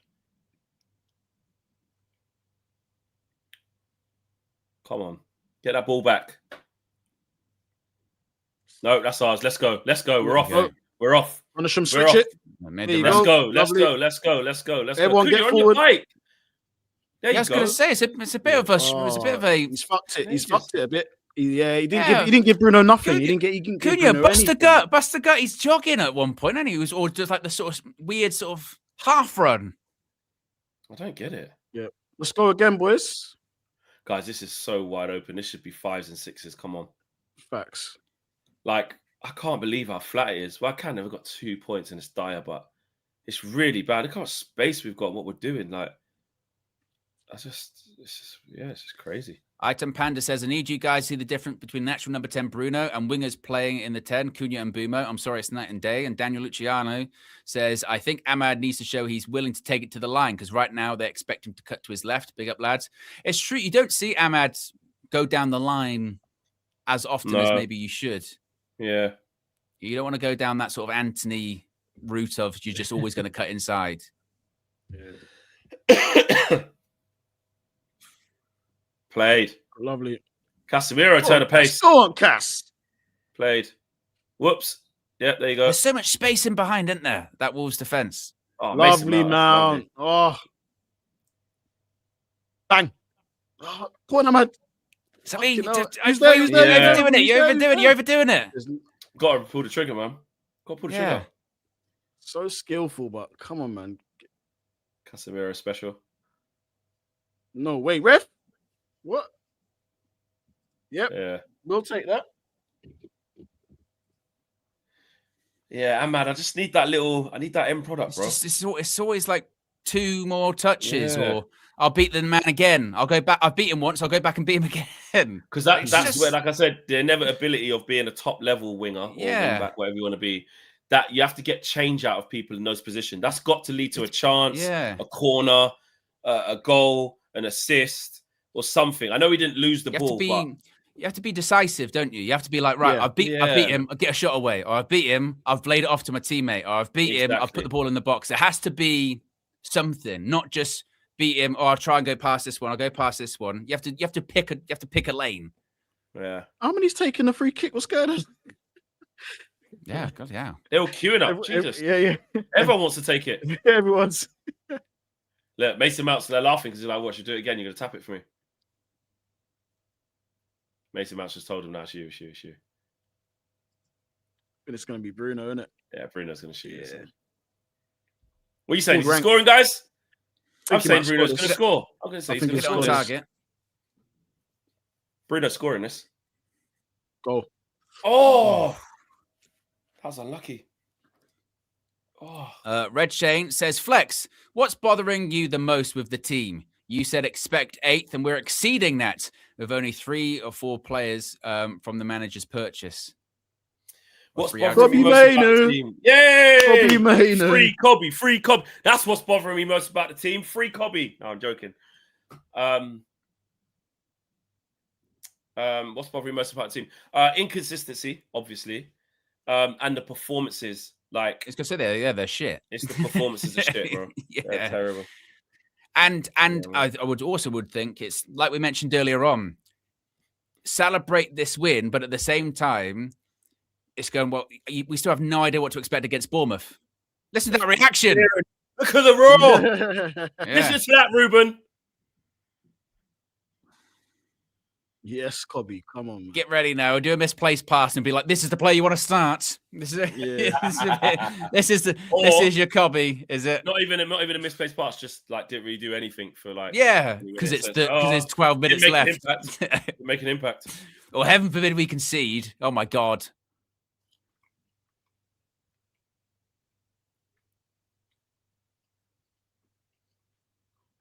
Oh, bang. Oof. Again. Where's the ball? Cunha! Oh. Poor Cunha, man. There's a VAR check, handball. Oh. Is it handball? Was it too close, though? Is it one of those ones? It's congested in there, man. Boom. They didn't give the first one. They ain't giving that. They didn't. No. Did come at him quite fast as well. Come on, Kobbie, let's get a couple touches. You know what I mean?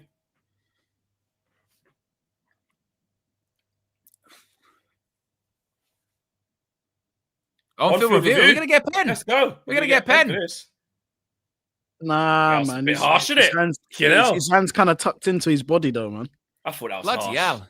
That's harsh. Who cares? The other one was more. Get goals. Hey, look, we need the 3 goals. We need the 3 goal cushion. Nah, I don't see him giving it. I think the other one though was more. No, he will give it. He will give it. They send him to the screen. To the screen. Yeah. He stretched his arm out, to be fair. His arm is out, yeah. Yeah, there it is. Yeah. I think it's a pen, you know. But it's so just fired at him. He does stretch. He does stretch it out. He does stretch it out. But then there's no consistency because the first one should be as well. Then yeah. He's trying to take his arm back in, but so this is where it's mental because we've after review. Okay.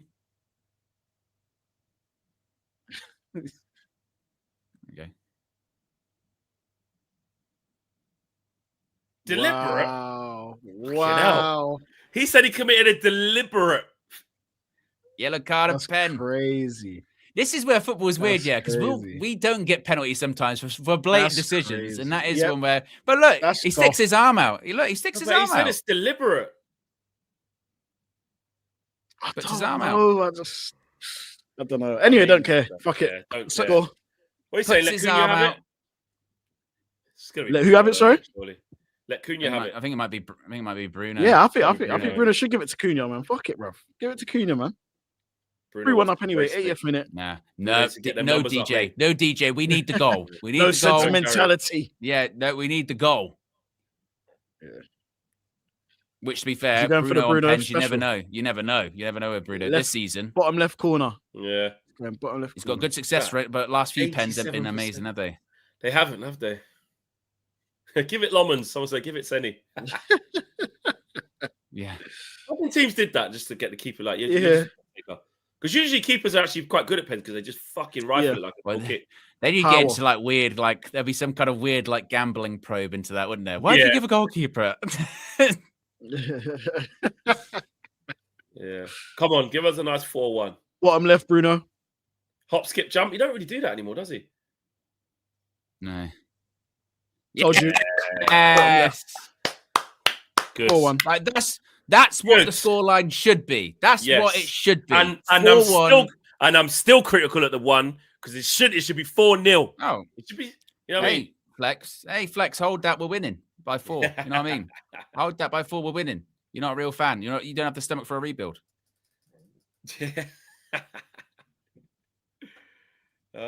Chat now, exactly. Pipe down. Now we are smoking these that don't fit your narrative, says Ben and T on Twitter.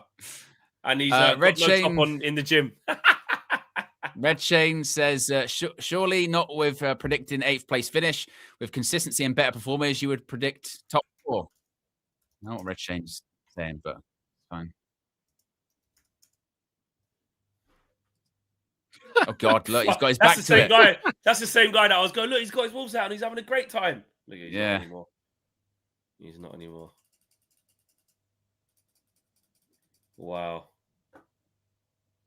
And now this would be the one. Bring on Shea Lacey. You know, you're 4-1 up. 80 minutes. Now bring him on. Yeah, for real. And we should be beating this Wolves team 4-1 because guess what? This Wolves team's shit. Yeah. Awful. Still made a meal of it in the first half, didn't we? Fuck, you know. You know what? Don't be negative, DJ. Come on. Don't be a in toxic fake fan. No, and what we will do 4-1 is what we will do 4-1 is it's good. In the 4-1 is what it should be. We've done what we're meant to do. Yes. You've got to give him credit for that because I thought it'd be a lot more. We did make it difficult for ourselves to get pegged back to 1-1, but we proved that was just a blip in the game. To be fair, said, look, you know, like this morning we were going, surely not, or like in the match preview, if you don't do this, blah blah blah. Where's Lacey? He missed it. He's missed the opportunity there to put the kid on. Yeah. He's missed a big opportunity there to do it. This would have been the game to do it.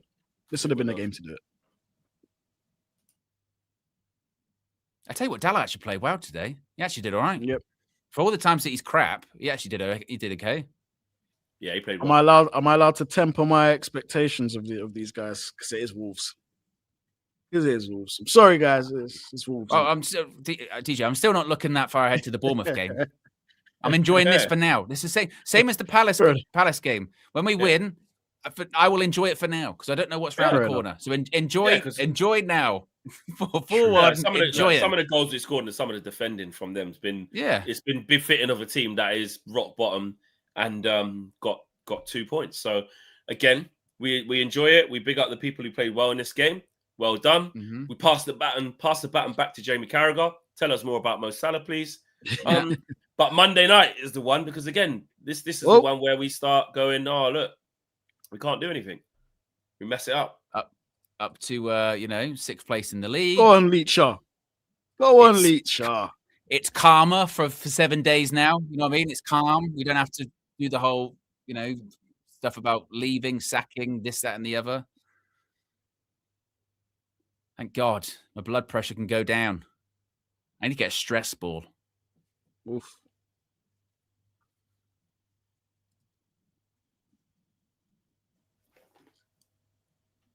Yeah, man of the match. Who you got for man of the match? Do you witness Mason Mount? Is it Bruno? Was he got 2 assists and a goal? Either Bruno or Mount. 2 assists, 2 goals. He's got it. Yeah. That's Bruno, isn't it? 1 assist. Bruno's stats are insane, but What's he got? 1 assist, 2 goals. What's he got? 1 assist for Mason Mount. Kobbie got done there. Oof. He's got 2 goals, Fleck. He's got the first, 2 goals, 1 assist. That's what I'm saying. 2 goals, 1 assist. Yeah. Yeah, man of the match probably be him, but Mason Mount's been good.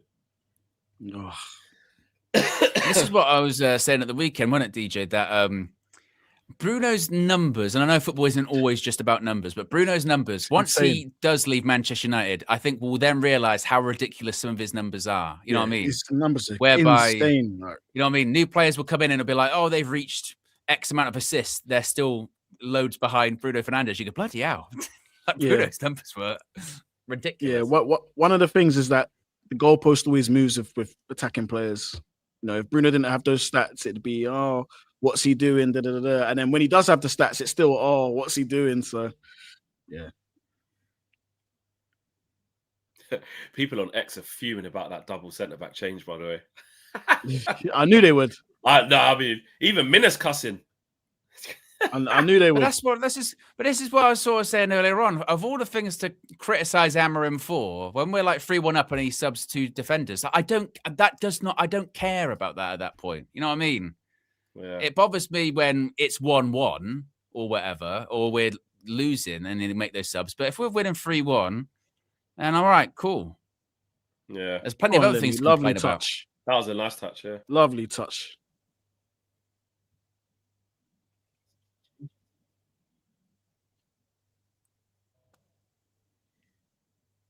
Oh, Doggy, give me a bit of quality. Come on.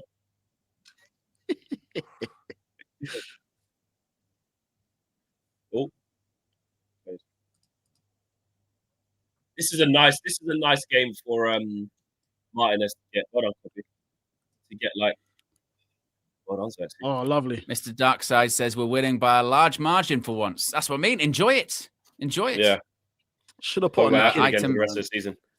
Item Panda says one day we will be honest about Cunha. Yeah, but still hasn't had the best game, has he? Yeah, people are onto Cunha, isn't it? They're saying, can we discuss him? Let's talk like, you know what I mean? It's because the output's not there. Like these games, he should have scored a couple, right? And also this is when, you know, even though people like Mason Mount get shit, if he's delivering goals and, you know, looking lively, that's when it doesn't matter if you're a new signing or not. It's not about the future. You know, exactly, yeah. And AFCON and all that. It's about, for the next game, who's the guy who deserves the shirt? Yeah.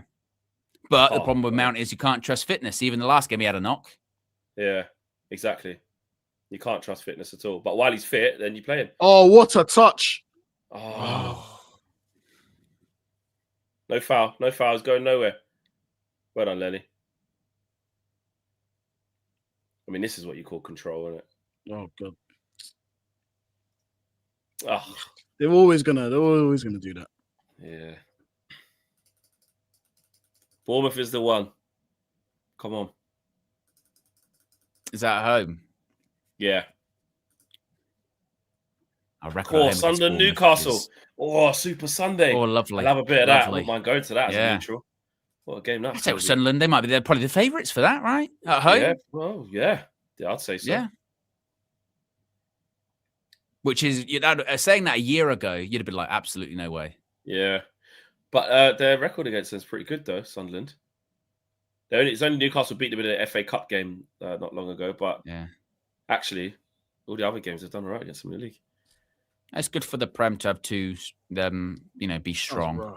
Yeah. It's a good derby. Exactly. Wolves, man. Fucking hell. They're goners, innit? They are goners. They are goners, but for true. Innit? Like proper goners, bro. And also as well, this is what I do get with like the Wolves fans, because like they haven't had a ton of investment, have they, as well? And on top of that, like you're on 2 points and you go get Rob Edwards, who is like a proper championship manager, it shows no ambition. At best as well. Yeah. He's in. No, he's not. Nah. No. Well done, Kobbie. 9 minutes. What for? Because of the VAR. VAR. Was it that long? Didn't feel like it was. Yeah, man. Go get another goal, man. 9 minutes. DJ was someone was saying in the chat about add extra 50 minutes for Kobbie. They basically did. Yeah. That was it. And Wolves, like, obviously 15 minutes extra time for Kobbie, please. It was 9. Yeah, true. At least it gives her an extra 10 minutes out there, essentially, isn't it? Like, he needs it. Oh yeah, there was the injured player for Wolves, wasn't there? He did take some time. Oh yeah. So much space on the pitch. It's unreal, man. Yeah, they've given up. They've given up, innit? Ref, he's kicked the ball away. Where's the card? Where's the card?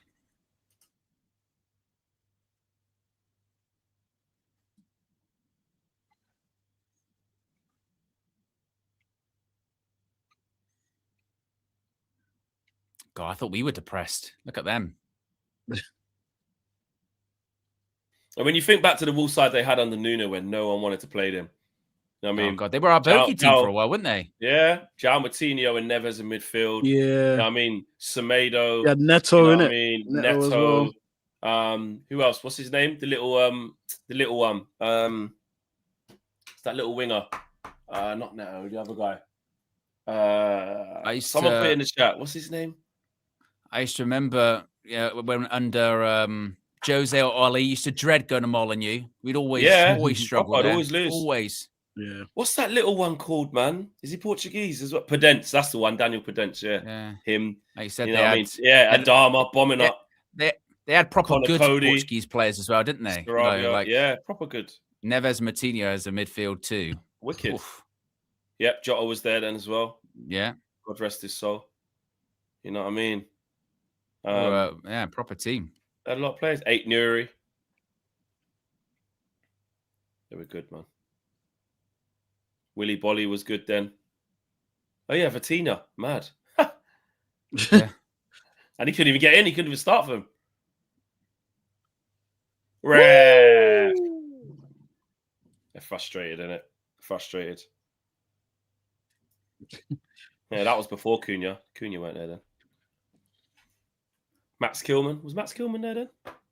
Yeah, probably would have been. Yeah, they had a good team. I think they knocked us out the FA Cup one year. I think that was at Molineux. At Molineux. Yeah, I went to that. Yeah. And that's what I was saying. I hate coming to this place. I remember doing the contest. Yeah. I hate it. I remember we got a draw there when we just signed Ronaldo. He'd been announced, but he wasn't in the squad. Yeah. And there was someone holding up the Ronaldo banner. Yeah. See it at the away end. That was funny. Just don't get any injuries, boys. Just fucking see it out now. Nothing silly. You know what I mean? That's what it needs to be now. Just see the game out. I tell you what, as well, this will be like stat padding the minutes for like Kobbie and Xerxes. Yeah. You've come on and you've played an extra 10 minutes that you wouldn't necessarily anticipate playing. So be like, well, if anyone needs that to happen, good. Yeah, exactly. Get some extra minutes. Get Sheer Lacey on me. Have we used all the subs now? I think so. Have we used them all? I think we have. What pass that is? Go on, give it to him. Pass, man. Flipping hell, bro. He actually did, to be well, to be fair. Yeah. But he looked like he weren't going to. Oh, that's awful. You see, don't get a red card. Fucking hell. Shesh goes back training on the grass. Yes, I saw that. Good. It's good. It's good. I mean, it's probably, about right for the time that they're saying. He's saying Mason Mount, man of the match. Yeah. Shot. Okay. I mean, fair enough. Bruno gets player of the match all the time, doesn't he? All the time, yeah. You know, and Bruno will still do the interview after the game. You know what I mean? There'll still be two of them. Yeah. He'll get it out of, like, he could have got it just off the numbers, isn't it? Because, like I say, 2 goals and an assist. Bloody hell. But if someone needs it more, that's good for Mason Mount, isn't it? It's a Mount. Just hope he actually stays fit. Yeah. Bloody hell. Hit that, didn't he? Yeah.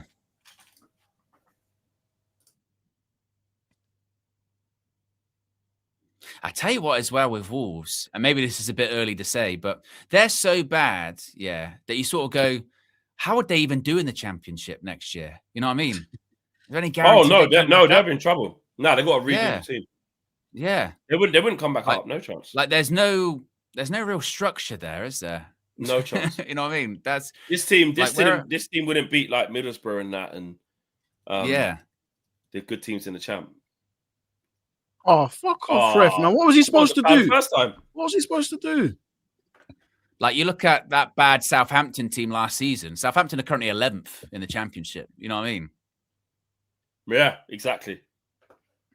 And they sacked Steele, didn't they? They had a horrible start. That's how he was doing well. It was a foul the first time. Frank Lampard at Coventry. Yeah, he's got like the most points of anyone ever at this stage of a Championship season. Frank's coming up, mate. Yeah, but big up to him, because last couple of jobs, people were like, he don't have a clue. Yeah, he's done really well there. Yeah, Coventry fucking walking it. Yeah.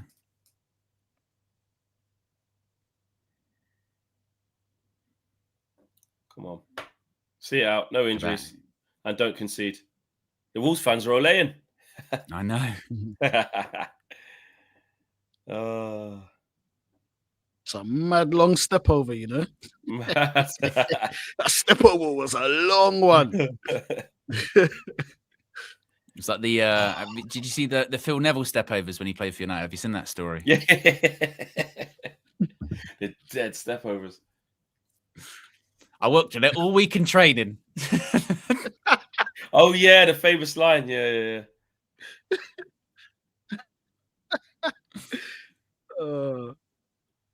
Oh yeah, we're playing Wolves again really soon, isn't it? Yeah. Bloody hell. And they've got to go to Arsenal next. That's going to get absolutely. That's going to be a 5-0, that one. Yeah, well done, Lissandro. Get another 10 minutes in your legs as well. He needs it. Yeah. This is good. He's looked good since coming on, man. Quality's still there. Yeah. Nice and easy. Although, obviously, not much of a test, but it's just the perfect time to... Oh, I nearly got him as well. Yeah. God, foul. Thank God, though. I will say, like, thank God the one at 1-1, we just didn't do the Man United thing. Do you know what I mean? Yeah. Like, we came out and did what we needed to do, like, straight from there. This is what it is as well, because you look at that Wolves team and just go like, yeah, they're awful. Like, just show a bit of quality, show the level of quality that's expected of you, and you'll be fine. You'll roll this team over. You'll roll them over. Yeah, exactly, and that's what we did. We showed the quality through the individuals that we got, and stuck to the game plan. To be fair, even at 1-1, where we were cussing. Oh, look at him, still clapping, trying, yeah.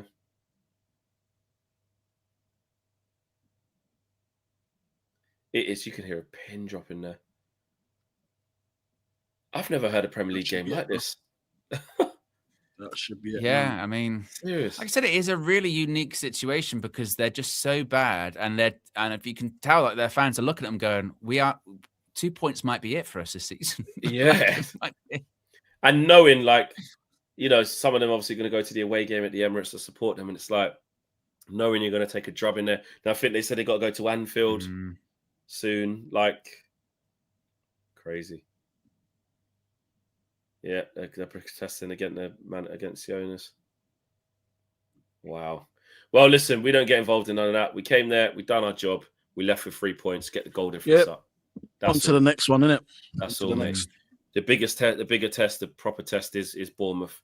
We're meant to do this. There you go. There you go. Yep. Good.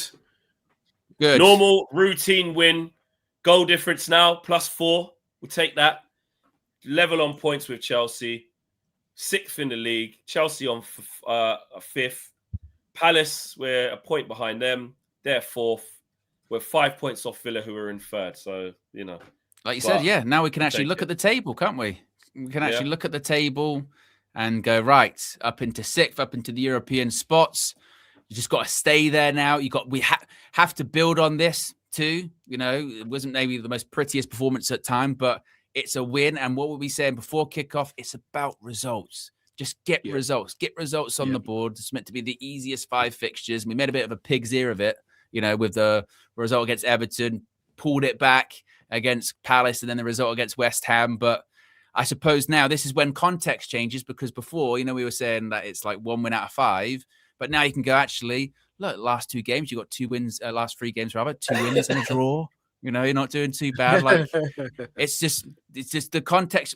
What constantly changes things? Results. Got to get results. Get results. Exactly. Get results. Get results. Exactly. And this is the funny thing. Major Gain says, Flex on DR Sport, you said you weren't sure. Now you're talking about a routine win. Yeah, I'm talking about a routine win because we got one. And before, I wasn't sure we'd get one because of how we are.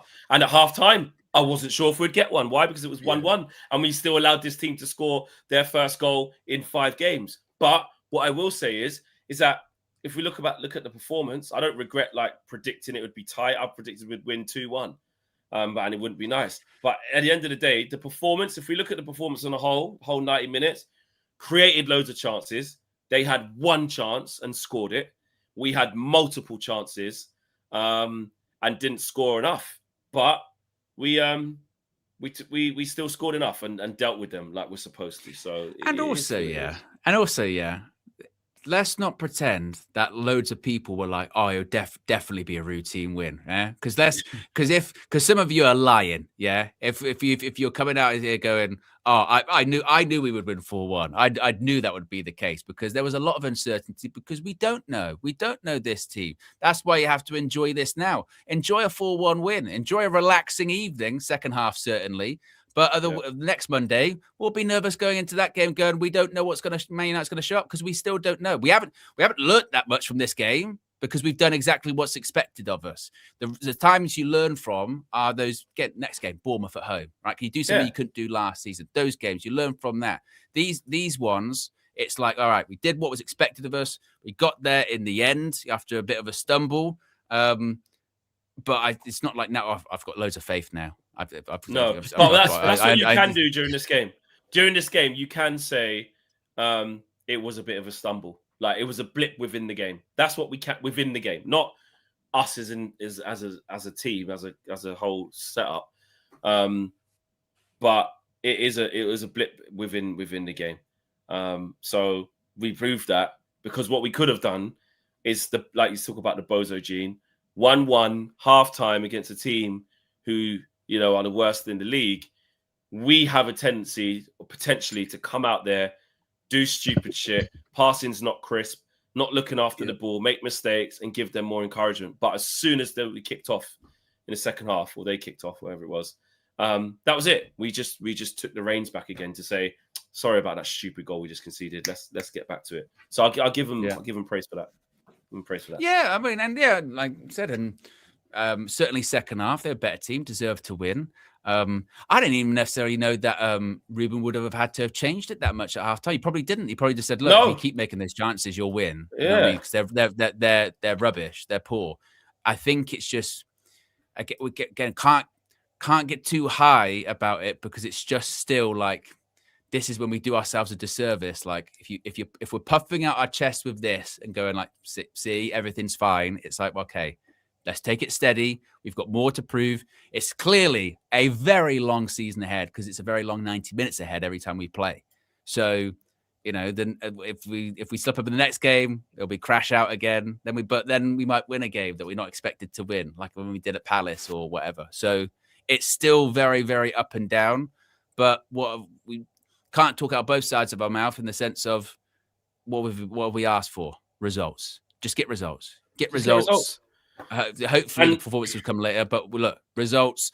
The game against West Ham wasn't necessarily a result, but tell you what, got a result at Crystal Palace. You know, suddenly then the point is not great against West Ham, but it's not a loss. It's an extra point on the board. You got a win here. As long as we've said before, as long as you can stay in and around that conversation of the sort of European spots, you'll be okay. I would much rather us look forward to that Bournemouth game going, well, I don't know what to expect, but at least we're coming off a victory as opposed to, fuck, we couldn't even beat Wolves. At least we can go, well, we won that game. We're doing all right in the table. It does take a little bit of pressure off Amorim, because if the season ended today and we finished 6th, we take that probably. We go, I'll tell you what, that's not too bad. So, we got what we asked for this evening. Maybe not in the form that you would have wanted it initially, but we got what we asked for. So you can't ask for too much more than that. You can't ask for too much more. And it also, like this game, we don't learn anything. Like it's different. Yeah. That's what I'm saying. There's not big takeaways there. There's not big takeaways. It's get in there, get your points, get out, and move on. And then you can see if you can learn something against Bournemouth. And the truth is, we don't learn anything against this side game by game, innit? Because it changes so much. Bournemouth are a very good team. They've been on not a great run recently, and like they were. That's so true. That's so true, isn't it? Actually, because we never will learn anything, because we can go to Crystal Palace, who are 4th in the league, beat them on their own patch, and go, right, I tell you what, it's pretty good, and then draw against a West Ham team that are 18th and go, okay, yes, we didn't really learn, actually. The only thing we learned is still to expect the unexpected, because you also learned that we're very inconsistent on the table. Yeah, exactly. Very inconsistent. That's what the takeaway is that, and takeaway, I suppose a positive takeaway from this game is earlier on in the season when we were creating chances, scoring goals, like this team can score goals. This team can create chances, which will always help you. If you're in the position to create chances, score goals, you're more likely to win matches. Maybe the frustrating part of that comes into like against Everton, against West Ham. God, can you create some of those chances against them at home? So actually, next up, I guess we're kind of due like a big performance at home. We need a sort of big home performance. We haven't had that in a little while, have we? That sort of big result at home. I say big, but you know what I mean? Something to really build upon. So yeah, I mean, there's things to complain about. Like we said before, there's things to criticize Ruben Amorim about, and there's been stuff in this game. But one thing you shouldn't criticize him for is winning games. So if you're going to win games... We won 4-1. As long as no one's doing gymnastics, acting like you say, everyone sit down, 4-1, our biggest win of the season. There will be. And all this stuff. There will be. Yeah, and that's fine. So that's fine. Those people can stay. I don't get on with those people. But it's just about talking about it, logically. What are you saying, DJ? And what are you seeing tonight?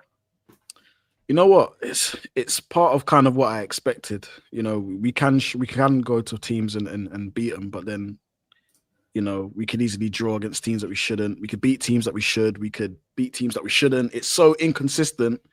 Nothing really surprises me anymore. I think when they equalized, again, wasn't surprised. Called it from the jump. The only difference was that we're actually playing a really, really shit team. If they were half decent, they may have given us problems. But you know what? That aside, we've got the win. 3 points is what matters. That's what Ruben Amorim is going to be judged on by the end of the season, is how many points you've got in the bank. Performances, can put them to the side for now. We just need to make sure that we finish respectably in the league, get into those Champions League positions, because that's what the goal is. And so 4-1, decent scoreline. Again, context is everything, but for the positive ones out there, we won 4-1. Brilliant performance, brilliant. So yeah. A couple of super chats here. Matt says, forward, hold that, Owen. It's nothing personal. Apparently, we have to call you out more often. That is true. Someone said that earlier on in the chat. They said I don't get called out enough, and I was like, I feel like I do. Yeah. Well, we all do. Keep calling him out. Do it. Oh, look, it's Mason Mount's doing the interview. You got that wrong as well, Owen. You're fraud. You said it would still be Bruno. Look at that. It's Mason Mount, mate. Yeah, exactly. Hold that. Mason Mount's got the headphones in. Camille says, flattering scoreline, need players in Jan. Vincent says, crazy head loss at halftime. It's easy to say when you go on and win the game, isn't it? You know what I mean? That's what we've done against I feel like, and also that's like sort of suggesting that this team, that the head loss is justified at halftime because the team. No one trusts the team. Oh, we'll go out there, we'll score 3 goals second half. When have we done that? Yeah. You know what I mean? What evidence is there to suggest that? Lucas, been with him for 41 months, says, good win, no corner turn, just points on the board. And let's enjoy the win and enjoy the downfall of Liverpool. For once, we are not always in crisis. That is very, very true. I tell you what, that might be sort of Super Arch members chat of the day. Super Arch says, these low-tier games are the most scariest. RK says, one win for the month is done. Question, would you take one win and a draw from the next three, being Bournemouth, Villa and Newcastle? Our midfield against Villa and Newcastle, Lord help us. One win and one draw. What? I'm assuming the sort of, because what's the form in the last four has been what? It's been a loss, win, draw, win. The height of inconsistency, hasn't it? Exactly. Actually, I agree. I don't know. No, I'd want more points on the board, wouldn't you? Yeah, yes. We need it. Like, I mean, Villa going to be super hard. Newcastle at home, super hard. Bournemouth at home, hard. Like, shit, that's our next three, innit? Yeah, this is why.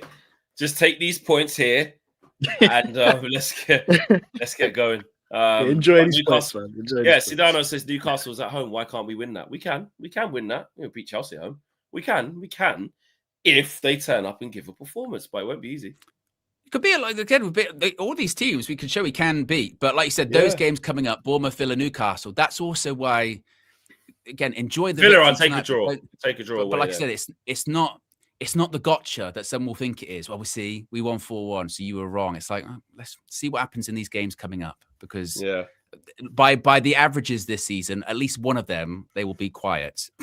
You know what I mean? Because look at our form. I hope not. I hope they come back and say, hold that, we won all of them, and we're on this massive run, and Frank's close to a haircut. That would be lovely, wouldn't it? Shenanigans says, only City have scored 4 against this Wolves, and our XG of 4.1 was by far the highest against Wolves this season. We should have scored 8. Reba says, nice to see the happy faces of fans. And C1 Chaos says, a win without Ugarte. Evil Owen wrong again. James likes Ugarte, doesn't he? It's a bit. He does. Yeah. He enjoys the Ugarte hype. You know, I'm just thank God, because this otherwise it would have been a nasty week. It would have been a nasty week. It'd been a rough week. At least now, just kick back until we got to get nervous for the next game. Yeah. In the end, Mac domination. Says, notice no one mentions Rasmus Brace after our win. That's always the way, isn't it? You don't, like I said, you don't talk. Like, let's say, like, obviously, I know Kobbie came on and got minutes, but the conversation about him isn't as intense when you win 4-1, is it? Because you won. You can't argue against it. You can't go, oh, see, we were really missing Kobbie today. No, we won 4-1. It worked out well, Yeah. So yes, no one talks about it. But it's only when you're not winning games or you're not getting points on the board that people want something different, because what you're getting isn't working. But when it is working, when you do win, you can't argue against it, can you? Because you can't criticize winning and getting results. So yes, we can go to sleep happy. I'm happy for Mason Mount. Happy for him. Aiden Heaven played well as well. I liked what he did. Yep. That's a positive. Of course, again, opposition and that, but no, he played well after coming off at halftime against West Ham. I thought Martinez. Don't really need to judge his performance or anything. It's meat and drink, nothing to do. But it's positive that he's got more minutes in the tank. We need to build him up. Who else? What was going on today? In Mbumo, good that he got a goal. At times wasn't playing great, but just get on the score sheet. Cunha, Mateus, he's getting into positions and we know there's quality there. It just feels a bit nonchalant. It just feels a bit cutting edge, just not there. He was unlucky when he went off the line, to be fair. Ahmad played okay. Some glimpses of, creativity there. But again, I think it's just the end product today wasn't all there. I think it was a little bit indecisive in the final third. I need a little bit more from him. Dallo, pretty good today. Yeah. Ahmad, a couple of moments. But it's like I said, this is where it's interesting, is because, like you said, so Ahmad said okay, overran it quite a few times. Even Cunha didn't have the best game. But if you win, you can overlook that. You know what I mean? You can go, hey, exactly. You know what I mean? You have a bad game. Was Bruno or Mason Mount? Which one? Yeah, you go, I don't know, overlook that. If you don't win the game, then you go, Ahmad, you can't keep doing that. Or Cunha, we got a big Cunha conversation. Now, you could have a conversation, but it's not as intense as it had to be, previously. Now it can be, Because it would be interesting to see what he does do for the Bournemouth game now coming up. Because you win 4-1, keep that same. Yeah, did you keep that same team, or do you go actually? Cunha, maybe you go to the bench. Maybe Xerxes does come back in. No, I don't think you bring him back in for Bournemouth. Or do you think he keeps the same? Do you think he keeps the same? I think he keeps Cunha up front and just that same front three. Yeah, keep Ahmad where he is. Obviously, try to keep some continuity, man. Need some continuity. Yeah. And then if keep saying back three. If Delict's back, put him back in. They put him back in. Bournemouth are no joke, man. You can't fuck around with them. But if he's not fit, then he might trust it. Would you pick Heaven over Yoro again, or Heaven over Martinez? Yeah, I still don't think he'll start him yet. It's a full week. Yeah, true. And he's been playing now. We played 20 minutes tonight? Yeah. Could he get his first start? And it's not like Ruben not to sub centre backs as well. So even if he starts the game, doesn't mean he'll play the full game. True. Well, we got options. I think Heaven's got his confidence up as well. And like you said, apart from that yellow card against Joao Bowen, he actually did all right. Done all right today, meet and drink against a poor Wolves team. And then you've got options with what you want to do with Martinez. So yeah, I think the one concern you would probably have coming out of this, in addition to obviously overall play at different points, the one concern is we're still, even against the worst teams, we're still leaking goals. We still can't get that clean sheet. This should have been an easy clean sheet. This should have been the one, because the only thing Lommans has had to do today is pick the ball out of his net. He hasn't had to make any saves or anything like that. So it would still be that thing of just like, you can't keep leaking goals. That's a good ball against teams. To be fair, against teams like Wolves, obviously you'll get a ton of chances. You'll get it back. In the bigger games, you can't keep leaking those kind of, those kind of. Well, I want to see Lommans get some clean sheets. Deserves to get some clean sheets. Yeah, no, he does. I was just saying, Cunha forgot he actually did play that pass into Dallo so that Dallo could just square it, which was good. There you go. All right, guys, big up. We got the win. That's what we want to see. Yep. Positive. Morning View tomorrow will be positive. Plus any other news that's out there. So we'll take a look at it. And we just did what was meant to do. Routine win against Wolves, which I didn't think it was. So I'm very happy I was wrong. I thought it would be 2-1, ugly, tight. How dare you? Hold that. Don't you dare. He won. Don't doubt this team. Don't doubt this team. Yeah. Exactly. Look at you spreading you. I tell you what, Flex, your voice carries a long way. You should be more careful with it. You should be more careful with your voice. Power in the voice, bro. Careful. Power in the voice. Don't say what you see. It's not a catchphrase. Yeah. Say what you see. Do not. I tell you what, Flex. Yeah. Do not share your opinion. I don't want to hear it. Okay. No. Fake fan, mate. Big up, DJ. Exactly. Big up to you, bro. Big up, man. Always Big up, a pleasure, bro. man. Guys, we'll see you tomorrow morning. Big up, Owen. We'll see you tomorrow morning for a very positive morning view, unless anything bad happens after the game and someone says something in the mix zone and throws the team under the bus. We're out of here. Take care. Peace.